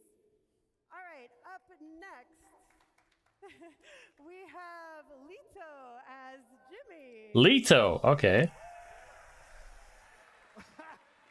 That's a fucking giant helmet. I was waiting for that. I'll be right back. Keep going without me.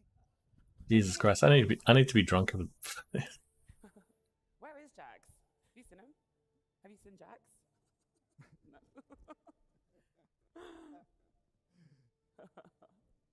Is this awkward? Is this weird and awkward? Let's take a look at him while we're. Anybody want to sing a song? Is it deliberately large?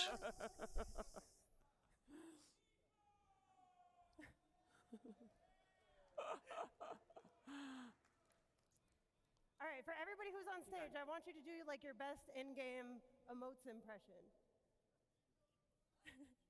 Oh, there we go. Oh, here we go. Will the real Jimmy Did he just please have stand that? up? Like, He always has that. can't see. All right, and I mean, Jared's is 3D printed, but his is like made in his backyard.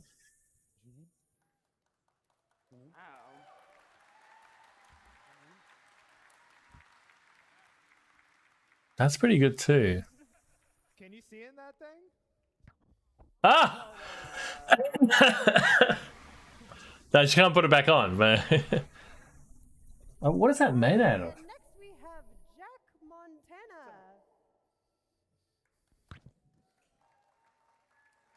Okay. The only one that's going to be able to bring Luke back. I know. Oh, the backpack has a display. Oh, okay, fair enough. That seems like cheaper materials, right? My vote is that chick in the white outfit so far. That's a tough thing to pull off. Also, side note, if you have never had pizza made by Sigelian, I highly recommend it. You're missing out. All right. And up next we have CyberWolf74.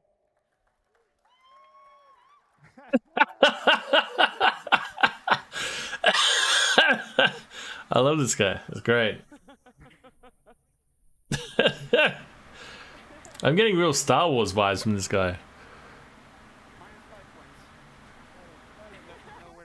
But that girl in the white, she's my pick at the moment.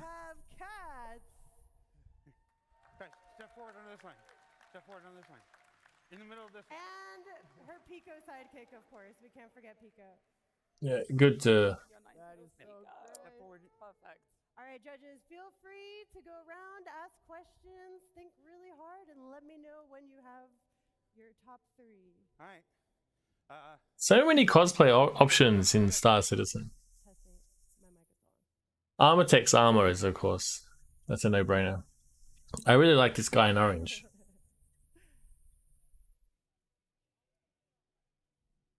But I'd choose the girl in white. If the girl in white doesn't get it, this girl here, if she doesn't get it, it's a fucking robbery. No vandals. Where's the fucking vandals, man?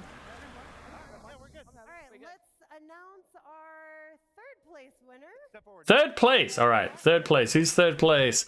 Third place is the big head bobblehead Jimmy. Come on. In the Artemex Elite Hurston armor, and you win a Toby Eye Tracker 5 and an A1 Oh, Jesus fucking Christ! He won a Toby. I mean, I guess that probably took him a long time to make. And I do like that outfit. Fuck, I should have dressed up. I want a Toby Eye Tracker. Jesus Christ. Alright, if I can have you when you're done, just stand right here. That pipe, man, coming out of his mouth is a lot of hard work. The sun's coming up.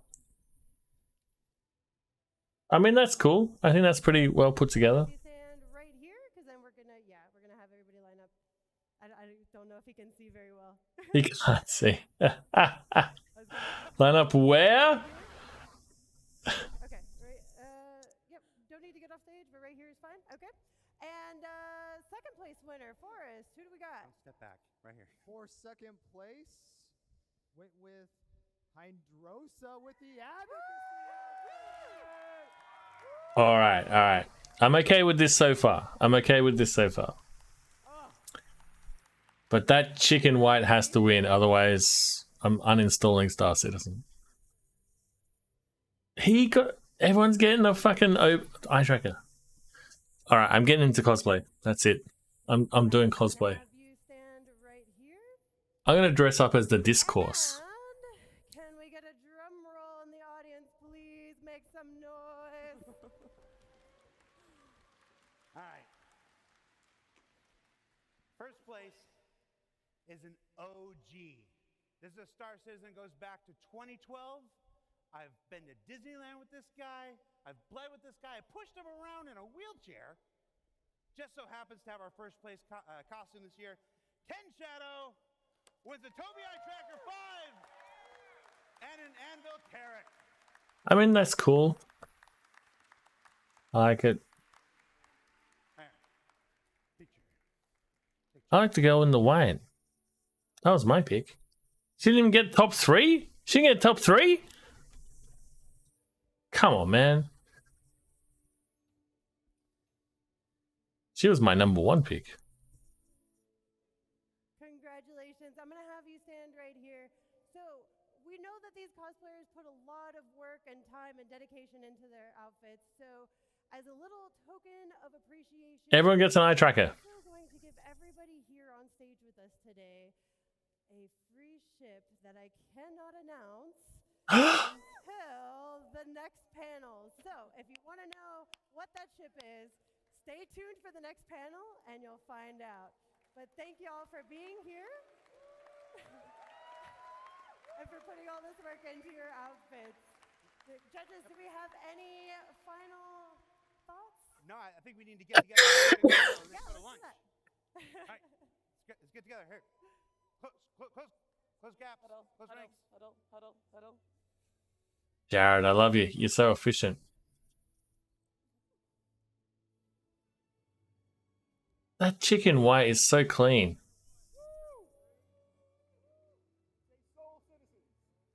Now, say Star Citizen. You too, Tyler. All right, everybody, that does it for us. We're going to take a break for lunch. We'll come back at 3 p.m. with Talking Ship. So. And as your resident social media manager, I have to remind you to make sure you're using the hashtag CitizenCon2953 when you're uploading your photos to social media. We're actually going to reward some of our favorite posts with some VKB joysticks, so make sure you're putting those on Twitter or X. Man, we're all getting fucking bribed. Thank y'all, and enjoy the rest of your CitizenCon. Thank you guys so much. All right. Well, what the fuck am I gonna do? 5:50 in the. It's almost 6 o'clock in the morning. I'm not going to get through this. I mean, my headphones have already died.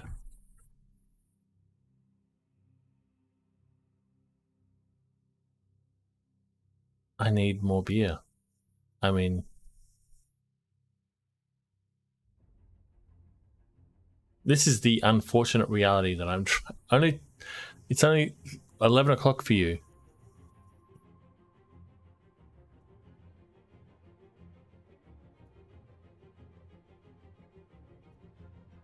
I mean, Tokyo time it's wild. It's like, and it's going to be the same tomorrow.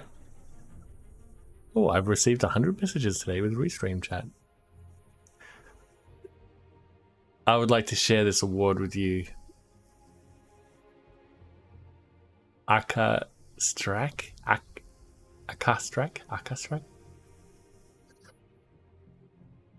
Still 2 hours and 10 minutes before the surprise.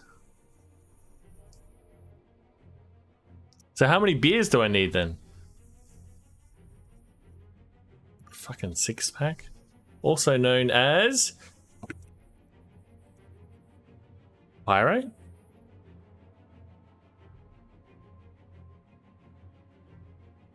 PYRO is coming in 3.22.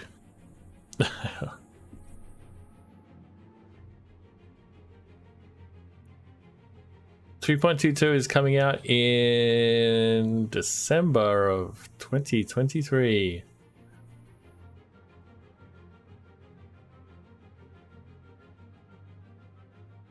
I need beer. I think I need at least 3 beers. I think after 3 beers, that's it. I'm gonna be gone.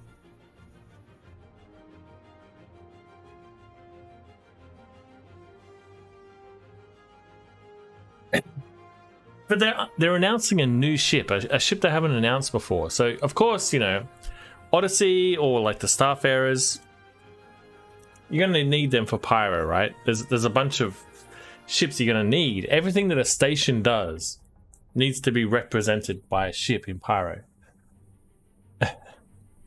I have to go to the convenience store. I live in Japan, so the convenience store is just down the road. It's gonna take me 5 minutes to go and get some more beer. Because I live in a civilized society, not like Australia. Australians, you can't trust Australians with alcohol because they just they just tear the whole city apart. Have you ever been to Australia?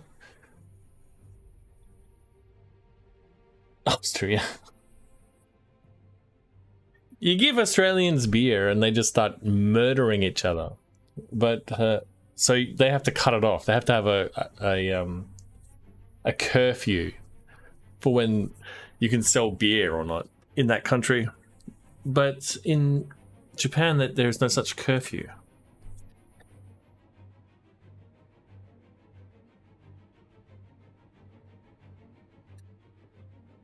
So yeah, I guess I'll be back.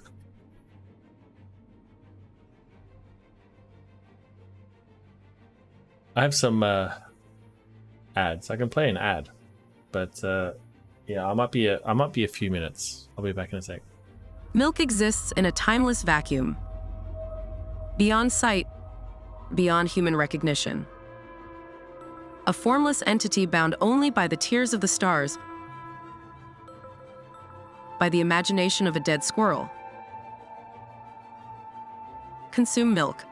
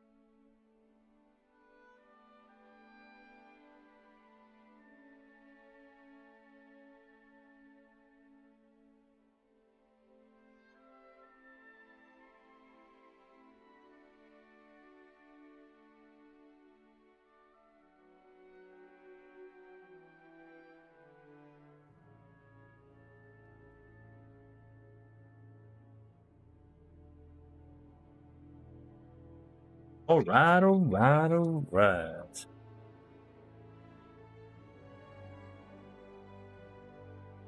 We're back. Alright. I just want to quickly have a look at my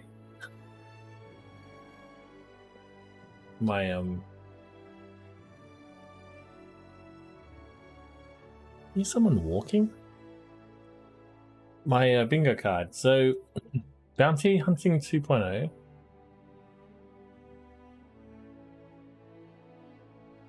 I still think there's a chance for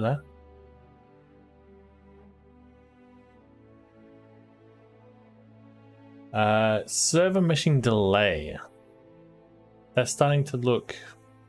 I mean, how would I even quantify that, really, to be honest? FPS scanning, I think that's going to come later when they start talking about Squadron 42 and the things that's going to come to the PU. Probably we might hear about scanning FPS. 4.0 / Pyro release date. I've got this. So 4.0 and Pyro is sort of merged together, but I've also got server meshing without Pyro and server meshing without Pyro and Pyro without server meshing. So we could get, for example, a Pyro release date without a 4.0 release date. And that would tick 2 boxes. Right? You would tick the Pyro release date box and Pyro without server meshing. I don't know. I would like to hear more about creatures and voids. They've shown the new HUD updates in both ships and helmets, so I would like them to address that. I mean, they've shown it, but they haven't talked about it, so I'd like to see that. Nick's release date, that's a fucking joke. EVA 2.0, that's in the same category as FPS scanning. We might see that if they talk about Squadron 42. Entity graph update. It's kind of like... didn't they kind of talk about that? When they're talking about the replication layer, they did talk about the entity graph a little bit.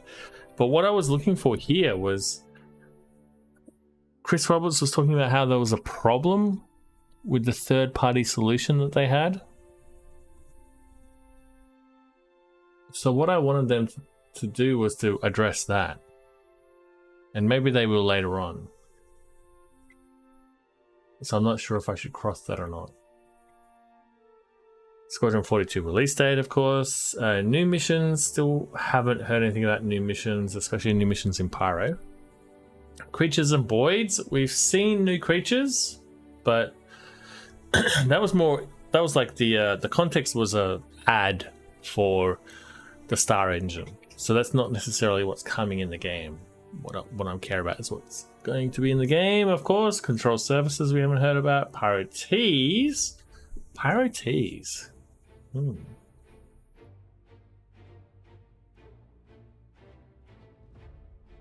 That's an interesting one. Pyro Tees. I mean, the whole thing is a Pyro Tees, right? Welcome to Pyro is a Pyro Tees. Having the booze dressed up as Ruin Station is a Pyro Tees. Putting Pyro in their ad for the Star Engine is a Pyro Tees. So maybe we can already cross this one off. They've done a few things that have teased Pyro, so let's cross that one. Quantum Simulation update. We haven't heard anything about that. That's something I'd really like to hear about. And Pyro without server meshing. So that line from control surfaces update to Pyro without server meshing, that's a good line, except for that Pyro without server meshing. I mean, it's possible. It's possible that might come. Pyro with server meshing. No, server meshing without Pyro. Server meshing without Pyro is a weird one. That's pretty unlikely, right? Master modes, they might talk about. Ship armor update, new star map. For sure they're going to talk about the new star map. For sure, that's a gimme. So actually, maybe this bottom row is the best chance. What is that sound?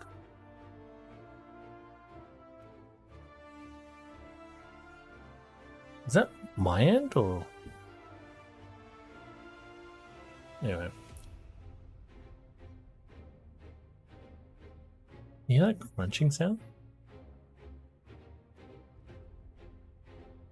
I'm pretty sure I heard some coulds as well in there.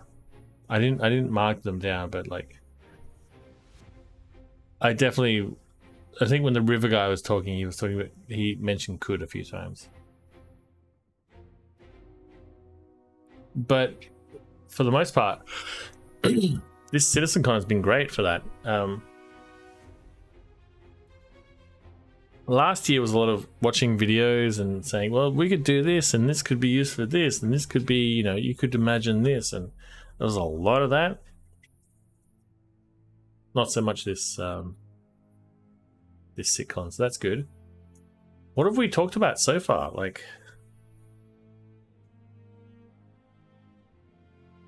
it's been kind of wild, right? I mean, certain things have been hinted at, like the new UIs,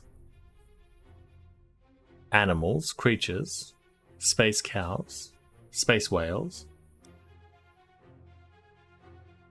the new Maelstrom update, which seemed amazing, hair, clothing, sweat, tears, blood.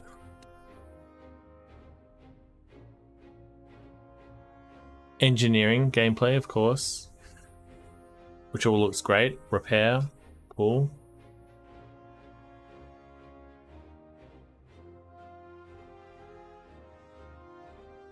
Server meshing, working on a demo in real time, pretty good.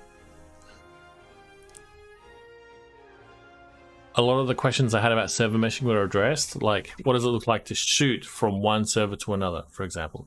Or what does the transition between one server and another look like? What does it look like when a server dies and you're connected to the replication layer? What does that look like? And they addressed all of that.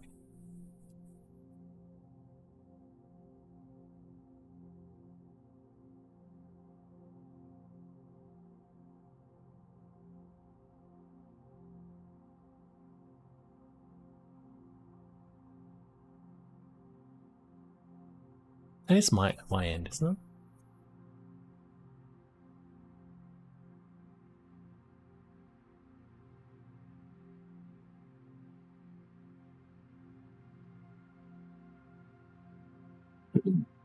What am I missing?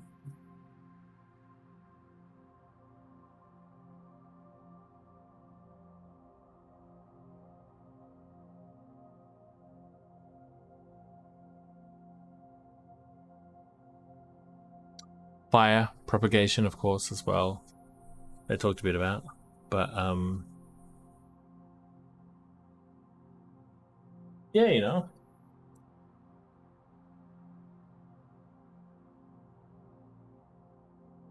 These first couple of hours have been pretty jam-packed.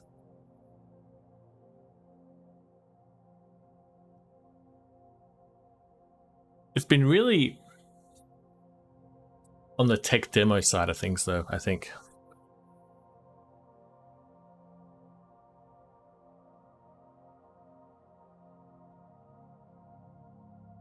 Focusing on the Star Engine makes you think, like, yeah, it does kind of reinforce the whole this is a tech demo narrative.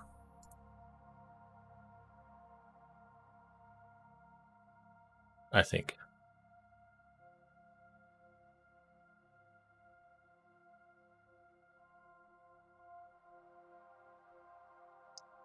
So in the next half, hopefully they talk a little bit more about... I mean, they showed examples of people trying to repair things as they're being attacked. And that looked like fun. That looked stressful, and that was gameplay. That was what it was like to play the game. So a bit more of that in the second half, I hope.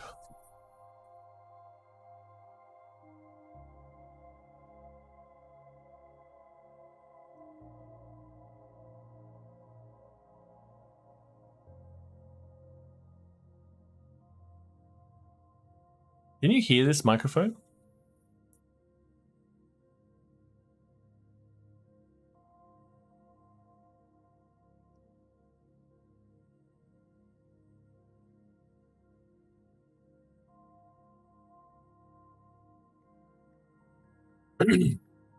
Okay. Akastrak. Akastrak? What are you thinking so far? Like, for me, I think that was a pretty solid 2 hours, 2.5 hours. A lot of info there. A lot of fluff, of course, but there's a lot of interesting behind the scenes stuff. How do you rate this CitizenCon so far? About average? Better than normal? I think we lost STOK. He said, what did he say? He said, if I see one sandworm, I'm quitting. Ha ha ha. And then we saw space cows and space whales, and then I didn't hear from him after that, so I think maybe he left. In fact, no, this is actually IG. I hope that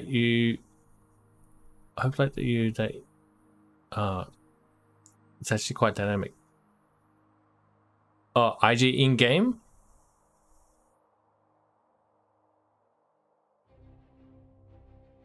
Right, that's the test. Like,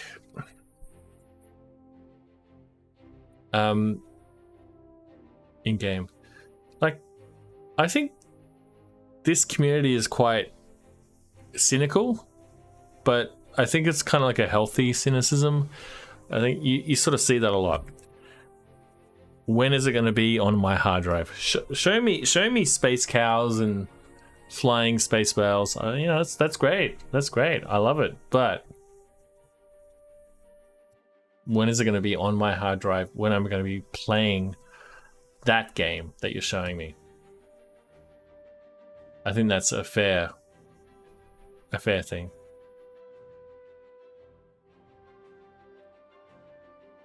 But, you know, I think it's kind of fun. I think it's been a fun CitizenCon so far. I love all these demos. I love all the technical side of stuff, even though I don't really understand it, but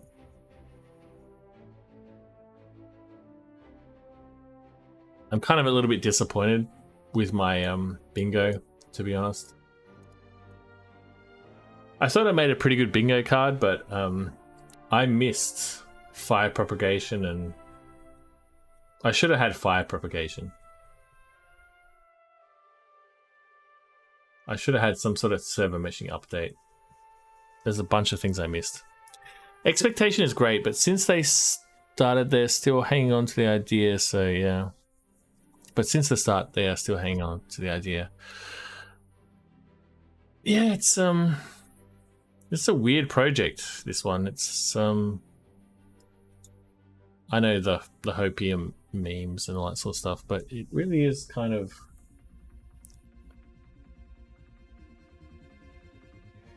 I don't know, maybe it's manipulative to appeal to people's sense of hope, because there's a big difference between what the game is aspiring to and how the game plays, right? If you jump into the game and play, you know, it can be fun. It can be a lot of fun, but it can also be quite frustrating and just quite shitty sometimes, you know, it feels a bit low quality. And that can be a bit of a disconnect when you see these trailers or videos. It's like there's a bit of a disconnect there for me.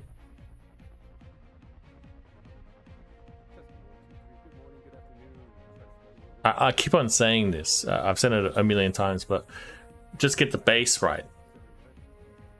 It's great to see new missions, new areas, new planets, whatever, new solar systems. But fix that core element. Fix stability as well as, you know, interactions with objects and how the game feels, how the game plays. Get all that down. Get the basics down first, and then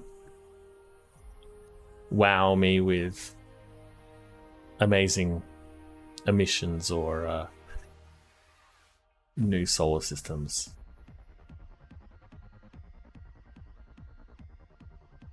They can make a lot of stuff that looks great in a trailer, but you know,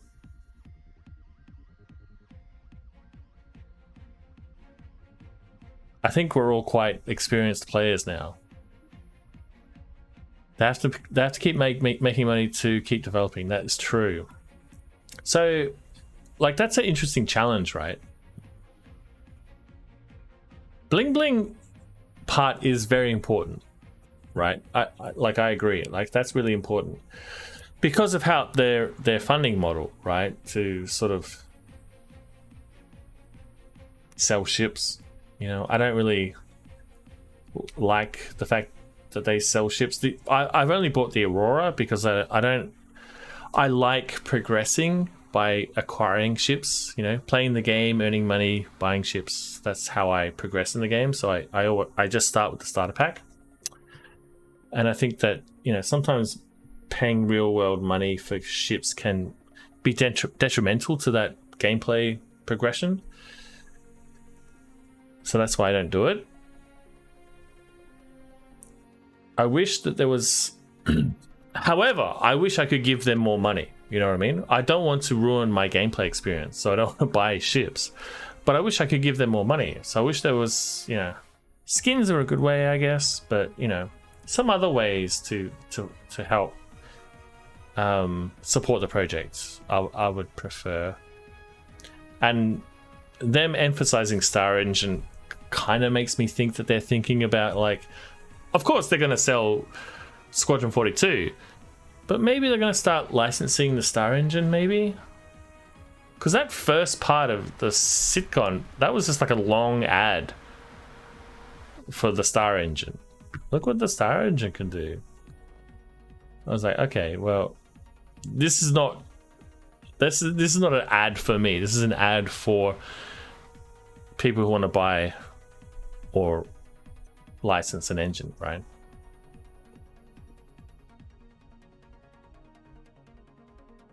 That's another way to make money, not necessarily by selling bling to the community.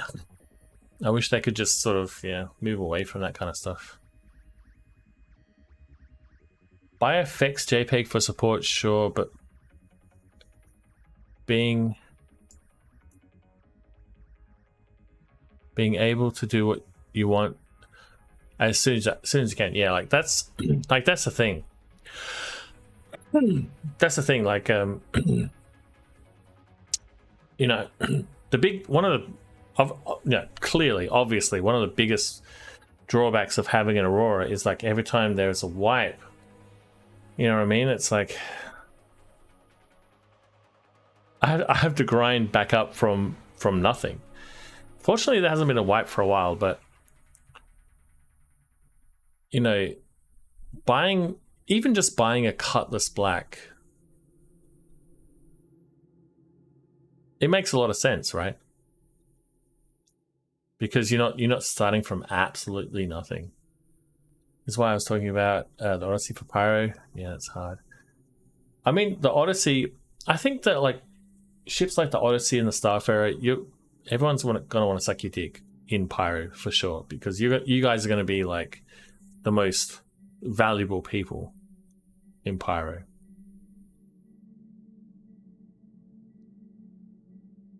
I think, was it you who was talking about transporting people through jump points as well? Like, there are people who have ships like this that are just going to make bank because they can transport people through jump points. They can refuel people. They can it's a mobile base for an organization. I mean, the Odyssey, a mobile base for mining in Pyro is going to be unbelievably valuable.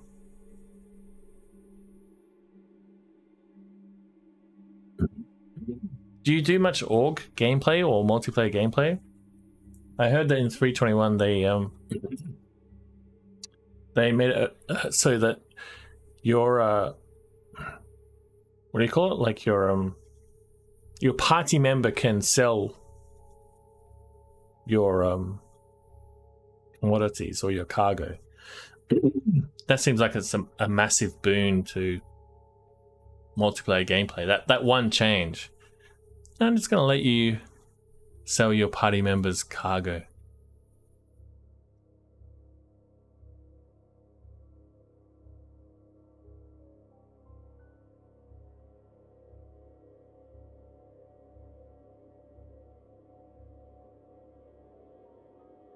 More profitable because more streamlined, like less time consuming. Like they're kind of related, right? The less time it takes, the more profitable it's going to be. Drama for money too. Yeah.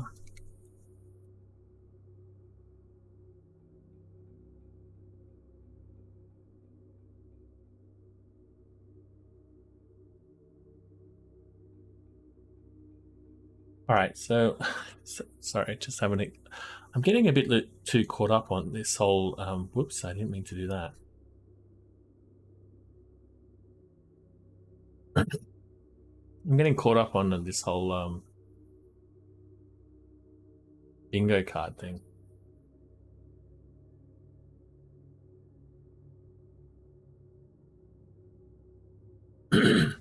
I haven't missed anything, right? Like the only thing I could possibly add potentially is creatures.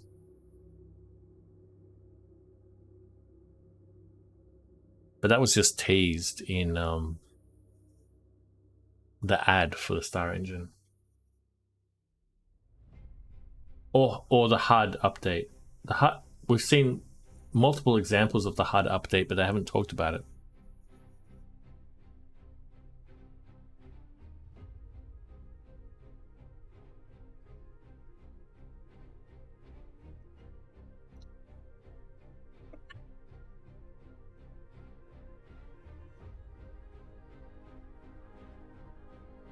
Fact is, with this engineering job, multi-crew going to be important for part of the game. If you don't have friends, having a big ship will be a challenge. Yeah, like...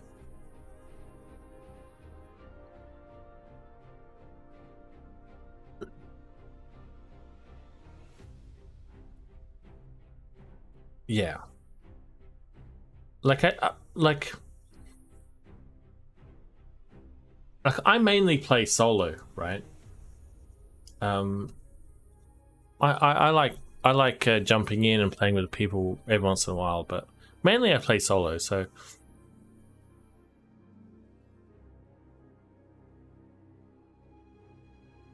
I kind of feel like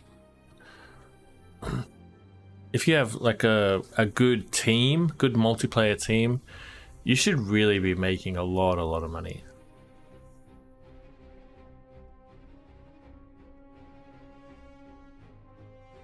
And I kind of feel like bots. Yeah, it's a long way. You know, bots in Star Citizen, it's like, you know, I was watching that video where Citizen Kate, she stole an Idris, and she was flying it around. And when people attacked her, all of the turrets attacked back. You know, she was just one person in the pilot seat, but all of the turrets were controlled by AI, and it's been that way for a while, right? Like that ability has been there for a while. So, you know, bots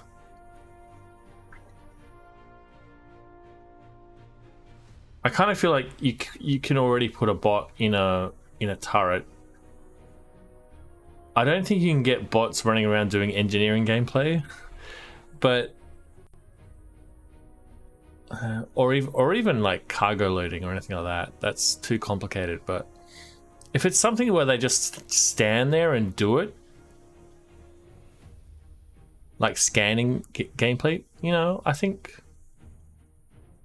that's not too unreasonable.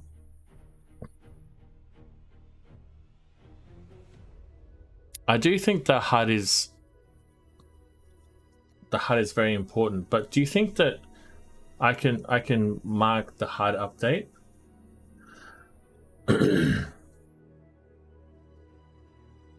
Because I did mark the audio resonance update. They just talked about audio, but it's kind of related, I guess. They've shown the HUD a few times. Not yet. We'll hold off? Okay. No worries. We've only just seen... That's the same with the creatures, right? Same with the creatures. We've only just seen it on the videos.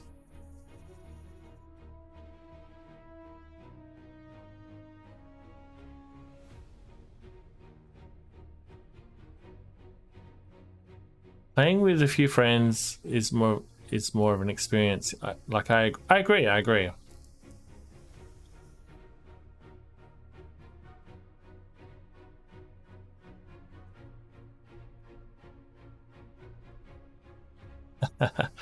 No, I haven't seen. I've seen like clips online of that TV show. It looks cool. I've never seen the Clone Wars. I'm like a bit old. I'm a bit old, so you know, I'm more of a OG Star Wars guy. I haven't seen the Clone Wars, but you know, it looked interesting. Their quantum travel effects look cool. And whales.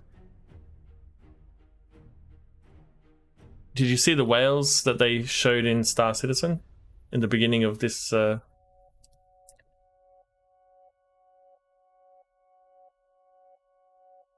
mechanics of it, yeah.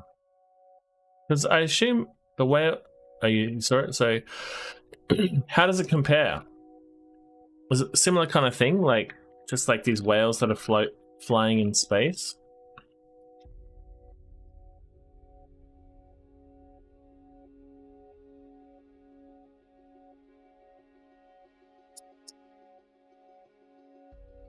Because that's a weird idea, right? Where did that idea come from? I think that there's a Star Trek episode where that happens too. Exactly, and in high atmosphere too. Where did this idea come from? Is this a common idea? Space whales? Flying whales? Like, it kind of reminds me of Douglas Adams. It was like a whale in a flower pot that materialized in the atmosphere, and they both fell to the ground.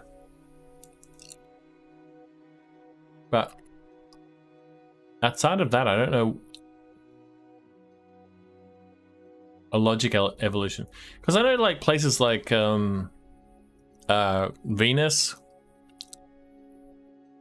they have kind of like low gravity and like a thick atmosphere, so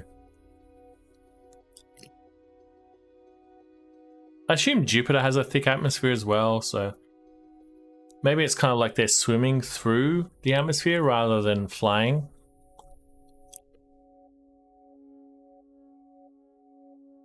It's just kind of like a weird idea, and it's weird that it exists in other science fiction worlds. It's interesting.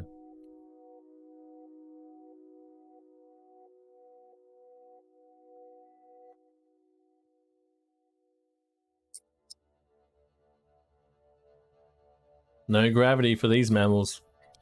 So there's a lot of mammals in the CitizenCon right now who are definitely affected by gravity.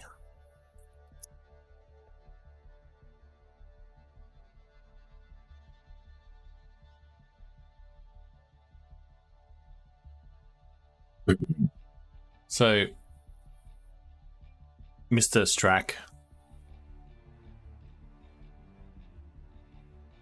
Tell me honestly, how much in the hole are you? How much have you spent? Have you spent any money on this game?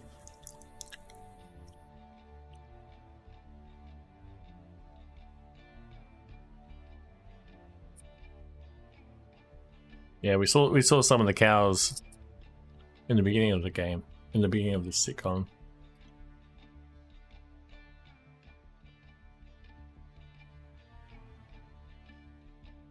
Wow, 2 RAM. And how long have you been following the project for?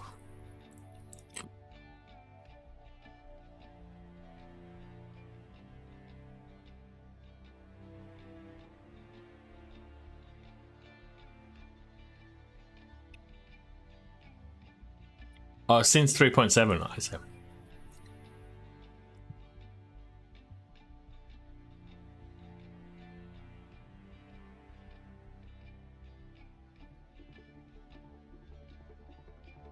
I remember when the game was announced, because like I was a big fan of Wing Commander, Strike Commander. I had a 3DO, so I had Wing Commander on the. I had Wing Commander 3 on the 3DO. I played that game a lot, but I never knew who Chris Roberts was. So then when he announced Star Citizen, it was like, oh, okay. The guy that made Wing Commander is making this game, and it sounds cool. But then I just completely forgot about it. I just like totally forgot about it. And then everyone started writing hit pieces about Star Citizen, and I was just like, well, okay, well, that's a shame, but I moved on. It wasn't until I actually played the game that I got hooked. And that was probably around 3.14.1. 3.14.1 is about where I came in, I think. Right when they added the clouds to Orison. Or they added Orison and the clouds to Crusader. That was the patch I came in on. And since then they've added a ton.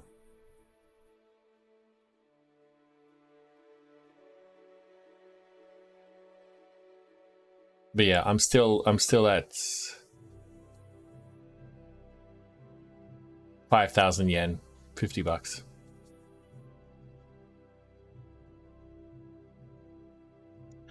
There is a part of me that is a little bit sad that it took me so long. You know, people talk about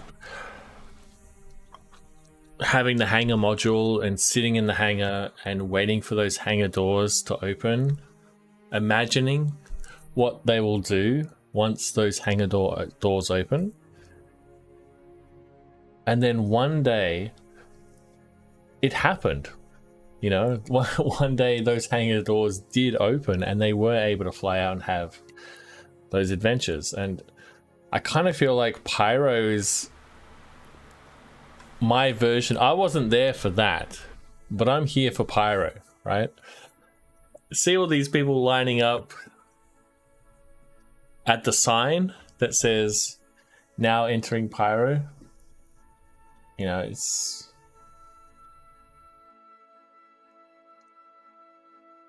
great. I'm glad that I'm here for this. Same hype, right? I'm glad not only was I here for this, but I was also here for 3.18. The disaster that was 3.18. That was hilarious.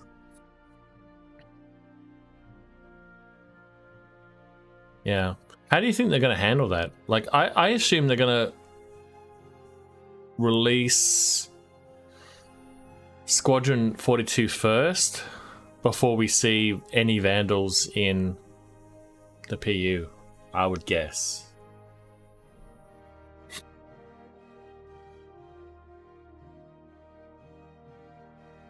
318 was my rite of passage, you know.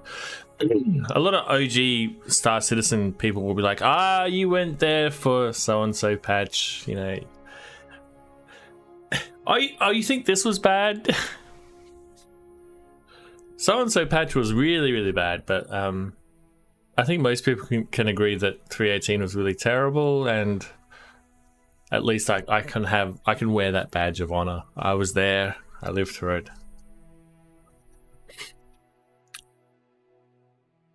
The end of the beta, normally there will be a great advance.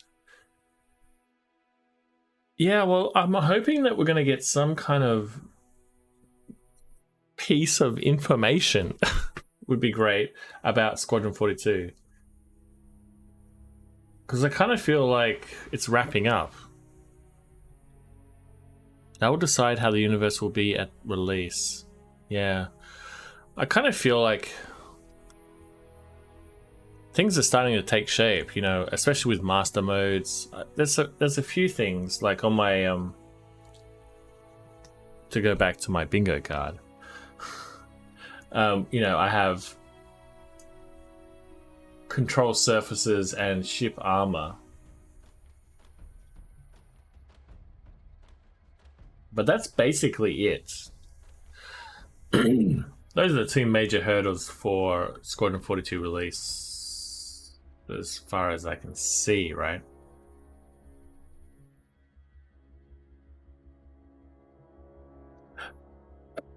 Master modes, but I assume there's only like 5 ships in Squadron 42, so I assume they've already all been converted to master modes. But I hope that control surfaces and ship armor are also in Squadron 42, and that we'll get some kind of confirmation of that in in Squadron 42. I hope you had a delicious lunch. I had a pizza. I forgot to eat. Galaxy Court here at the LA Convention Center. Something and sus. Just like the pizza I had at the Galaxy Court in the LA Convention Center back in 2005. I'm talking about the quality. It was good. It's just as good. We are here in the General Lounge. Oh, hey, we just came on in the General Lounge. Now batting center fielder, Manny Moda. All right, so we're here in the Yeah, no General worries, Lounge mate. with a collection of Star Take your time. No, I just assumed that you were getting some German waiting beers. For the start of our talking ship panel. Talking I almost said the wrong shit. thing. Our talking ship panel. That was my pun. And boy, I didn't realize how dangerous it was until it was live. Guys, we've seen 2 presentations so far. The first one had a whole lot of things in it. All at once, what was your favorite thing you've seen so far? Space cows. Space cows? Server meshing! Maelstrom. That story Chris told is the absolute truth. 3 weeks ago, we're just having a meeting, just this general, like, hey, what are you, just checking in on everything we're going to show at CitizenCon. And Paul shows him, goes, I have this video to show. I think I know how to show server meshing. And we watched it, and we're just like, and Chris challenged him right there. I said, hey, if you were brave at all, you'd do it live on stage. And then challenged him again to add 2 people, then challenged him again to add 6 people. And yeah, that's what we do. If you can do it live, you can do it live. What's the thing you're most looking forward to? PYRO? PYRO? Just wait. Remember, there's a day 2. Also, you may not day 2? Come on, man. The PYRO Playground, which we're about to go to Dan Haubeck, he's going to show us, is actually going to be available in the new Star Citizen Preview channel. You can learn all about the Preview channel and how that's going to work up on the robertspaceindustriescom website. There's going to be a selection. There's going to be a lottery of people who got the digital goodies pack from CitizenCon, those people in our concierge, and of course, our selection of our most devoted testers. And then they'll be able to play in the Preview channel throughout the remainder of this year before it goes to PTU and then eventually its live release. So with that, let's go to the PYRO Playground. Dan, take it away, man. Thanks, Jared. It's good to see you. Glad to see you're back out from backstage. Welcome back, everyone, to CitizenCon 2953. We are back on the show floor. Specifically, we are at the Is PYRO that Playground. audio out of sync? Easily the key feature of the show floor. We want to give a quick shout out to our two sponsors who helped make PYRO Playground and Checkmate Station possible. Shout out to CLX Gaming and Asus Republic of Gamers. You guys literally helped make this show happen. You helped make the PYRO Playground happen. If you look behind me, you see all these amazing gamers who are experiencing PYRO for the very first time. It's one of the key features of CitizenCon. This guy in the back is just like looking at the keybinds. Everyone who's here. Hopefully you guys get a chance to check out the PYRO Playground later today. I want to talk a little bit about Those what seats made do not PYRO look so comfortable, man. Spectacular to bring it here, and to help me do that, we got Michael Smith. You guys may know him as Bayor, head of the player experience team, talking a little bit about what it was like to bring PYRO here. How's it going, Bayor? Pretty good, really good. Now, Bayor, really quick question: what were your expectations bringing PYRO into players' hands for the first time? I mean, it must have been a very kind of nerve-wracking thing. There's a lot of anticipation for something like that. So, what was your expectations bringing it here today? Well, honestly, I didn't really have a lot of expectations because PYRO is an entire system. So it was just, let's get it out there, let's see what happens, and see how much we can get done, how much content we can get out. But yeah, I have no expectations. Yeah, it's so big that you just can't think about how big it is. It's so monumental. And from what I've been seeing, people are having a blast. Everyone I've seen come out of the PYRO Playground has a big smile on their face. Their faces look blown. They just look so happy to experience PYRO. And so, what's the I would be happy to experience PYRO as well. Honestly, a lot of it's been the environment, but the big surprise has actually been some of the FPS AI. I think players who are going to fight the FPS AI are kind of surprised they're so hard. Some of that stuff is new tech, so it's neat to see players dealing with that and realizing, oh my god, I have to really struggle with this and really fight to deal with these AI. It's really fun. So would you say it's a little So bit would more I. improved than what's So currently on would the I. market right now? Miles better, yeah. That's fantastic. So give us your 30-second journey of when you got your hands on PYRO, because we've had multiple internal playtests leading up to CitizenCon. I've been in several of them, and I know what it was like for me being in PYRO for the first time. But for you, what was it like getting to play PYRO for the first time? No worries. I should go too. I should really go too. I can't believe it's like 6:50 at the moment. But thanks for giving me company, man. Take care. Take care. But it's also moved a long way since then, and so it's been fun to see every single iteration. But yeah, the first experience is just super mind-blowing. It just looks so different. Yeah, it's just being on Checkmate Station. You can get lost for there forever, and players only have 40 minutes to do the PYRO Playground. And I've seen people go back in line. I've seen people just like go and redo things that they didn't get a chance to do the first time. So what advice do you have for people who are here at CitizenCon? Spoiler free, again, we want to give people at home something to look forward to. What is your spoiler free suggestion for people who are here going through it? Honestly, I would suggest to get out of the station. The station is really cool, but get to a ship, get to one of the planets, and get to an outpost, and especially see if you can do one of the FPS AI missions, because they're really cool, and that's a really fun journey. And we have Chief Technology Officer Benoit here. Benoit, what do you feel? Completely unplanned. Didn't ask him to come by, and he just stopped in. Benoit, what do you feel about PYRO? Oh, PYRO is fantastic. I love the new experience. I love the new environments. I love the FPS we're getting on these machines here. If you were at the playground, oh my god, like this is great. So I'm super excited about the Yeah. Sorry for cutting you off there. Yeah, I'm just looking at some of the screens, and it's so smooth. Like, it's so great to see people like enjoying PYRO for the first time with such a great experience to have for the first time for PYRO. So thank you guys for bringing PYRO to the players' hands for the first time. And we're going to talk really quick.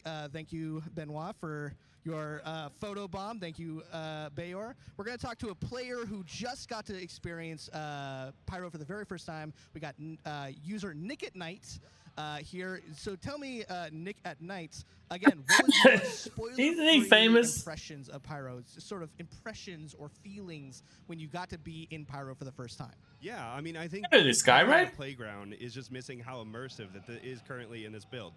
I, as Bayor mentioned, got out of the station, was able to see everything in the universe. And No it loading was screens. just amazing to kind of go between the asteroid belts into the new planets and see all those new things that you guys have been working on. So I was really excited. I love that. Yeah, there's some really cool things. I cannot stress enough how if you are here at CitizenCon, come over to the PYRO Playground, because it is just such an amazing experience. It's nothing like Stanton. It is so unique to its own vibe. So how do you think we did making Pyro here at CitizenCon? I mean, the people at home have seen bits and glimpses, but for you who's been able to see the whole thing, do you think we did a good job recreating Pyro now that you've gotten a chance to be in it? Oh, absolutely. I mean, from the game into the booths to the community events to the way that you guys have put everything together, I mean, it does feel like we are in Pyro right now. It's amazing. Good, we did it, guys. Everyone, wrap it up. We're We did it. We did that's it. not true. We're still got another day of panels left to do. So, last question. This is kind of a fun one. When Pyro makes it into live, where are you? This guy got more questions than Benoit. Oh, Pyro, hands down. You heard it here. This guy had such a great experience with the Pyro Playground that he is going to set his spawn to Pyro. Nick and I want to thank you for coming up here. Really appreciate it. I'm going to throw it back to Jared really quick and make sure that we are on our way back to the panels you guys are looking forward to so much. We'll see you back here on the floor soon. This guy's still trying to figure out his buttons. Am I on?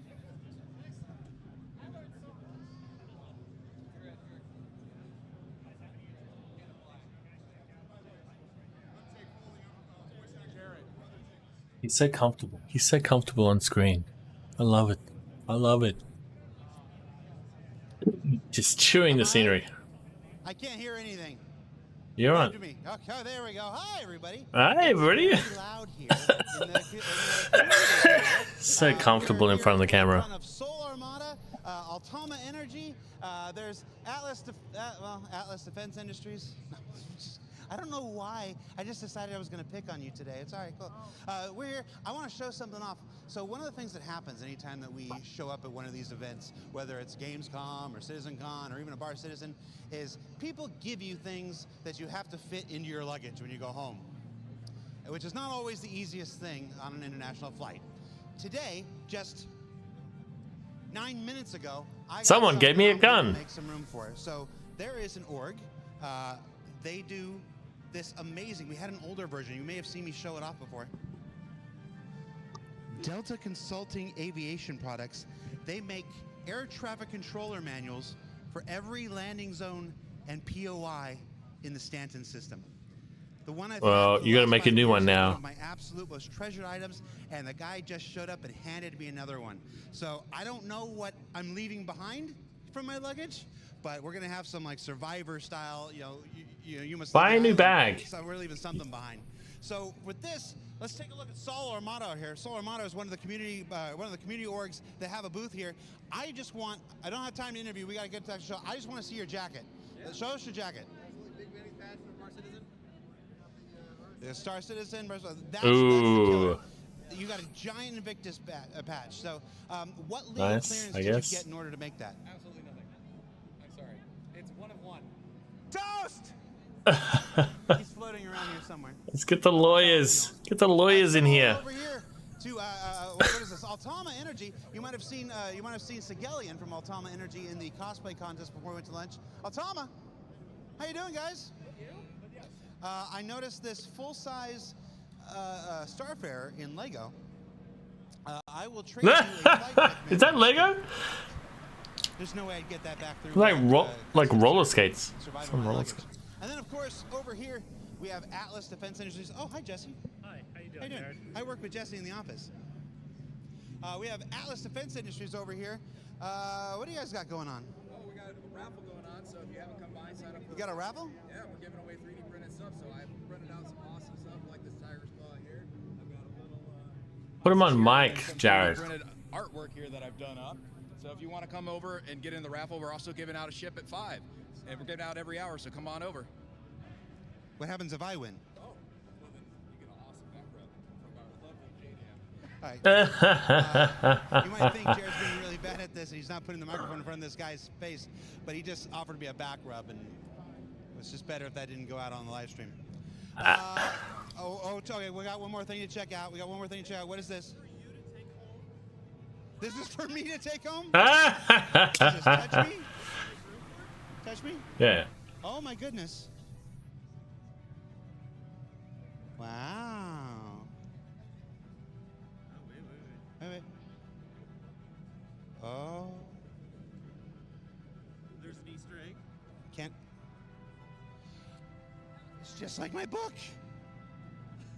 Wow. At this point, I'm legitimately so tired I don't have anything to offer in retort. This is just dang cool. Yeah, that's cool. Oh, all right, so I'm in my ear. It's time to return back to Hall A. Talking Ship with John Crew, Ben Curtis, Ellen Batchelor Jr., and Mark Gibson is coming up. So stay tuned. After that, Navigating the Universe with members of our UI team. And It's got to be the star map. Come on. Come on. You're going to see that and more. So Star map. Give me a star map, you bastards. sit down and have a refreshing beverage. Take care, everybody.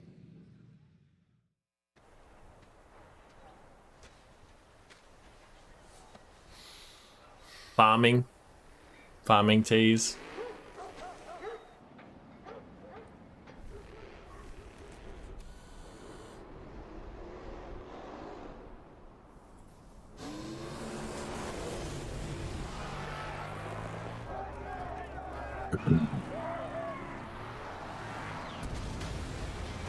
Whenever someone is in need of hope, you can feel it in the atmosphere. The spirit of Crusader.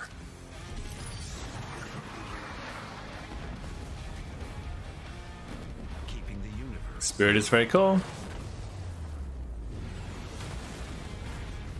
And secure. Forge the future you want to see. The A1 spirit from Crusader Industries.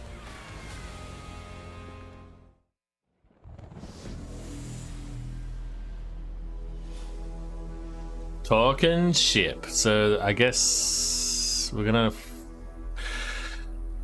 release some new ships, I guess. Hi everyone. Have we had a good morning looking at cool stuff?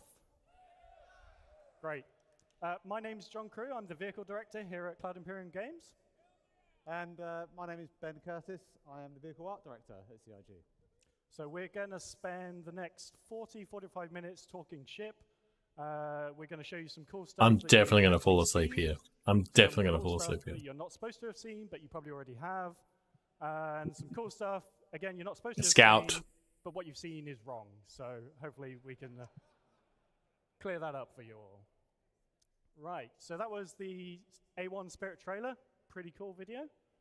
I like it. But we're now going to do a bit of a slightly deeper dive into the actual art and visuals of the ship. Let's turn this up.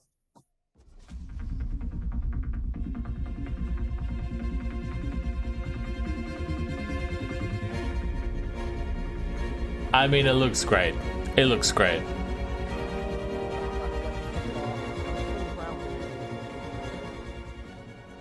As we move into the heart of the ship, this area is kind of like really dominated by those 10 sci-fi bombs.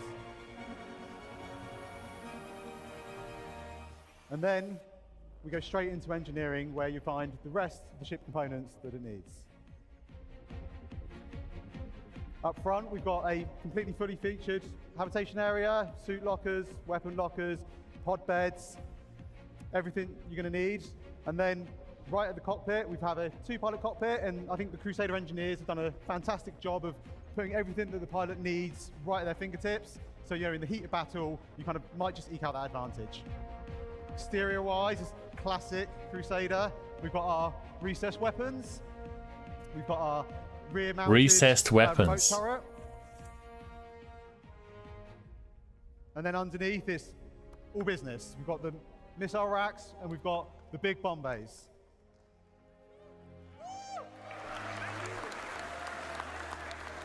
Very And nice. I think overall, Crusader have done it again. They've done a amazing job of packaging something that's like super feature rich and something stylish, sleek, looks fast, but still super aggressive.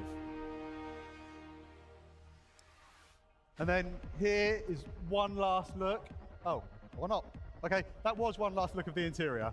So we had a really cool cutaway that you half saw. I'm sure we can show you that again later. If you like what you saw there, that is available now on that link and a QR code there that hopefully takes you to the right place. I'm not spending money on this game. Went live Thursday. I've honestly lost track of time the last few days. So yeah, that's the current. let's talk about something a bit further in the past. So, we have a timeline here from the today all the way through to today in game. And throughout that time period, we have our manufacturers in law, starting with RSI in the very near future, going all the way through to Mirai, which is this year in game. And over that, we have some very old ships, ships that people think are quite old.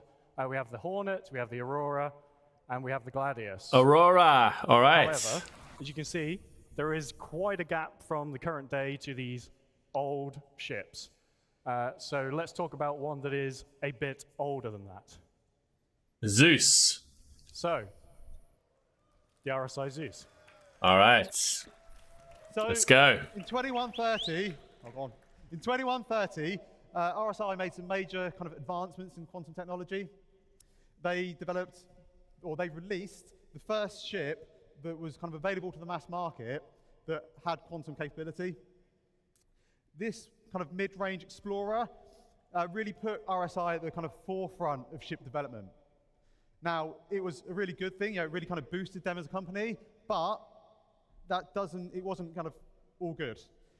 The original RSI Zeus had major issues with its hull integrity.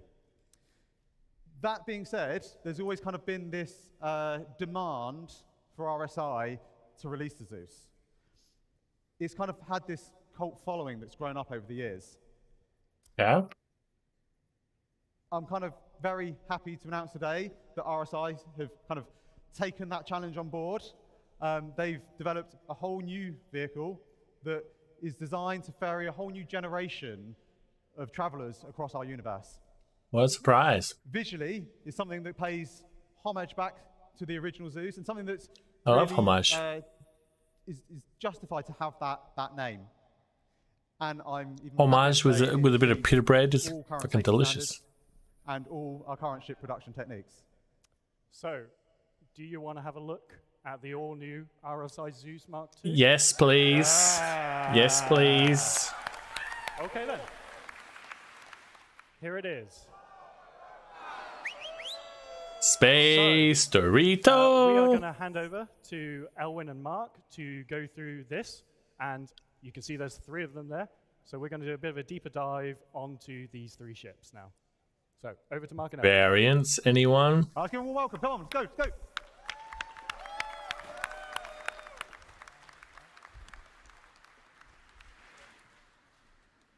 Hi there, everyone. My name is Mark Gibson. I'm the lead vehicle content designer at Cloud Imperium Games.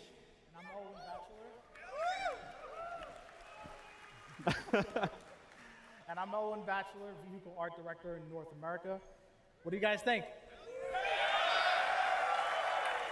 Awesome. All right, well, I don't know. I'm just not excited by concept art. That's I don't know. When I see it in game, it's like, wow, that's really cool. When we decided we wanted to tackle the Zeus, we had to consider what direction RSI would take. when they introduced the spirit class, it was just like. Because although it was obviously a massive piece of And then I history, saw it in game. It's like, that's fucking cool. That's so fucking insane. So we had to consider. And now I've exactly got like what we wanted to do with the ship. This kind of vibe. It's like, Decided to go for yeah, 3 yeah. variants, allowing you to pick which way It's you a want spaceship. that It's a to play. picture of a spaceship. What do you want me to say? Talk about those variants that we decided on in the end, and go into a bit more detail with them. First of all, we have the ES. The ES is the essential. It's the long-range exploration version of the Zeus. It's designed to let you go out for a long time and explore the universe. Next up, we have the Mark. The Mark is the bounty. I thought it was Marquee. This is there for you so you can actually go out, find your targets, and bring them back. It's also been purposely outfitted so that you have all the tools that you need to disable, capture, and bring them home. Finally, the last version we're going to talk about is the CL, the Clipper. Might be a name people are familiar with if they know much about maritime.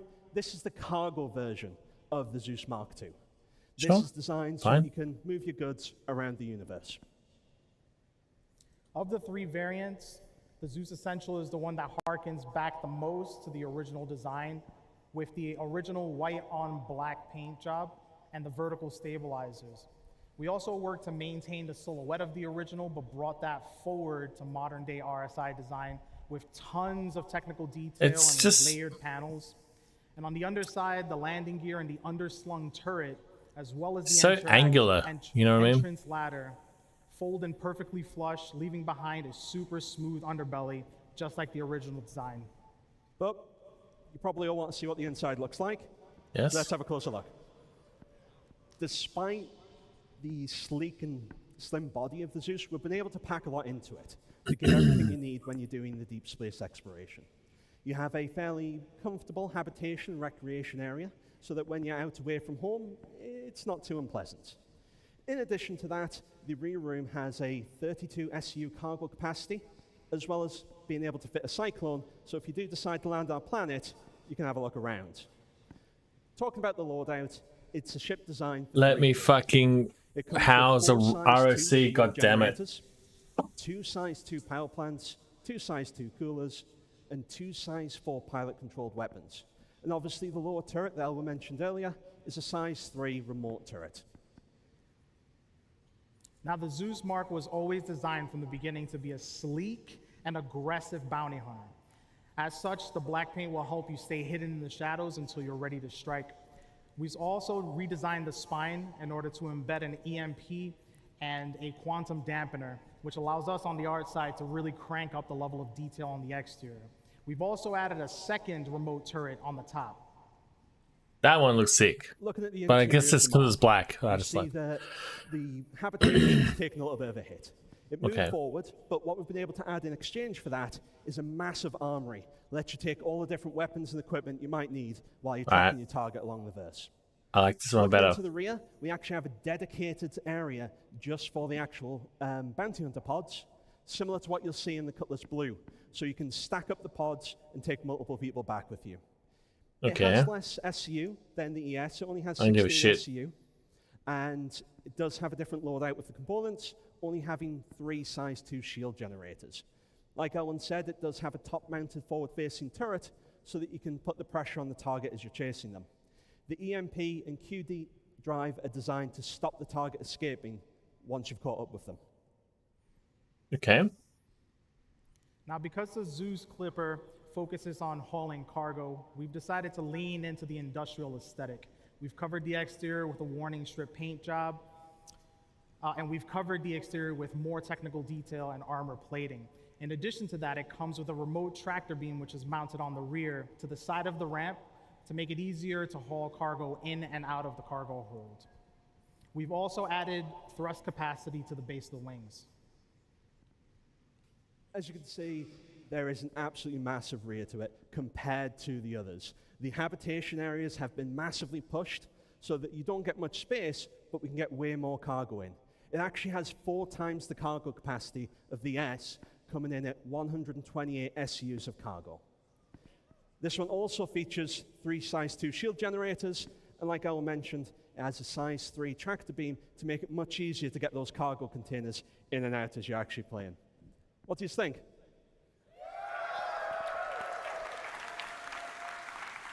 I like the second one.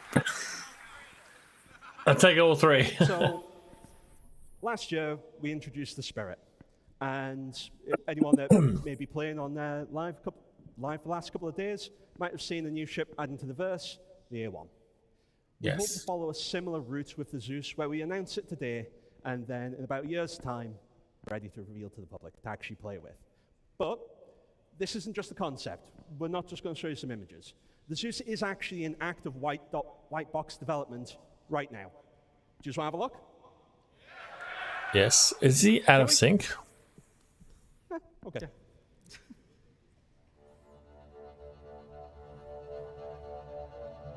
It's a pyro All right. station. So as you guys have seen with the Spirit and with the many ships we've released thus far, our ships can, when they're finished, look absolutely gorgeous. But before any of them get to that point, they have to go through a very specific development process. And this is the first stage in that process. We call this white box. At this point, we've taken the concept, ripped it to shreds, and then reassembled it and plugged it all back together within the editor so that we can get a real good look at what players are going to see when they finally get this game. I love At this it. stage, Fucking with violence. the Zeus, we've already ripped out all the thrusters, we've ripped out the landing gear, the turret, the seats, the beds, all of the interior spaces, plugged those guys back in, and we have what you see here.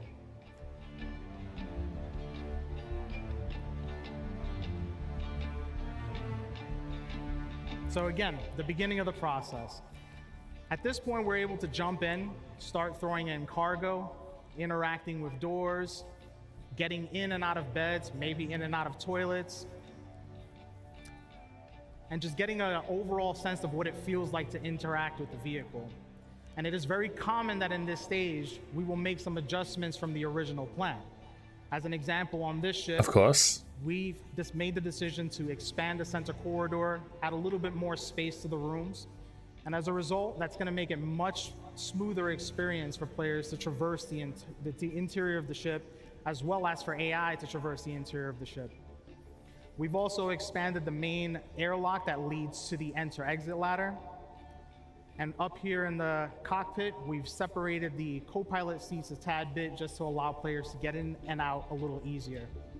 So with White Box, not the prettiest stage in the process, but it is essential that we nail this, because it means we'll be able to deliver a beautiful ship that is also extremely fun to play. Did you say could, may, or in the future?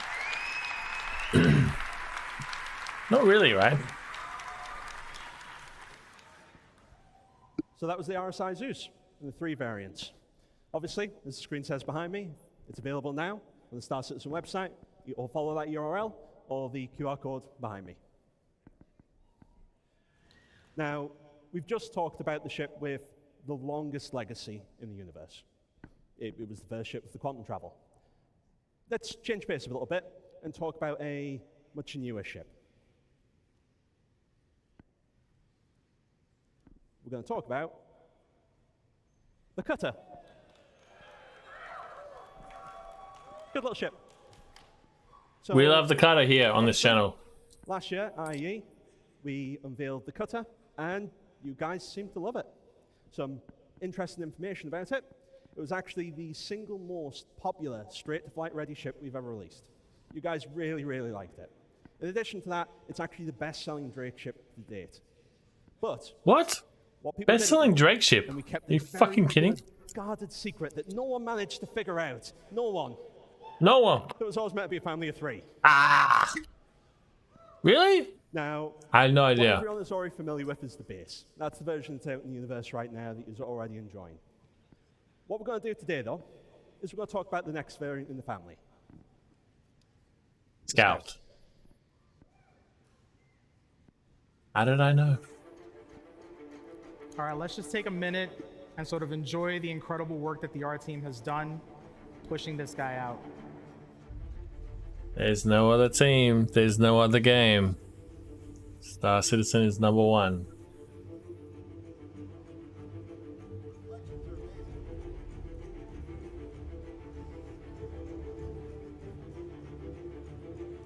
When the original when the original Cutter was released, it helped us to refine the Drake aesthetic. And now with the variants, we'll be able to add a unique identity to each version. You don't refine the Drake On the aesthetic. Scout, we've decided to replace the main thrusters with a dual thruster system. And you'll see here we've also added a radar dish to the top, which relates directly to the scanning gameplay that comes with this ship. In addition to that, we have What does that mean? What does scanning gameplay mean? to just push that flavor a little bit further.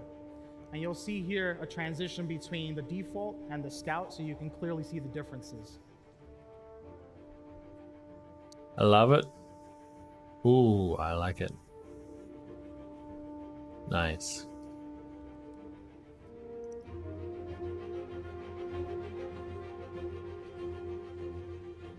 I love the cutter. It's great. It's a great ship.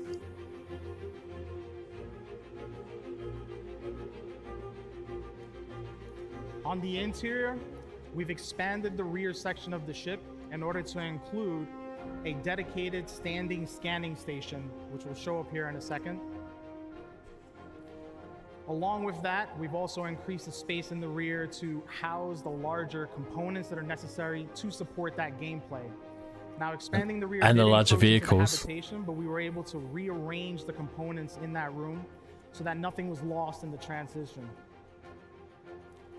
And on the cockpit, World it's the class. same These boys are cockpit world that you all know class. and love from the original cutter. From this view, you'll more clearly see the shift that we had to make in the rear in order to support the gameplay that we're trying to achieve. I love it. I don't know what it means. I don't know what it means. I love it. We're It's really great. proud of what the team has done with this ship, and we hope you like the Scout as much as we do.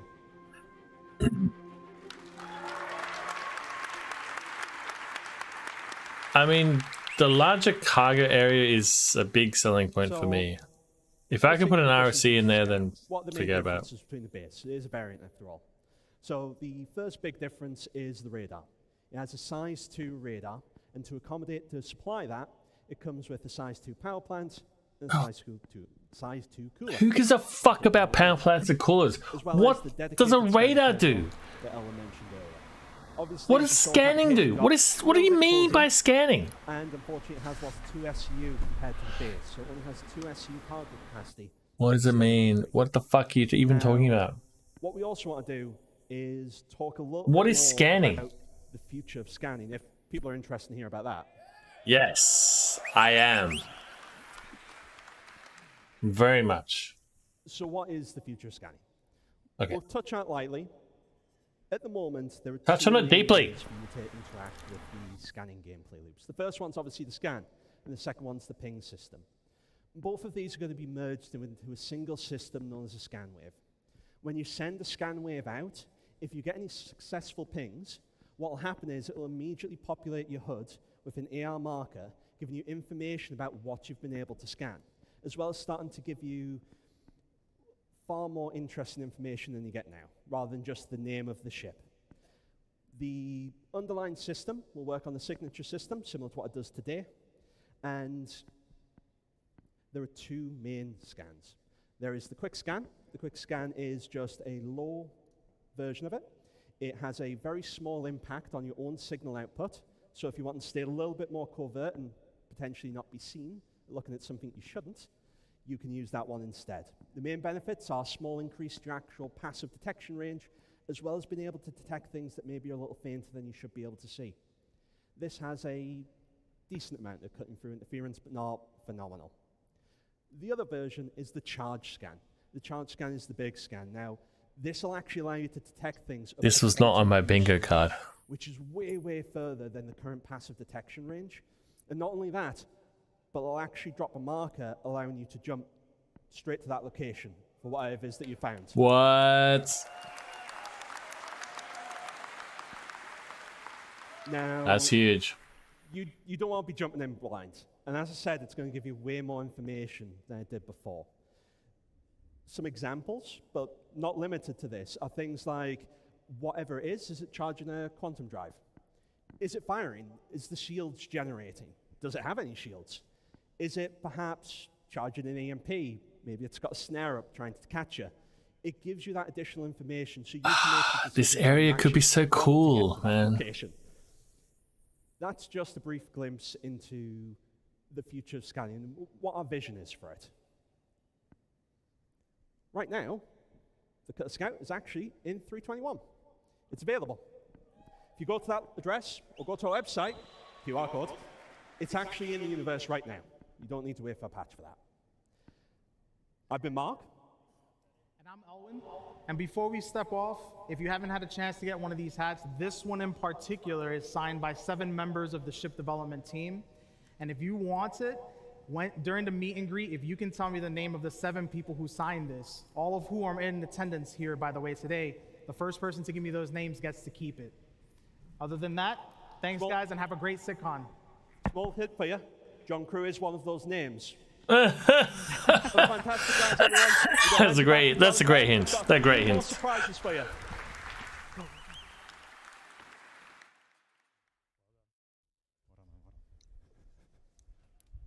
Oh man, can I take a piss or what? This is like back to fucking back. So, as Mark said there, scanning stuff is coming in the future. We didn't show a lot of it, Future. because it does sort of In the turn up in future. other teams' panels, and we didn't And want take to steal their glory a day early. And take so a piss. I highly recommend sticking around for both the UI one and the flight one tomorrow. So, we've talked about the past, we've talked about the present. Let's talk about the future. So, here is a big block of squares that represents our backlog. So, each one of these squares is a ship or a vehicle.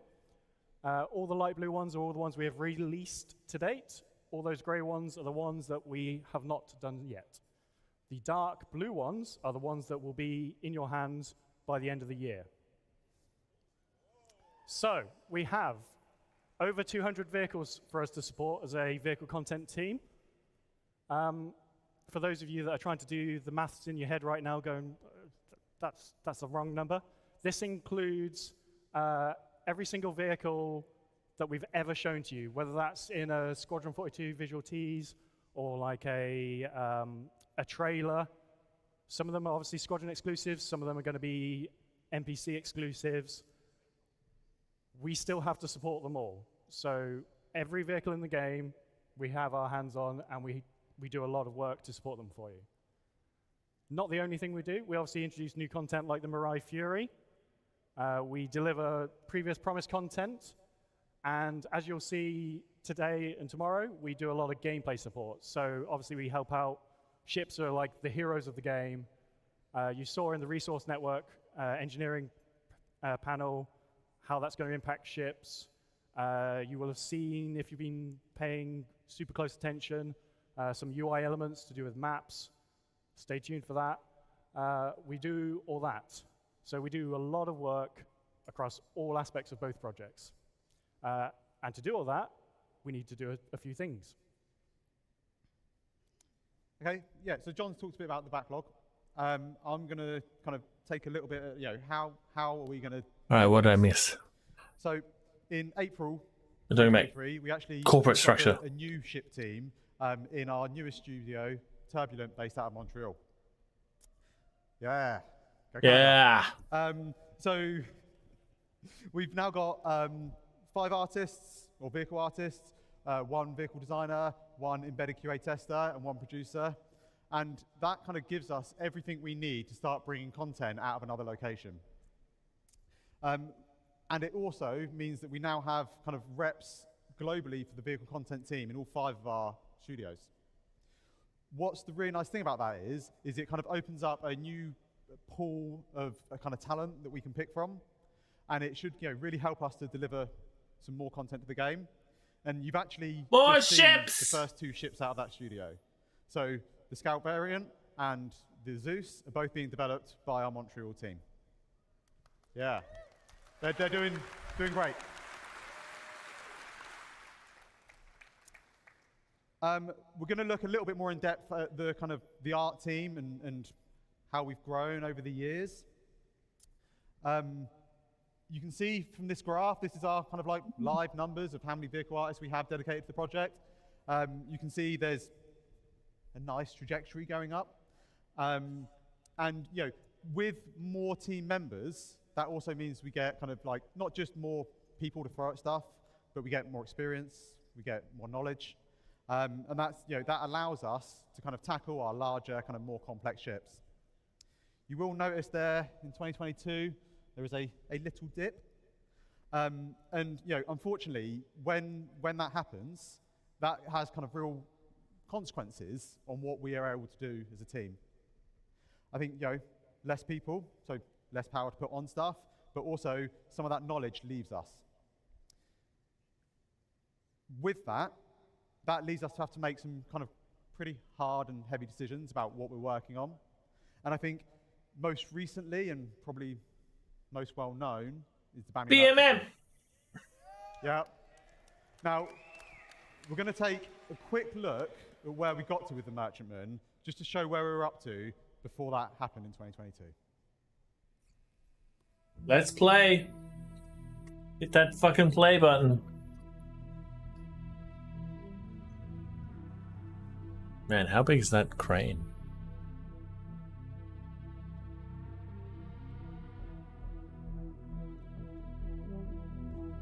I mean, it's fairly far along. Outside looks good.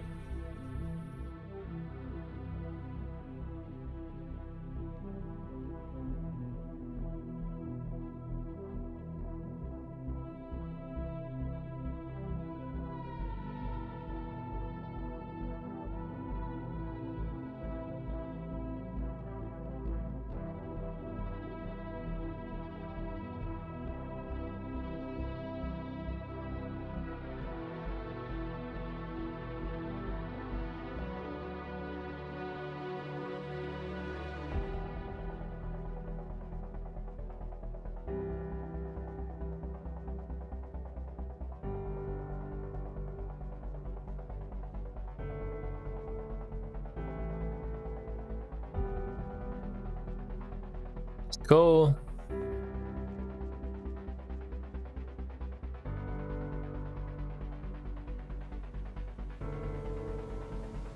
Looks like an occupational health and safety hazard though, but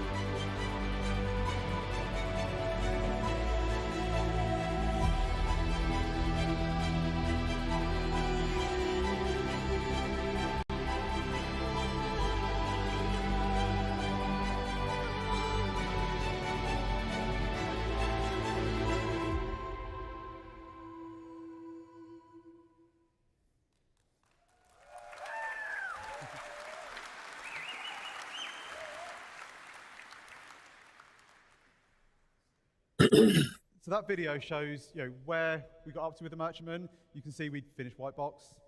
We were kind of into grey box. Some areas were further than others.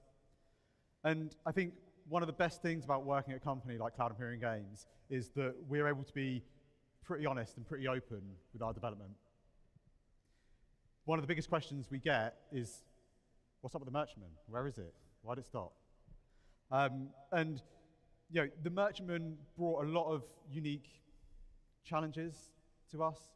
It was a completely new art style, something that's very, very different from what we normally do with our human manufacturers. I think, we could have paused other ships. We could have moved some of our other artists onto the merchantman. But with the kind of exodus of our kind of senior team in 2022, we didn't just lose people, we lost a lot of the knowledge that went into building out that white box and really kind of delivering that art style. What we decided to do at the time is, rather than try and rush something out and just get something out to get it done, we looked at where we were, and for us, the most important thing was growing our team back up. We wanted to invest in our team and use our seniors and our kind of managers to help get us up to the point where we can tackle multiple large and capital ships at one time. I think the graph previously kind of showed that we've got the head numbers now, and now it's about onboarding our new staff members. It's about skilling them up and getting them to the point. And I would absolutely love to be stood here on stage and going, yeah, look at the merchantman, it's amazing, like it's done. But we're not at that point just yet. we do see all the comments. I do see all the notes about it. And, I absolutely want to get this ship out and done. And, I just wanted to be open and honest as to where we are up to with the development. Yeah. To add to that, it is probably the most question I get asked at any event, and I really want to get it done, get it out for you guys, but we don't want to give you a half-baked thing. We want to give you a really great product that we can all be proud of, and it's delivered alongside gameplay. So, let's talk about something else quickly. So, Squadron 42 vehicles.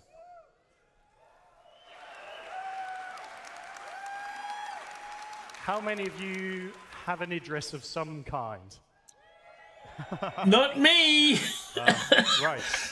Of some kind? What does that We plan mean? to deliver the Idris alongside the Squadron. And that doesn't Okay. mean just the M. We're going to deliver the M, the P, and the K kit all together in one delivery. What does that even mean? What's the difference between these fucking ships? Javelin owners, I'm afraid, you're going to have to wait a bit longer after that, is obviously the bigger ship players can own. And we have recently looked at what is left to deliver on it. We've got plans. There will be modularity with it. And yeah, that will come after Squadron releases. I should have written modularity on my bingo card. Vandal, Scythe, Glaive, Blade. After Squadron releases, you will also get the updated models as well for that.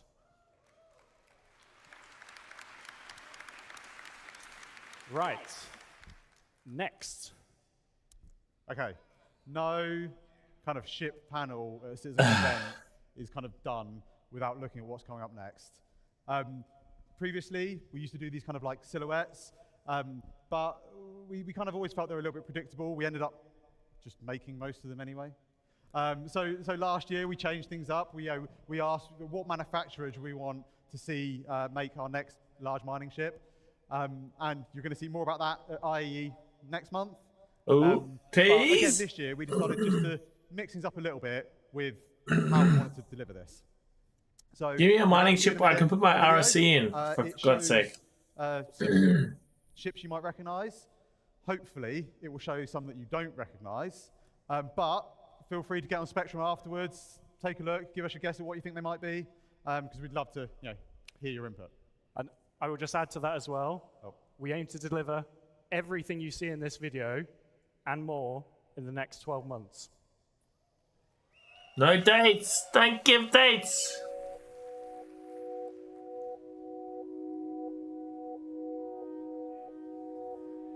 Next one.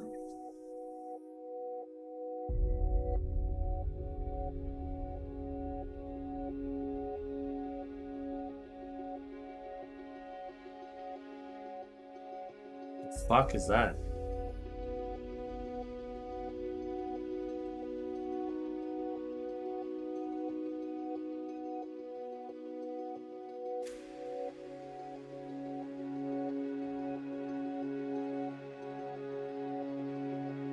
Legionnaire?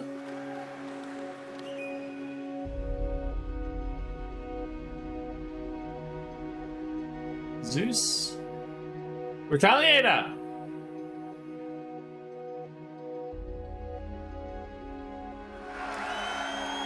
Polaris? Or I Galaxy? don't know if you noticed, but there was quite a big ship at the end of that video. And yeah, just to confirm, that is the Polaris. Ah, Polaris. So, we've done a lot of talking. We'll do a bit more talking about it. So yeah, okay. Just wanted to touch again on why are we doing an RSI ship? Like, what is with that? So the thing about doing another RSI ship is that we've got a really well-established art style for RSI in our universe, and it gives us the ability to kind of train up newest members of the teams on something that's kind of quite a known element. That is absolutely not the only benefit, though. The way we are planning on tackling the Polaris is not tackling it as one ship, but actually we want to tackle, well, anyone that knows our backlog knows we have a number of large RSI ships on there.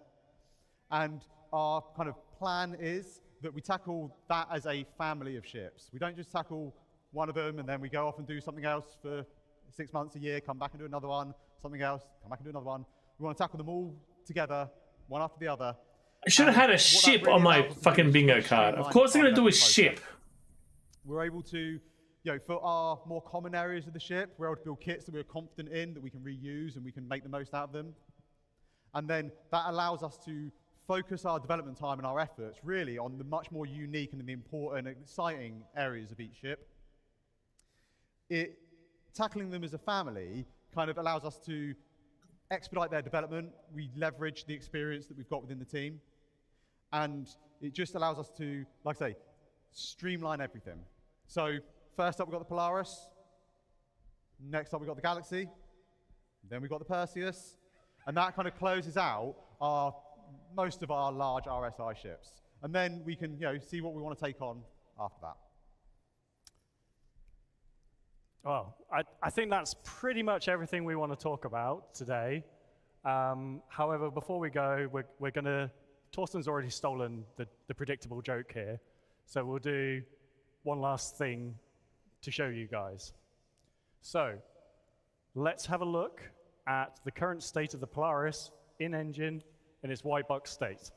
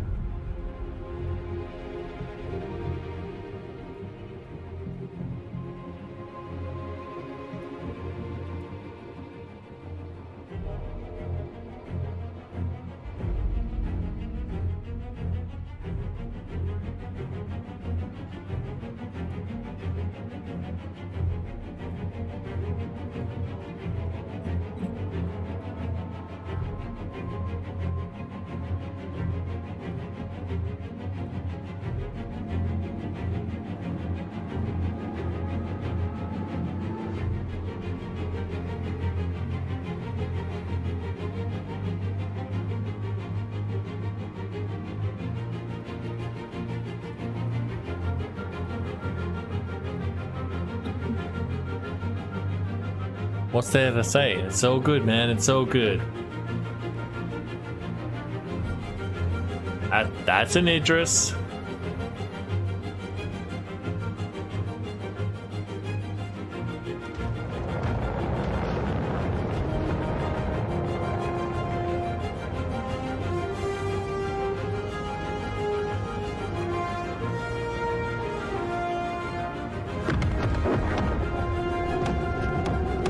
The fuck?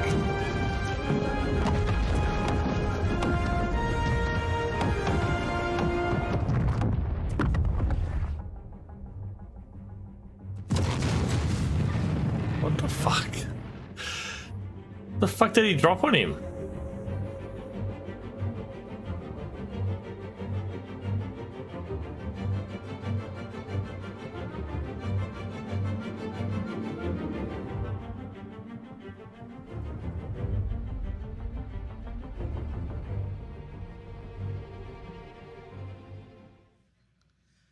Whoa! Did you guys see that? That was amazing! Give it up for the ship team, everybody. That was Alright, we're gonna turn this guy down. We're back on the show floor at CitizenCon 2953 to show you more awesome things you guys might be missing if you're not here at the convention center. Come follow me a little bit. We're gonna go on a little bit of a journey down just a leisurely Sunday road drive. And when I drive, I take my favorite vehicle for driving, the Drake Dragonfly. That's right, it is back from 2018 with a fresh new pyro paint job That you can also buy in the ship. pack if you purchase it now from the Robert Space Industries pledge. Here's the QR code. RDF did an amazing job of making the Dragonfly look super pyro themed. Look here, we have the pyro amalgamated label, I guess you would call it. I don't know what you would call it. I'm not Insignia? I'm not a Drake guy. We have like some very cool details, designs. I'm gonna try and hop on it. Let's see how badly this goes. Like a glove. Not too bad, not too bad. It's super cool being up here, actually. I didn't think it would be this cool being up here, but it feels like you're about to drive a Dragonfly. If you guys are still here at the show floor, be sure to check out the Drake Dragonfly. I really just want to, like, drive this thing off the stage. You know, Don't do it. Don't do it. feeling you have where you're, like, on a balcony, and you, like, look over the balcony, and you're, like, there's a little internal, it's intrusive thought. Yeah, an intrusive thought, yeah. My intrusive thought is drive away. And I want to drive away on the Drake Dragonfly right now. You're going to hit a small bump and then you're going to be launched into outer space. KRDF will be making those photos available to everybody. I'm sure we'll tweet it out. Galactica, get on it. You know, that's your job. Anyways, I'll cut it back over to Jared. I'll see you guys back here soon. Have fun. Fight for the mic. Just fight for the mic. Just grab the mic when you have to. All right, so we are here with members of the vehicle team. I want to say, at the start of the show, I made it very clear that marketing did not make any of those videos. Developers made any of those videos. I can't help but notice that Polaris took out that Idris really quick. Are you trying to start about 50 different arguments on Reddit? Oh, yeah. We love for the arguments. Love them. Polaris for life. After Idris.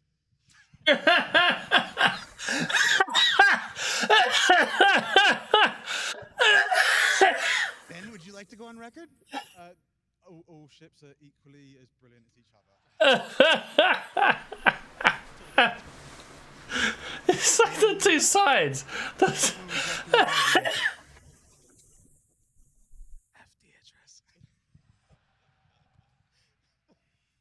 The views and opinions of Ellen Bachelor Jr. do not represent those of Cloud Imperium Games, Robert Space Industries, or its subsidiaries.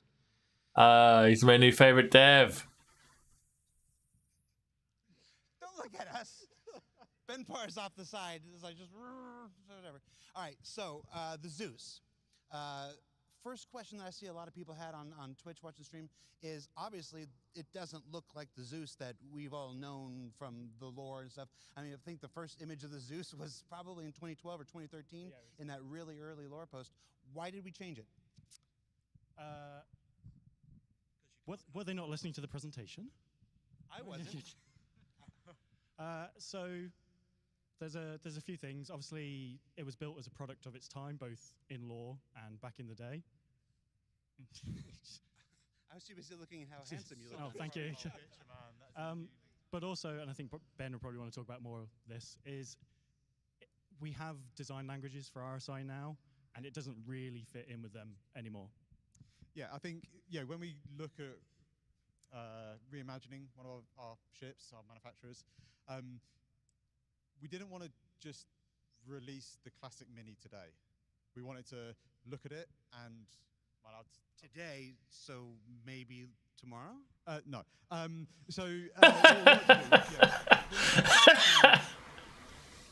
Both in terms of its quality and ship, but also visually. I think RSI has grown as a manufacturer over the years. I think Nice, send these guys back up. How not all ships roll off the production line in day one. No, each of our manufacturers I've also noticed have that. history, and I think it's fine to see progression for that throughout the timeline of our game. Sorry, Zach. Just say you hate the Zeus. But it's not just the visuals of it, though. It's important that the amount of time it would take to get your jalopy, because that's why I ask, and up to level. I didn't do it. He did it. He did it. This is the real reason. You're going to be in the center. You're gonna be in the center now. Go ahead. The amount of time it takes to actually get a ship, the amount of time it takes to get a ship actually flight ready in any universe, it would be a lot of work to get something that, for the most part, has about the same amount of space as a space shuttle, and you wouldn't be able to use any of the game flips. You wouldn't be able to fill it with cargo. It'd be really difficult getting out. And if we're spending that amount of time getting something flight ready in a universe, we'd much rather give you something you can engage with and do. It's fine. Do more with. It's far more interesting to get a ship that you can do bounty hunting in or cargo in. Yes, well, that's a good point. That's a good point. He comes over, asks us to do an interview, and wanders off. It's going to be one of those live streams, huh? All right, we're almost at the end. We're almost at the end. Okay, All right, so enough about what the Zeus isn't. The Zeus, favorite thing, top of your head, what's your favorite thing about the Zeus? Ellen? F the Idris. Mark, favorite thing about the Zeus? EMP, quantum dampener.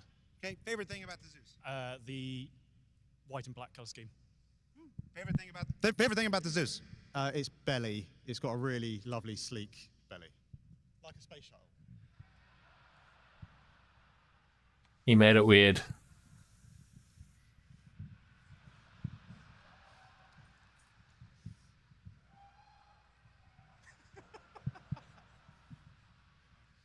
I just had this image of a Zeus wearing Spanx.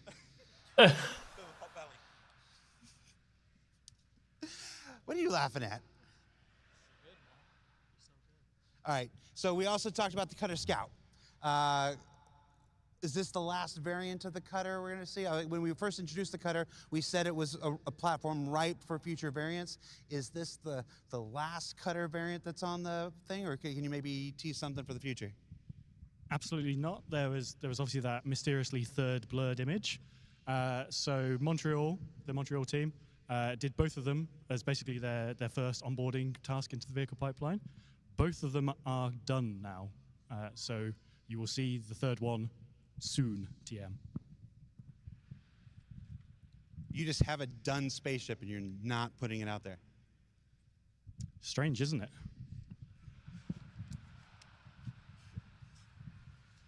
We do that all the time. We do that all the time in Star The Citizen. pipeline was BS. You've got a done spaceship. Put it out, John Crew. No, we've just really streamlined it. It's about the belly. All right. We're working with diminishing returns here, so we're going to wrap this up. We're going to go back to Dan. He's back in Hall B. I think he's at the merch booth. Dan, what do you got for us? Well, the opposite of diminishing returns is amazing merch. I am here at the merch booth. Oh, he spun that around. He spun that around. That was great. If you guys are at home feeling Let's the turn this guy FOMO, down. That's fair. You guys should have been here, and I'm very sad you're not here. I wish I was there. Most of the merch on display behind me is available for you guys to pick up at the RSI Pledge Store right now. Just click on this QR code. Exclusive CitizenCon stuff only for CitizenCon attendees. So if you're here at the show floor, come over to the merch booth. The line was astronomical earlier today. It's much more manageable now, so if you haven't gotten a chance to pick it up yet, now might be a good time to make your way over to the merch booth and pick up some stuff. I was given a sweet box as an early Luminalia present, so we're going to do a little bit of an unboxing to show you guys some of the cool stuff. I mentioned earlier This is grim.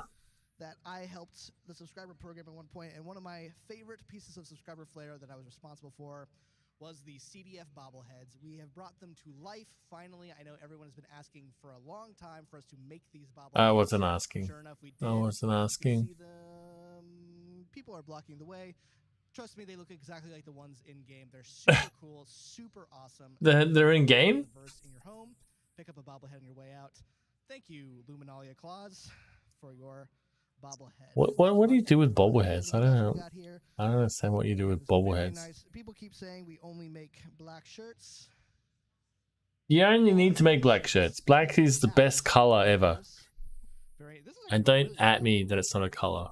They gave me this for a bit. I'm probably just gonna steal this, to be honest. Oh, You guys just won't fucking tell, right? steal. You guys, hey, no narking. Everyone, chat, be cool. I won't say anything. And we finally, man, this is so cool. I've heard about this, but this is like feeling it for the first time. We have this Black Star Citizen hoodie. You can see on the sleeves we have Xion and Banu.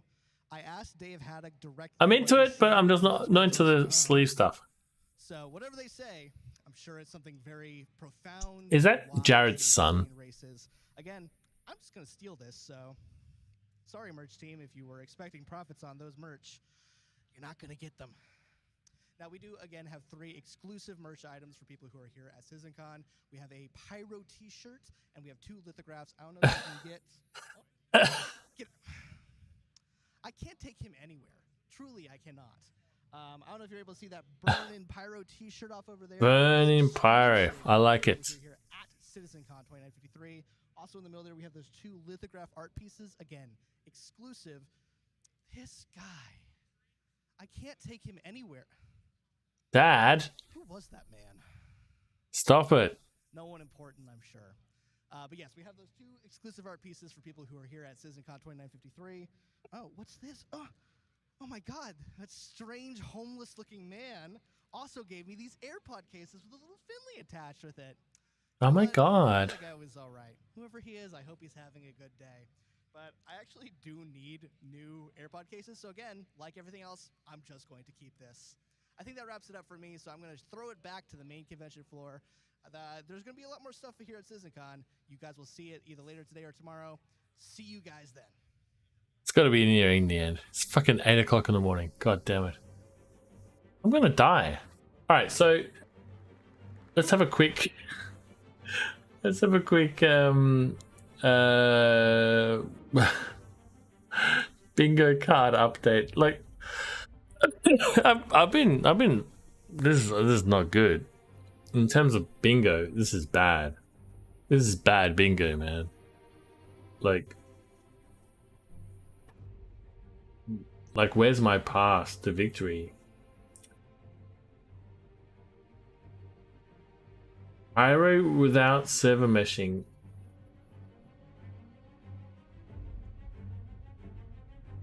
That's possible, but that might not be unveiled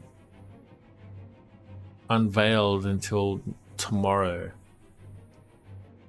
I would really like to see some kind of update about quantum and control surfaces. So this is a possible line here, that from control surfaces to PYRO. From the replication layer update to Vulkan update, there's just no path there. There's no way I'm gonna get a Nix release date to get that bingo. That's just impossible. I thought I would get like a diagonal get. Server meshing with PYRO. The thing about server meshing with PYRO and PYRO release date, that's a twofer. So if I can just get those, then Squadron 42 release date, EVA 2.0, and FPS scanning. Like, from server meshing to FPS scanning, that's a decent run, right? I think I can make that. Bounty hunting, server meshing, delay, FPS scanning. The problem is the server meshing delay. They haven't really given any dates for that. So, what delay? What? You know what I mean?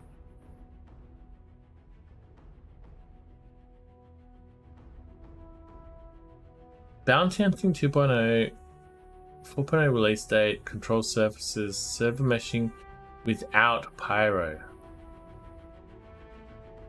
That's a tough line as well.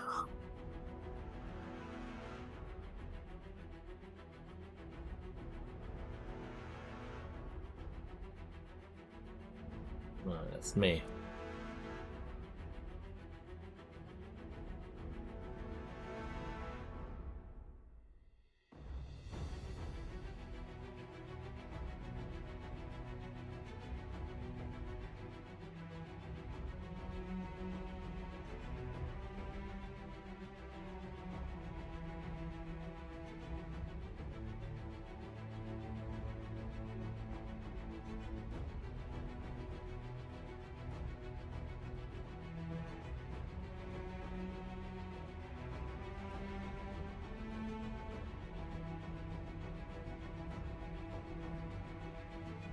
Really drunk.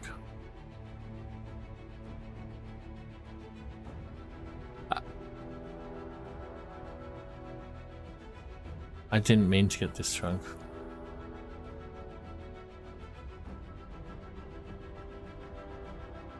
But, you know, it happened. And, you know, here we are.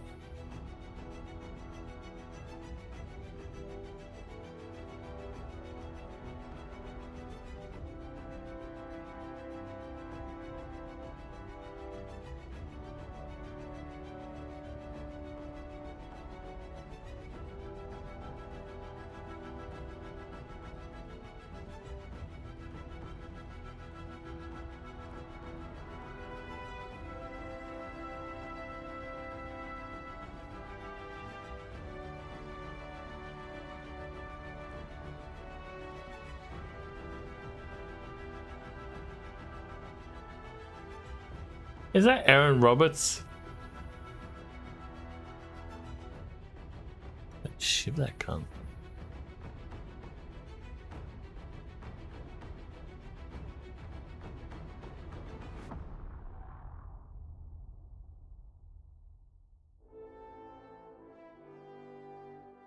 Hey.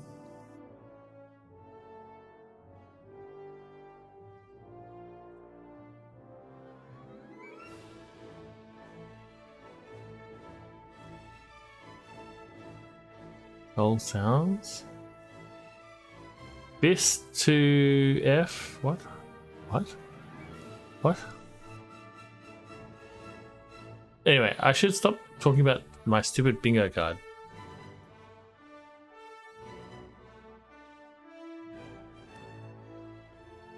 I've become distracted.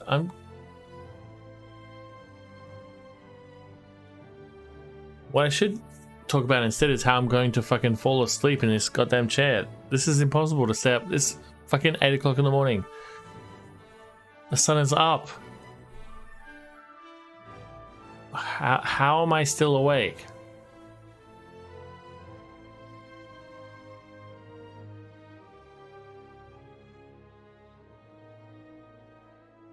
Oh, reserved.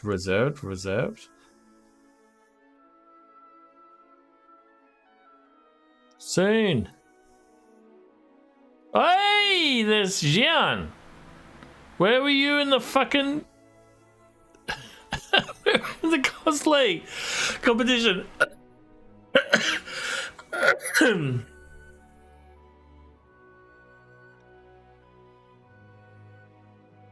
I love these guys. I love you guys. I love you. That's great. I love it.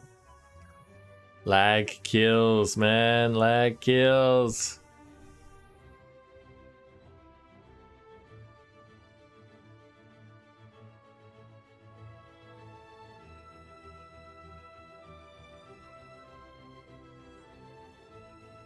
She's still on that phone.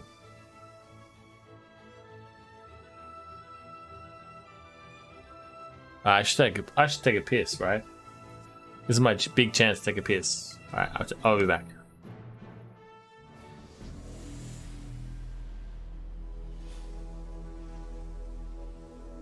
Don't stop without me!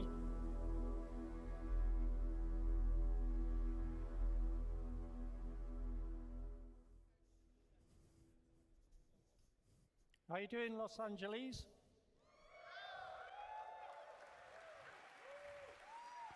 Boys, a lot of you here. It's great to see you. Hi. My name's David, but everyone calls me Bone. Don't ask. Or maybe ask me later. So, my job is to oversee all the technical implementation of the UI across the company. And if I'm lucky, I get to do some programming from time to time. At previous CitizenCon, one in the flesh, in Manchester, I talked about UI tech with my friend and colleague, Zain Bian. And we were making new tools and technology to help our developers with, to develop their UI. So that was a few years ago now, and now I'm really privileged to share with you how this technology is being utilized by our talented designers to help improve your experience. Fucking star map. Show me the goddamn fucking star map. You bastards. We'd like to show you some of these improvements which Alright, will help you, let's do it. the players, navigate the Star Citizen universe. Alright. We're talking UI. Space is big. So, why are we doing this? Well, Star Citizen is big, really big. There's so many unique places, massive planets, moons, space stations, rest stops. Good Douglas Adams reference. We have a huge range of spaceships of all shapes and sizes. And there's an enormous amount of things to do and see and people to meet. And all this can be shared with friends online.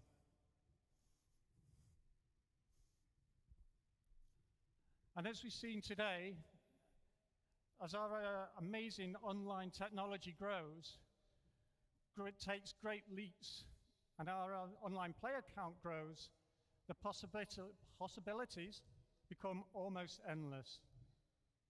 So how are we going to make sense of all this? Right. Well, one of the main ways we do this is with a user interface, or UI for short. We're talking HUD updates. We're talking HUD updates. And we do this in loads of Red ways alert, that red you see alert. already, whether it's your vehicle MFDs, or the HUD, or the kiosks, where you get your spaceship, or you trade commodities, or buy weapons, and all manner of diegetic UIs that you see. Diegetic meaning like things in the world that you can Yeah, don't worry. We know what diegetic means. Don't worry, we know. We We know. visor display. Now, the visor display gives you vital information about your status and the environment around you. But this display has gone through many iterations over the years, and it's been built upon and adapted. And I don't know if who remembers Arena Commander 1.0 that came out. That came out about a year after I started, which was primarily space combat and racing, so the visor was geared towards that. And then it evolved with our first ventures into the online universe. And as all the features get added and all these new things, the visor grows and we put things on it to show you, different statuses and tells you all about what's going on. But with all this evolution, we sometimes lose focus. There's so much we need to know, and when we need to know it is important. So how do we zero in on what's important and at what time? So leaning on this technology that Zane and I and the UI tech team wrote a few years ago, we're trying to take a smarter perspective and rework the visor for you. So I'm not going to tell you about that. I'm going to invite Simon Bursey onto the stage and he can tell you more about it. All right, let's do it. Simon?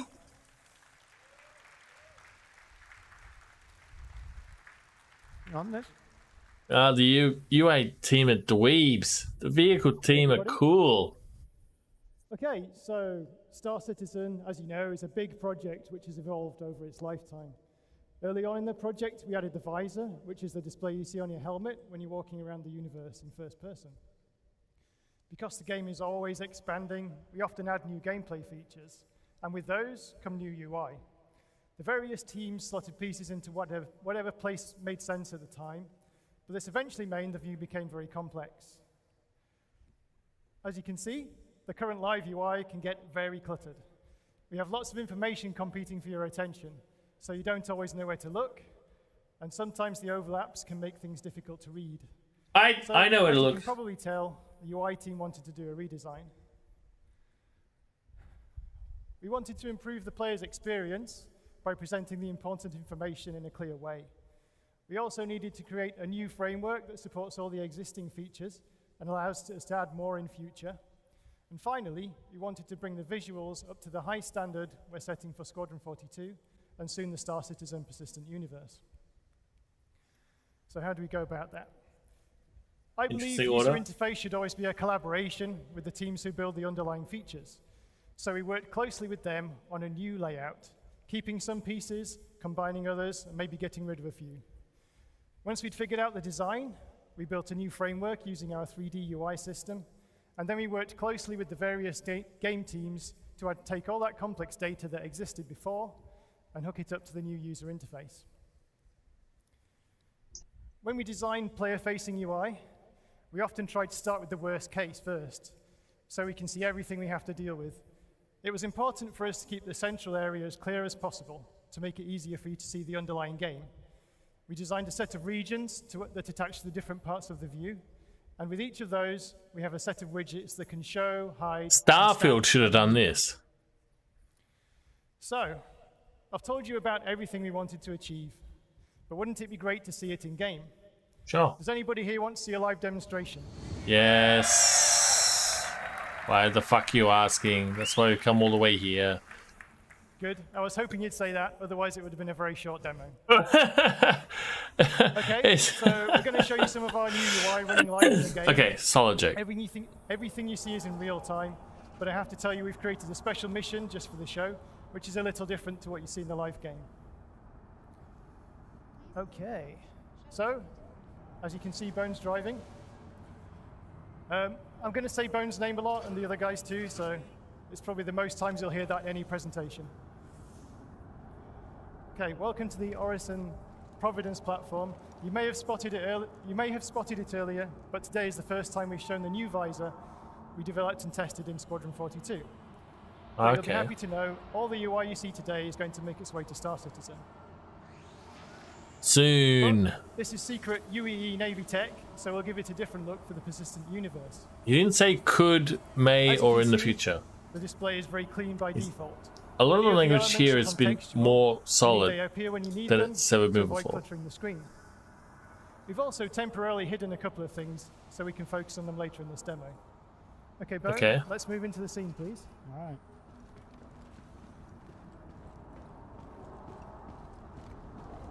Okay, when we get a new mission objective, it appears in the top right of the screen. And you can see that our first mission is to repair a radiation leak. We've done a major Yeah. overhaul of the augmented reality marker system, so we can follow Right. the yellow on-screen marker to get to our objective. Oh my At god, the top of thank the screen, you. You'll also see the compass. Okay, Bone, let's head towards the objective. Holy fuck, yes. We were already happy with the way the player status widgets worked, showing you contextual information about your character and environment. So we've given them some visual polish and added a few new ones.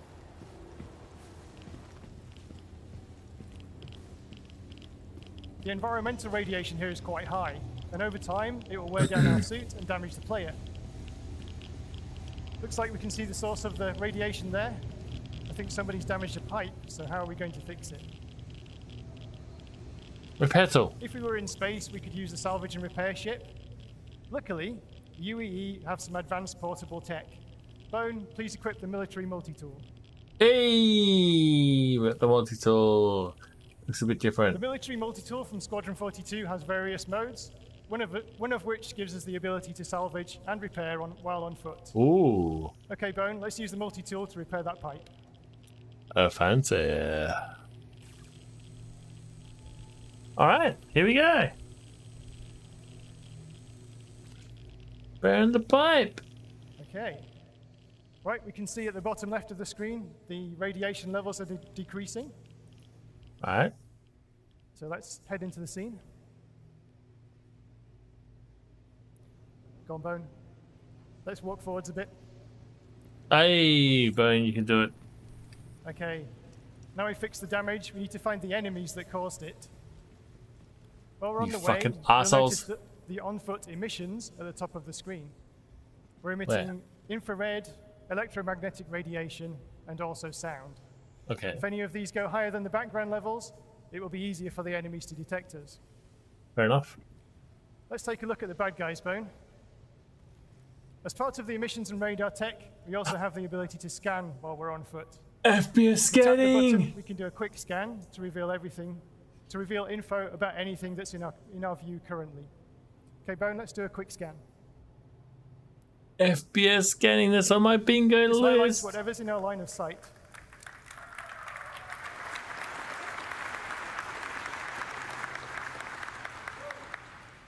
There's also some risk and reward to the scanning system. By holding the button, we can charge our scanner, and this reveals enemies through walls using a more powerful wave. But it does cause a spike in our emissions, which makes us easier to detect. Okay, let's do a charge scan, please, Bone. Okay, We can also see the augmented Beautiful. reality box outs, which give us a summary of what we've detected. Very cyberpunk. Okay, let's have a look at our weapons. Let's get the gun out, please, Bone. Now, Bone. Okay, we wanted to help the player see their equipment during combat, so we upgraded the weapons display. As well as the ammo in the gun and the spare mags in their pockets, we also now show the player's explosives and med pens.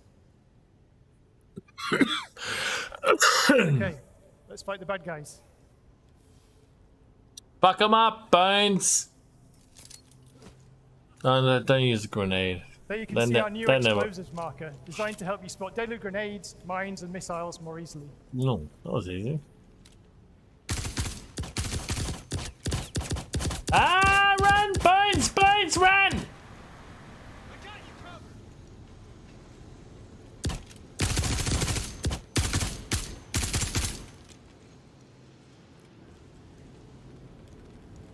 you do it?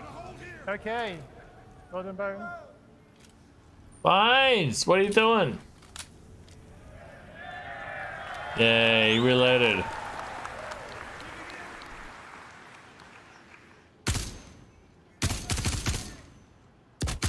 Oh, yeah, there's two of them. I didn't see the second one. Good job, Bones. Success. Okay. There's no more hostiles nearby, so let's take a moment to talk about the Mobiglass. Yes, The sir. Mobiglass is the Star Citizen equivalent of your smartphone. It has various apps that hook into the gameplay systems. Like all the UI we're showing you today, we wanted to redesign it with the player's usability in mind, to make it look good and also lay the groundwork for future expansion. Let's bring up the Mobiglass, please, Bone.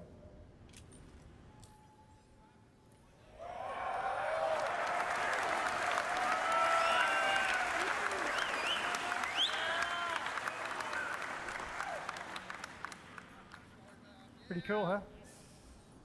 We've redesigned the interface to give a smoother user experience. We've overhauled the visuals, as you can see, to make it feel more three-dimensional and holographic.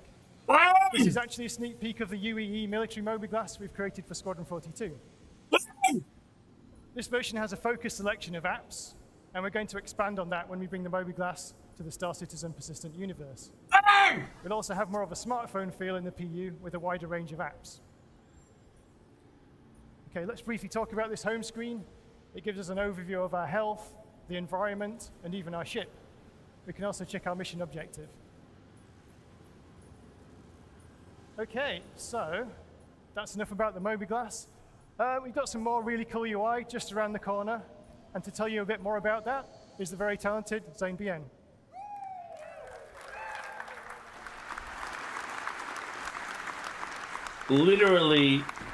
Literally the same shit they showed us last year.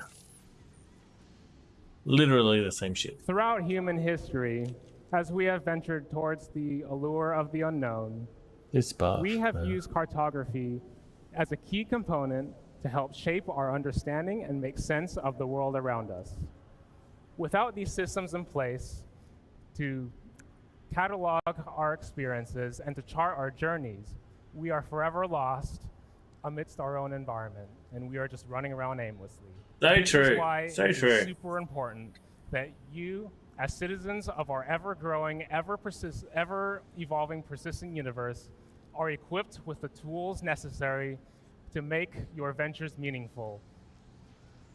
So, with that said, I want to show you something that I think is extremely cool. So, Bone, our next objective is to go to the map kiosk and download the terminal.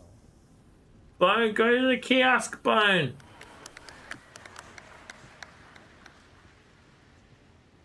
Turn your Let's go ahead fucking and light off, activate Bone. What you see on screen, what you see on screen is a fully live 3D representation of the environment that we are in. Turn your light off, Bone. Bone!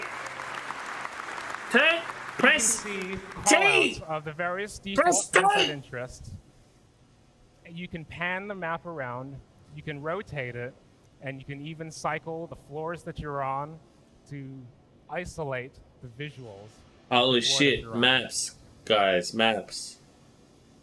So our current objective, it's much more interesting if we can actually take this on the go. So let's download it to our databank.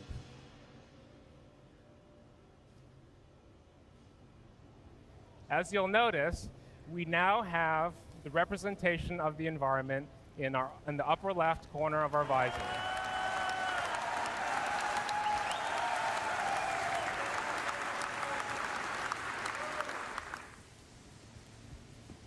Now, the thing that's really interesting to note at this point is not all environments will have such a convenient kiosk available. You may encounter run-down settlements, or you might come across a cave that no one else has ever set foot on before. What will happen in this instance is your radar will incrementally update your map, and it will incrementally reveal your environment and save that to your databank. So you kind of reveal it incrementally. So this map, what we see in the upper left corner of our visor is not really just a map. What it really is actually data. It's our radar. And we can see contacts on our radar as we scan. And it's basically what we have available stored in our databank. So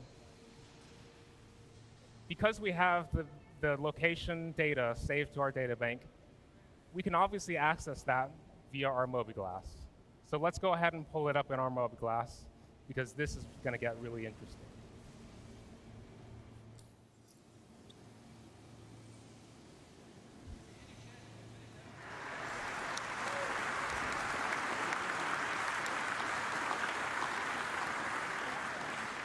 So Bone, I would like you to cycle between the different floors for us, please. So you can see this lerping transition between the different floors and marker callouts of our objective and also where we are. I would like to talk a little bit about the tech behind this. What you're seeing is not a pre-baked asset. And I want to reiterate that because all of our environments can be very dynamic and they can change. They can take damage. Perhaps economic shifts might cause changes in the environment. And we can't export totally custom assets. So what we've done is we collaborated with our graphics team to enable us to render the environment in this way. And what it is we're actually whitelisting objects that we render and excluding everything that we don't need to render. So in our level markup, we basically have the designers and artists mark up only the bits that are necessary for the map. This lets us have a very compelling visual, but without much of the cost. Okay. So I think what we can do at this point, what I want to show you is something very interesting. So we might look around on this map. I'm gonna fall asleep. And note down I'm certain areas just gonna have a nap. Might look interesting that we might want to revisit later. Good night.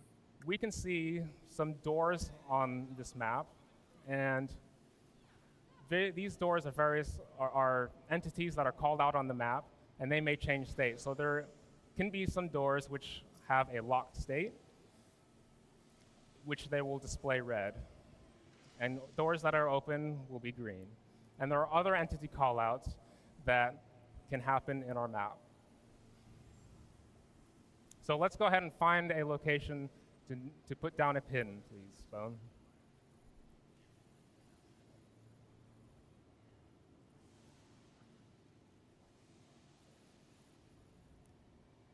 Maybe that one. Maybe that door looks interesting. Press T. Press T, you fucking idiots! What we can do is set a marker, and we can customize the details of that marker. Now, what you'll notice as well is as we set markers, there's metadata that is encoded into each of these markers on top of the customized name that we can specify.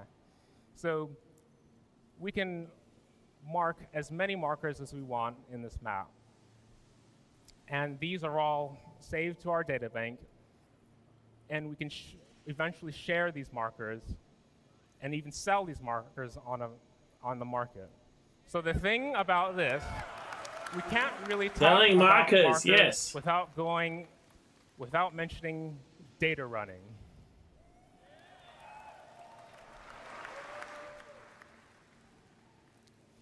So you might specialize in exploration, whereas perhaps a miner might specialize in the equipment, and they make investments in their equipment. So you, as an explorer, might be in the business of going around and exploring and finding locations that are very valuable to other professions. And the role of these markers are very important in coming up with the data and yeah, so it's very important. We can basically, when you name your markers, you can make it as maybe obvious, or you can leave it a mystery. So you'll have, when you sell it on the market, you could get rated for how accurate the data is. Okay, that's good. That's good. So the other thing is we have a mission objective as well, and it would be very nice to be able to route to that mission objective. How do we get there? That is another purpose of the map, is basically navigating and letting us know the way towards that objective. What a way!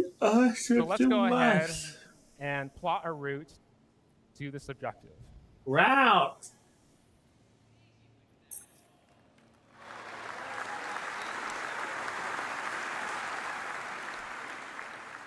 So we can see a line being drawn from where we are up the stairs to our destination and where we want to go. So you will no longer be lost amidst all of our super It's complex amazing! environments. Basic shit every game And has. what's worth mentioning at this Might be coming point, soon. and what's really cool Great. is this under the hood is actually utilizing another piece of tech, AI pathfinding.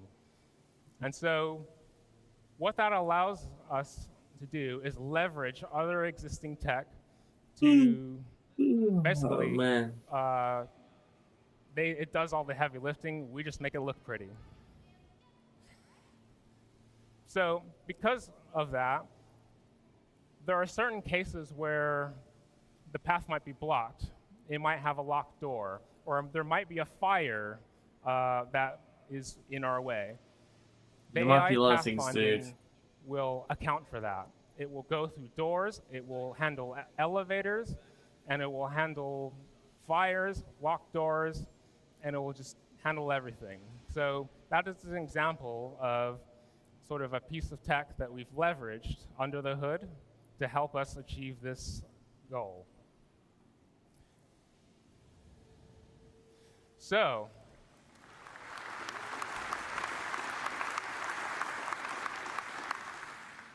one last thing we can do at the moment is we want to ensure that there are no more hostiles in our way as we make our way to our objective. So Talk to what we them. can do is we can send out a ping. Bone, if you send out a ping, please. So the scanning will also be represented in the map in the same fashion as it is when you're in FPS. So we know that there's no more hostiles. Let's go ahead and make our way to our objective. As you can see in the upper left corner, we now have the route line represented, our destination, and the distance it takes to get there. As we so traverse good. this path, the path automatically updates, and if you deviate from that path, it will recalculate the route you need to get to your destination. Right. It's like any other game. Wow.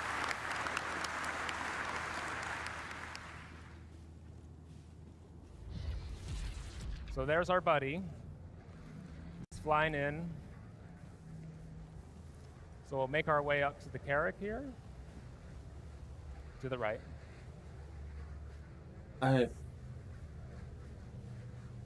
You'll also notice the pin that we've laid down, as well as our marker objective called out on the map. And as you'll notice, as we head up the stairs, the floor will dynamically change as you head up the stairs. If we can get past this first bit. You fell down. We don't trip up. I am. So as we make our way into the out of Carrack, it's not just environments or caves or cities. I'm out of it. We can represent the ship on our interior map. Like, that's it. And it's totally seamless as you transition between the two. It's seamless. Okay, here we go. There's maps. So let's go ahead and pull up our mobiGlas again and get a wider view of pull it up our ship. again. Let's pull it up again. So yeah. Anyway, we did okay. So we are now on the technical deck, but we can that's also see the other floors. If you traverse the floors, Bone, just to demonstrate it. Fine, why don't you just traverse Here's our cartography deck. Yeah, I get it. So, Down one. And our habitation deck. So, you will have noticed from a previous presentation that this in terms of very bingo, similar looking, right? I'm not sure which way I want to go. It's utilizing our tech.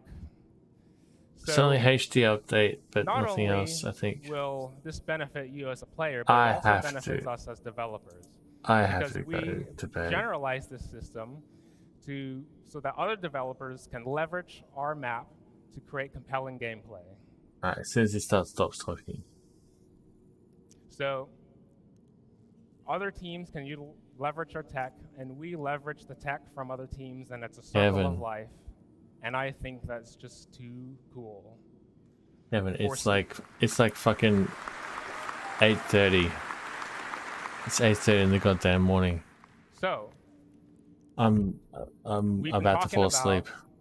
This is a long night. This is a long night for me. Representing ships on our map, maybe planet terrain. These are quite. I mean, our universe is quite big, right? I have to pass out. It's only a small fraction of what our universe is. What if? Oh, what now? What if? What now? What happens? Have we tried this? What happens if we just take your mouse wheel and just zoom out a little bit? Uh-oh. Keep going. Keep zooming out all the way. I've had viewers come in and out. You're not the first viewer. Let's go. So, it's not just the interior map. It's not just the radar. It is the map. It is one single unified system just across different scales. I can't. I want, at this point... Like, what do you want me to do? If another viewer comes in here and starts talking, what do you want me to do? And at this point, I want to invite Emily Hansen onto the stage to talk about the map as seen at this scale. It's a big deal. The map is a big deal. Thank you very much, everybody. Oh, right. So, excuse me. I'm a one chatter streamer. I don't just fucking sell my wares. Are you ready for this? Look at those tits. Are both of her nipples inverted? Do you want to click on the marker? Alright, so... As you all suspected, this is the star map. Have they fixed the fucking star map? Have they fixed it? Oh my god. I'm so excited to be here today to reveal this to you all. I hope you're excited too. I'm very excited. Now, I think we all know the current star map needed a bit of work. And we've done that. Okay. Now, mapping the universe is no easy task, but we've taken some big steps forward with this upgrade to make it so much easier for you to navigate the star. Before we dive into the details, let's just take a second to I'm more excited for tits. Phone, why don't you take a look around? Bone. He's called Bone, by the way. His nickname is Bone. Much like the interior map, the star map is holographic. And this lets us add some cool interference effects and details to our planet textures. Just make it functional, for fuck's sake. Oh my god, I don't care about this. And that we're currently at Orison. The player and location markers have merged at this scale because they're so close together. Okay. The player marker takes priority, which is why the marker displays the player icon and color. By smartly merging with bigger points of interest at larger scales, the player marker always remains visible to you. Can I Know zoom? where you are relative to points of interest near and far. Can I plot a course? So, is everyone ready to see more? Yes. Bone, let's take the step back button. That's the one on the right over here. Oh, I hate So that. we can see, take a look at Crusader and all of its moons. Well, maybe I like it. What do you mean unnecessary? Yeah, so here we are, Crusader, moons, orbits. You can also see that labels Fixing the star map is the most necessary thing they need to do. They're now fully 3D. It's a fucking which gives them disaster. a really cool perspective. Most labels are aligned to the galactic plane, and they rotate with the map. Bone, give the map a spin. Bone. Give the map a spin. Bone. Bone, can you tilt past the horizon, please? Oh, well, you know. That's Star Citizen's way. When we do this, the labels flip so you can always read them clearly. Yay.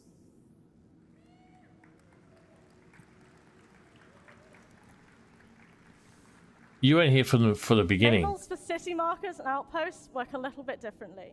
Bone, let's double click on Selin now to focus on it. Hey. They worked hard on those labels.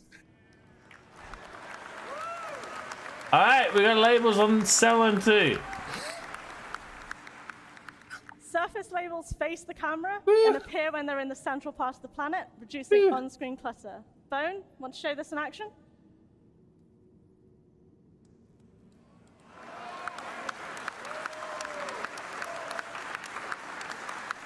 Well, you know, like... Markers on the far side of the planet fade out, so they don't take focus from the locations you currently care more about on the near side of the planet. Bone, can you double-click on one of the points of interest? Bone, why don't you click on the point of interest, Bone? As we selected this marker, its label will stay visible at all angles. This is the most exciting thing that they've been down so far. So far, we've A shown fucking you working map. buttons and If it works, double-clicking to I'm not jump to even objects convinced you're it does interested work. in. But wouldn't it be nice if I'm you still could also skeptical. freely zoom out and into locations? That Shall would we be try nice. it, Bone? Let's zoom out Come on, Bone. until we Zoom can see out. Crusader. You fucking idiot. Alright, let's sell it. Data. We wanted to ensure you have freedom to move around, but this flexibility requires us to be really careful about how and when markers appear. Markers need to Bone disappear loves being when they ordered get too around. small, That's his but thing. also He stay just loves visible it. when they're still relevant to your view. This isn't simple because objects in a solar system are vastly different sizes. It's not Think easy, about the Kevin. size of Can a you say star easy? versus It's not a easy. planet versus you, the player. You're kind of small compared to a star, right? Not you, lady. Our solution is a technique we call cosmetic scaling. This Okay. allows us to draw a marker at its real size when we are close to it and artificially increase its size as we zoom out until we reach the point where it collapses into larger points of interest in the hierarchy. You can see this in action here. There's no way It's a Crusader map. and its moons I get are it. this It's a map. size at this scale in reality. They've been scaled up massively so you can see them. Bone, let's zoom out a bit more so we can see the Bone. moons disappear. Zone out, Bone. Zone out. I would love if this whole thing would just You fucking can also start to crash. see Crusader's orbit line around the sun here. But before we go Okay. back, before we move on to that, let's zoom back in so we can see everything come back as we get closer. You don't understand, Kevin. You can zoom in and zoom As well out. as zoom, you can also pan around the map unrestricted. Bone, feel free to have a quick look around. Fucking idiot. As we draw closer to a marker, the cursor automatically magnetizes to it. This ensures you never lose track of what you're trying to view when you zoom in. No more zooming in on empty space. This is actually amazing. Bone, let's use this technique to take a closer look at Yayla. Yayla, it's yellow. This is the first video game and the last video game. This is the alpha and omega of video games. Bone, can you keep zooming in? Bone! Zoom in, you fucking idiots. You can see that the surface markers appear without us needing to select Yayla itself. Imagine how much easier finding that outpost will be now. Well, I'm gonna have to imagine. Because it's not in this patch. Crusader, as you all know, isn't all there is though. Got a pretty big universe out here. Yeah, we've Wanna got see some Pyro. more? Pyro!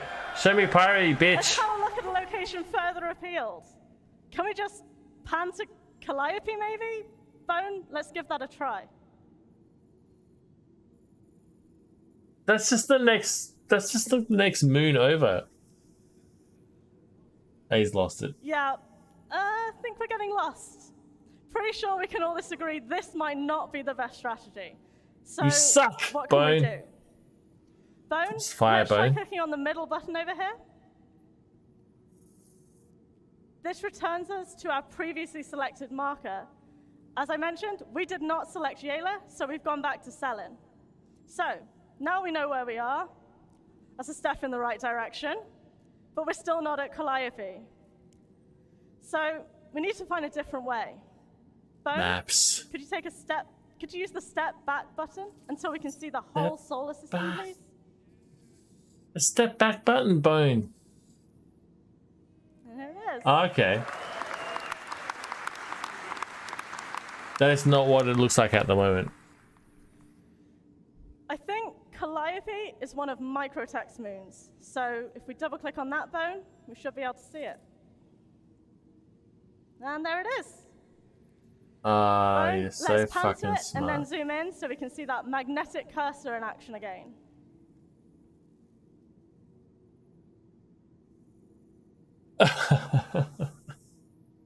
Hey, I'm clapping. I'm clapping and I'm not getting paid. Have you used It's it? so cool to see more of our moons and planets and how different they all look. Yeah, sure is. Okay. Have you ever used the map before? This is great. But what if I It's hadn't already fucking known awful. where Calliope was? Surely there's a faster way.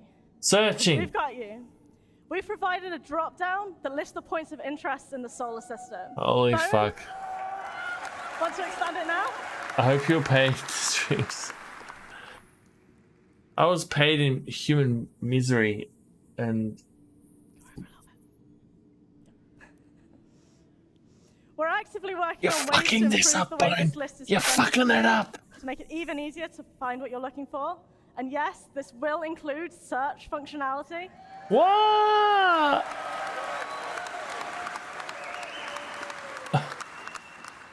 All games For have now, issues. Bone, let's use this to go to Ariel.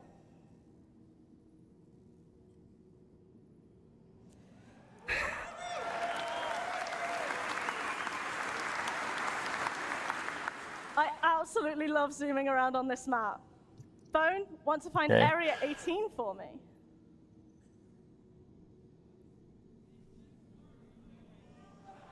All right.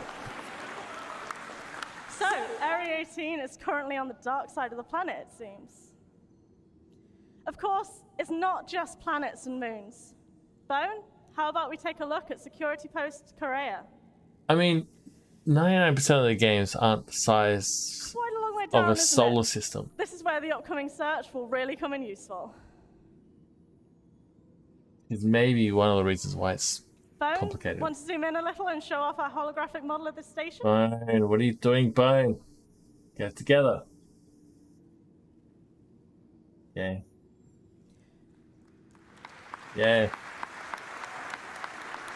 Bone, can you also... Bone, Bone. drop Can you down also again, please? Drop it down again, Bone. Fucking hell. As you may have noticed, the recent list in the drop-down populates as you click on locations in the list.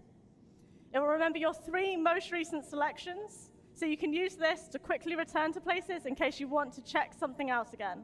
Yeah, Bone, whatever. let's use this to go back to Ariel. Like Bonehead. You know what I mean? Okay, so we've done a lot of exploring. I think it's time that we head back. We could do this by I have to selecting fucking fall Orison asleep. from the Oh my list, god, I have but to we fall asleep. also have our own marker that we can take advantage of here. The eagle-eyed amongst you may have noticed that the player marker clamps to the edge of the map, What? keeping it visible to you no matter how far away you go. To get back to our position, we could double-click that marker, or we could click the first of the navigation buttons to zoom straight there. Now, I'm sure many of you have been wondering if we can go back to our Carrick map from the star map, just like how we got here from the Carrick map. Yes, the answer is yes.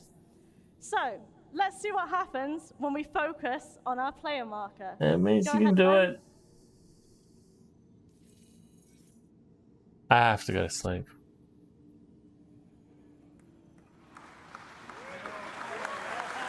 Does that say technical debt?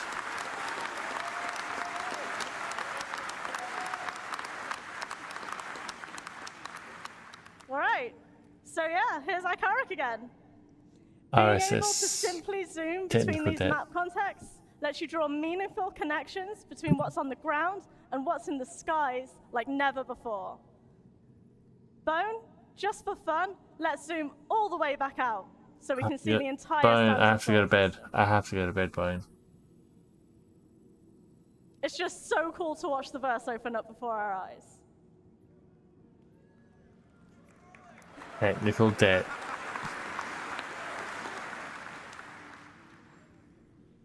With all these new possibilities for moving around the star map, you should never find yourself lost again. The controls are so much smoother and easier to use than the star map you're all used to, as I hope Bone agrees. It couldn't be worse. It couldn't be worse. Shown here today is just the beginning for the upgraded star map. You saw When? pinning in the When? local map, and we'll add When? this to the star map before you get it. Just imagine being able to mark When? something interesting you find out there in the verse and then sharing that location When? with friends, just like Zane said. Exploration is about to get a lot more interesting. And we're doing When? everything we can to ensure the star map is your brightest window to the stars yet. When?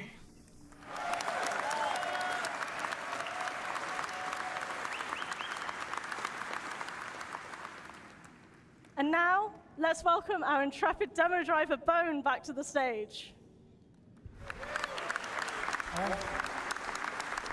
Thanks, Emily. Thanks a lot. That's Bone? So, we're That's really, Bone? really excited about getting all these features into your hands. That wasn't what I The was players of expecting. Star Citizen and Squadron 42. We know they're going to make His a name is huge Bonet. difference to the way you make your way around the universe. So let's just quickly review. His what name we've is seen. Bonet. He's been calling Bone the whole time. Of course he's pissed. Rebuilt the visor display to give you a better understanding of the environment around Alright. you. Wow. With a new minimap, with the integrated radar and ping, and This it'll is- help you find your way around. This is my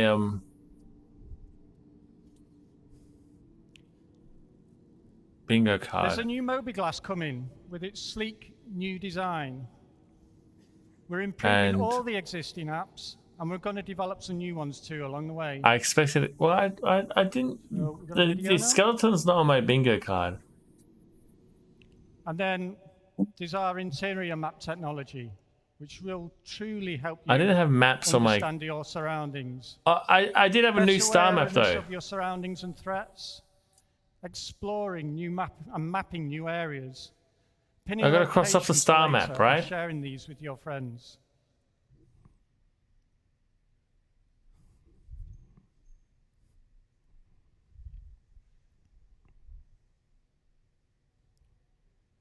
Or the Idris.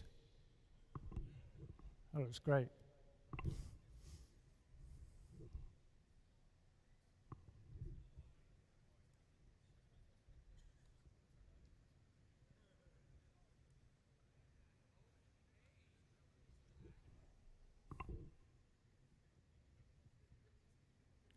Some more of Horizon.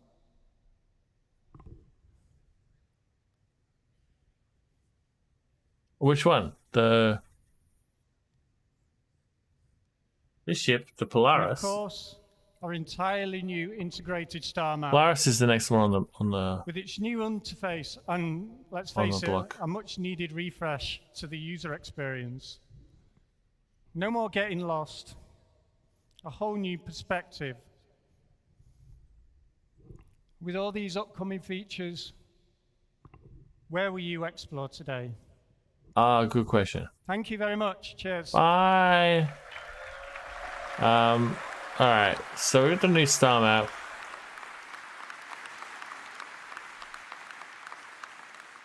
We've almost got that bottom row. All right. Sorry. I was back there trying to figure out how to reprogram my Alexa to respond to Bone. I'm surprised we got Bone, add Cheerios to the grocery list. they showed us some creatures, but no real Bone, rescue the nothing really, hostages. nothing concrete about They've had it. We creatures don't and have that in the voids, narrative. which is kind of weird. I'm going to find you. Guys, that's it for day one of CitizenCon. What'd you think? We did it. We fucking did it. We did it. That is a heck of a day one. You want to do it again tomorrow? Yes. We saw Jared- Star Engine and all the amazing improvements that are coming to Star Citizen and Squadron 42. We saw the next step in the evolution of resource management and the birth of multi-crew gameplay. I'm turn it down. Survived. I think I made it, right? I think I survived, right? I think we did it. And of course, come on, the star map, the interior map, everything. We didn't get a bingo, but you know, I often joke that we're just like you in many of the same ways. you were there for emotional support the whole time. I see you. Of us working for Cloud Imperium Games has been like, when star map, when to see it, so good. So yeah, this wraps up day one. I'm going to tell you that Hall B is Star map is a big win. 2 hours, so if you haven't had a chance to check out the Pyro Playground and all that stuff, go ahead and do that. But what I need is Squadron 42 release date and bounty, something about bounty hunting 2.0, and then I got a bingo. I really want to tell you what you're going to see, but you're not going to want to miss it. If you thought the opening to day one was hot, check out the opening to day two. We got life in the first person. We got our FPS crew. They're going to show you how all of these things integrate into the FPS combat experience. We got Taking Flight with Yogi. Who doesn't love Yogi? We all love Yogi. It's another live demo where they're going to show you the I don't know where my other best path to master modes and through Squadron 42. We got Living on the Edge and Destination Adventure. Bear. A 2-part look at all the new locations that are coming. The Pyro. No, Yogi's the guy that does all the flight stuff in Star Citizen. No, it's his name. You racist.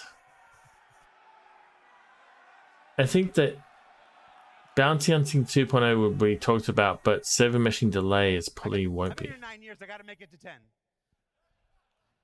So yeah, everybody, from the bottom of my heart and standing here in front of the 1,300 people who make this game possible, thank you for joining us for CitizenCon. Come back tomorrow, 11 a.m. Pacific. We'll see you then. 2 days. Day one was great. You ain't seen nothing yet. 2 day CitCon. We can do it back to back. We can do it. We got this in us. Oh, that first round was tough.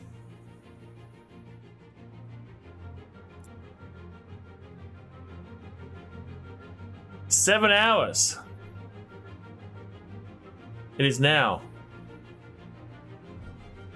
What time?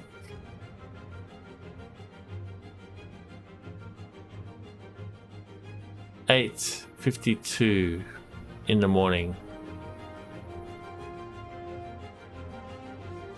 Thank you so much for keeping me company, but I've been aged 20 years.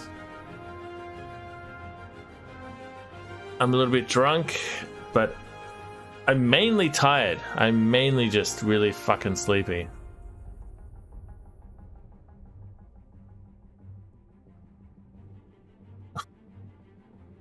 How can I time lapse 7 hours? That's. I've received 100 messages on Restream. Oh. I gotta go to bed.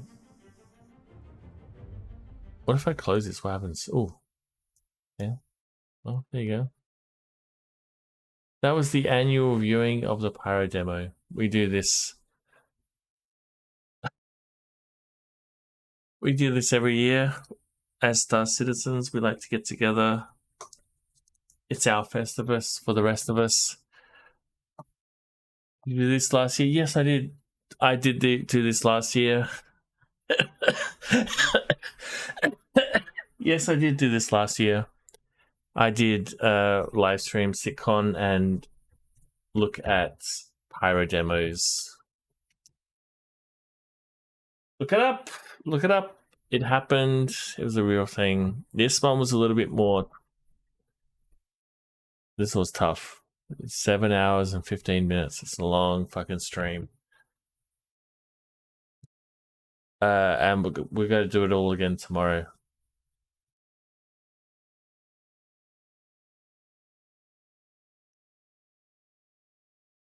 So I'll see you then.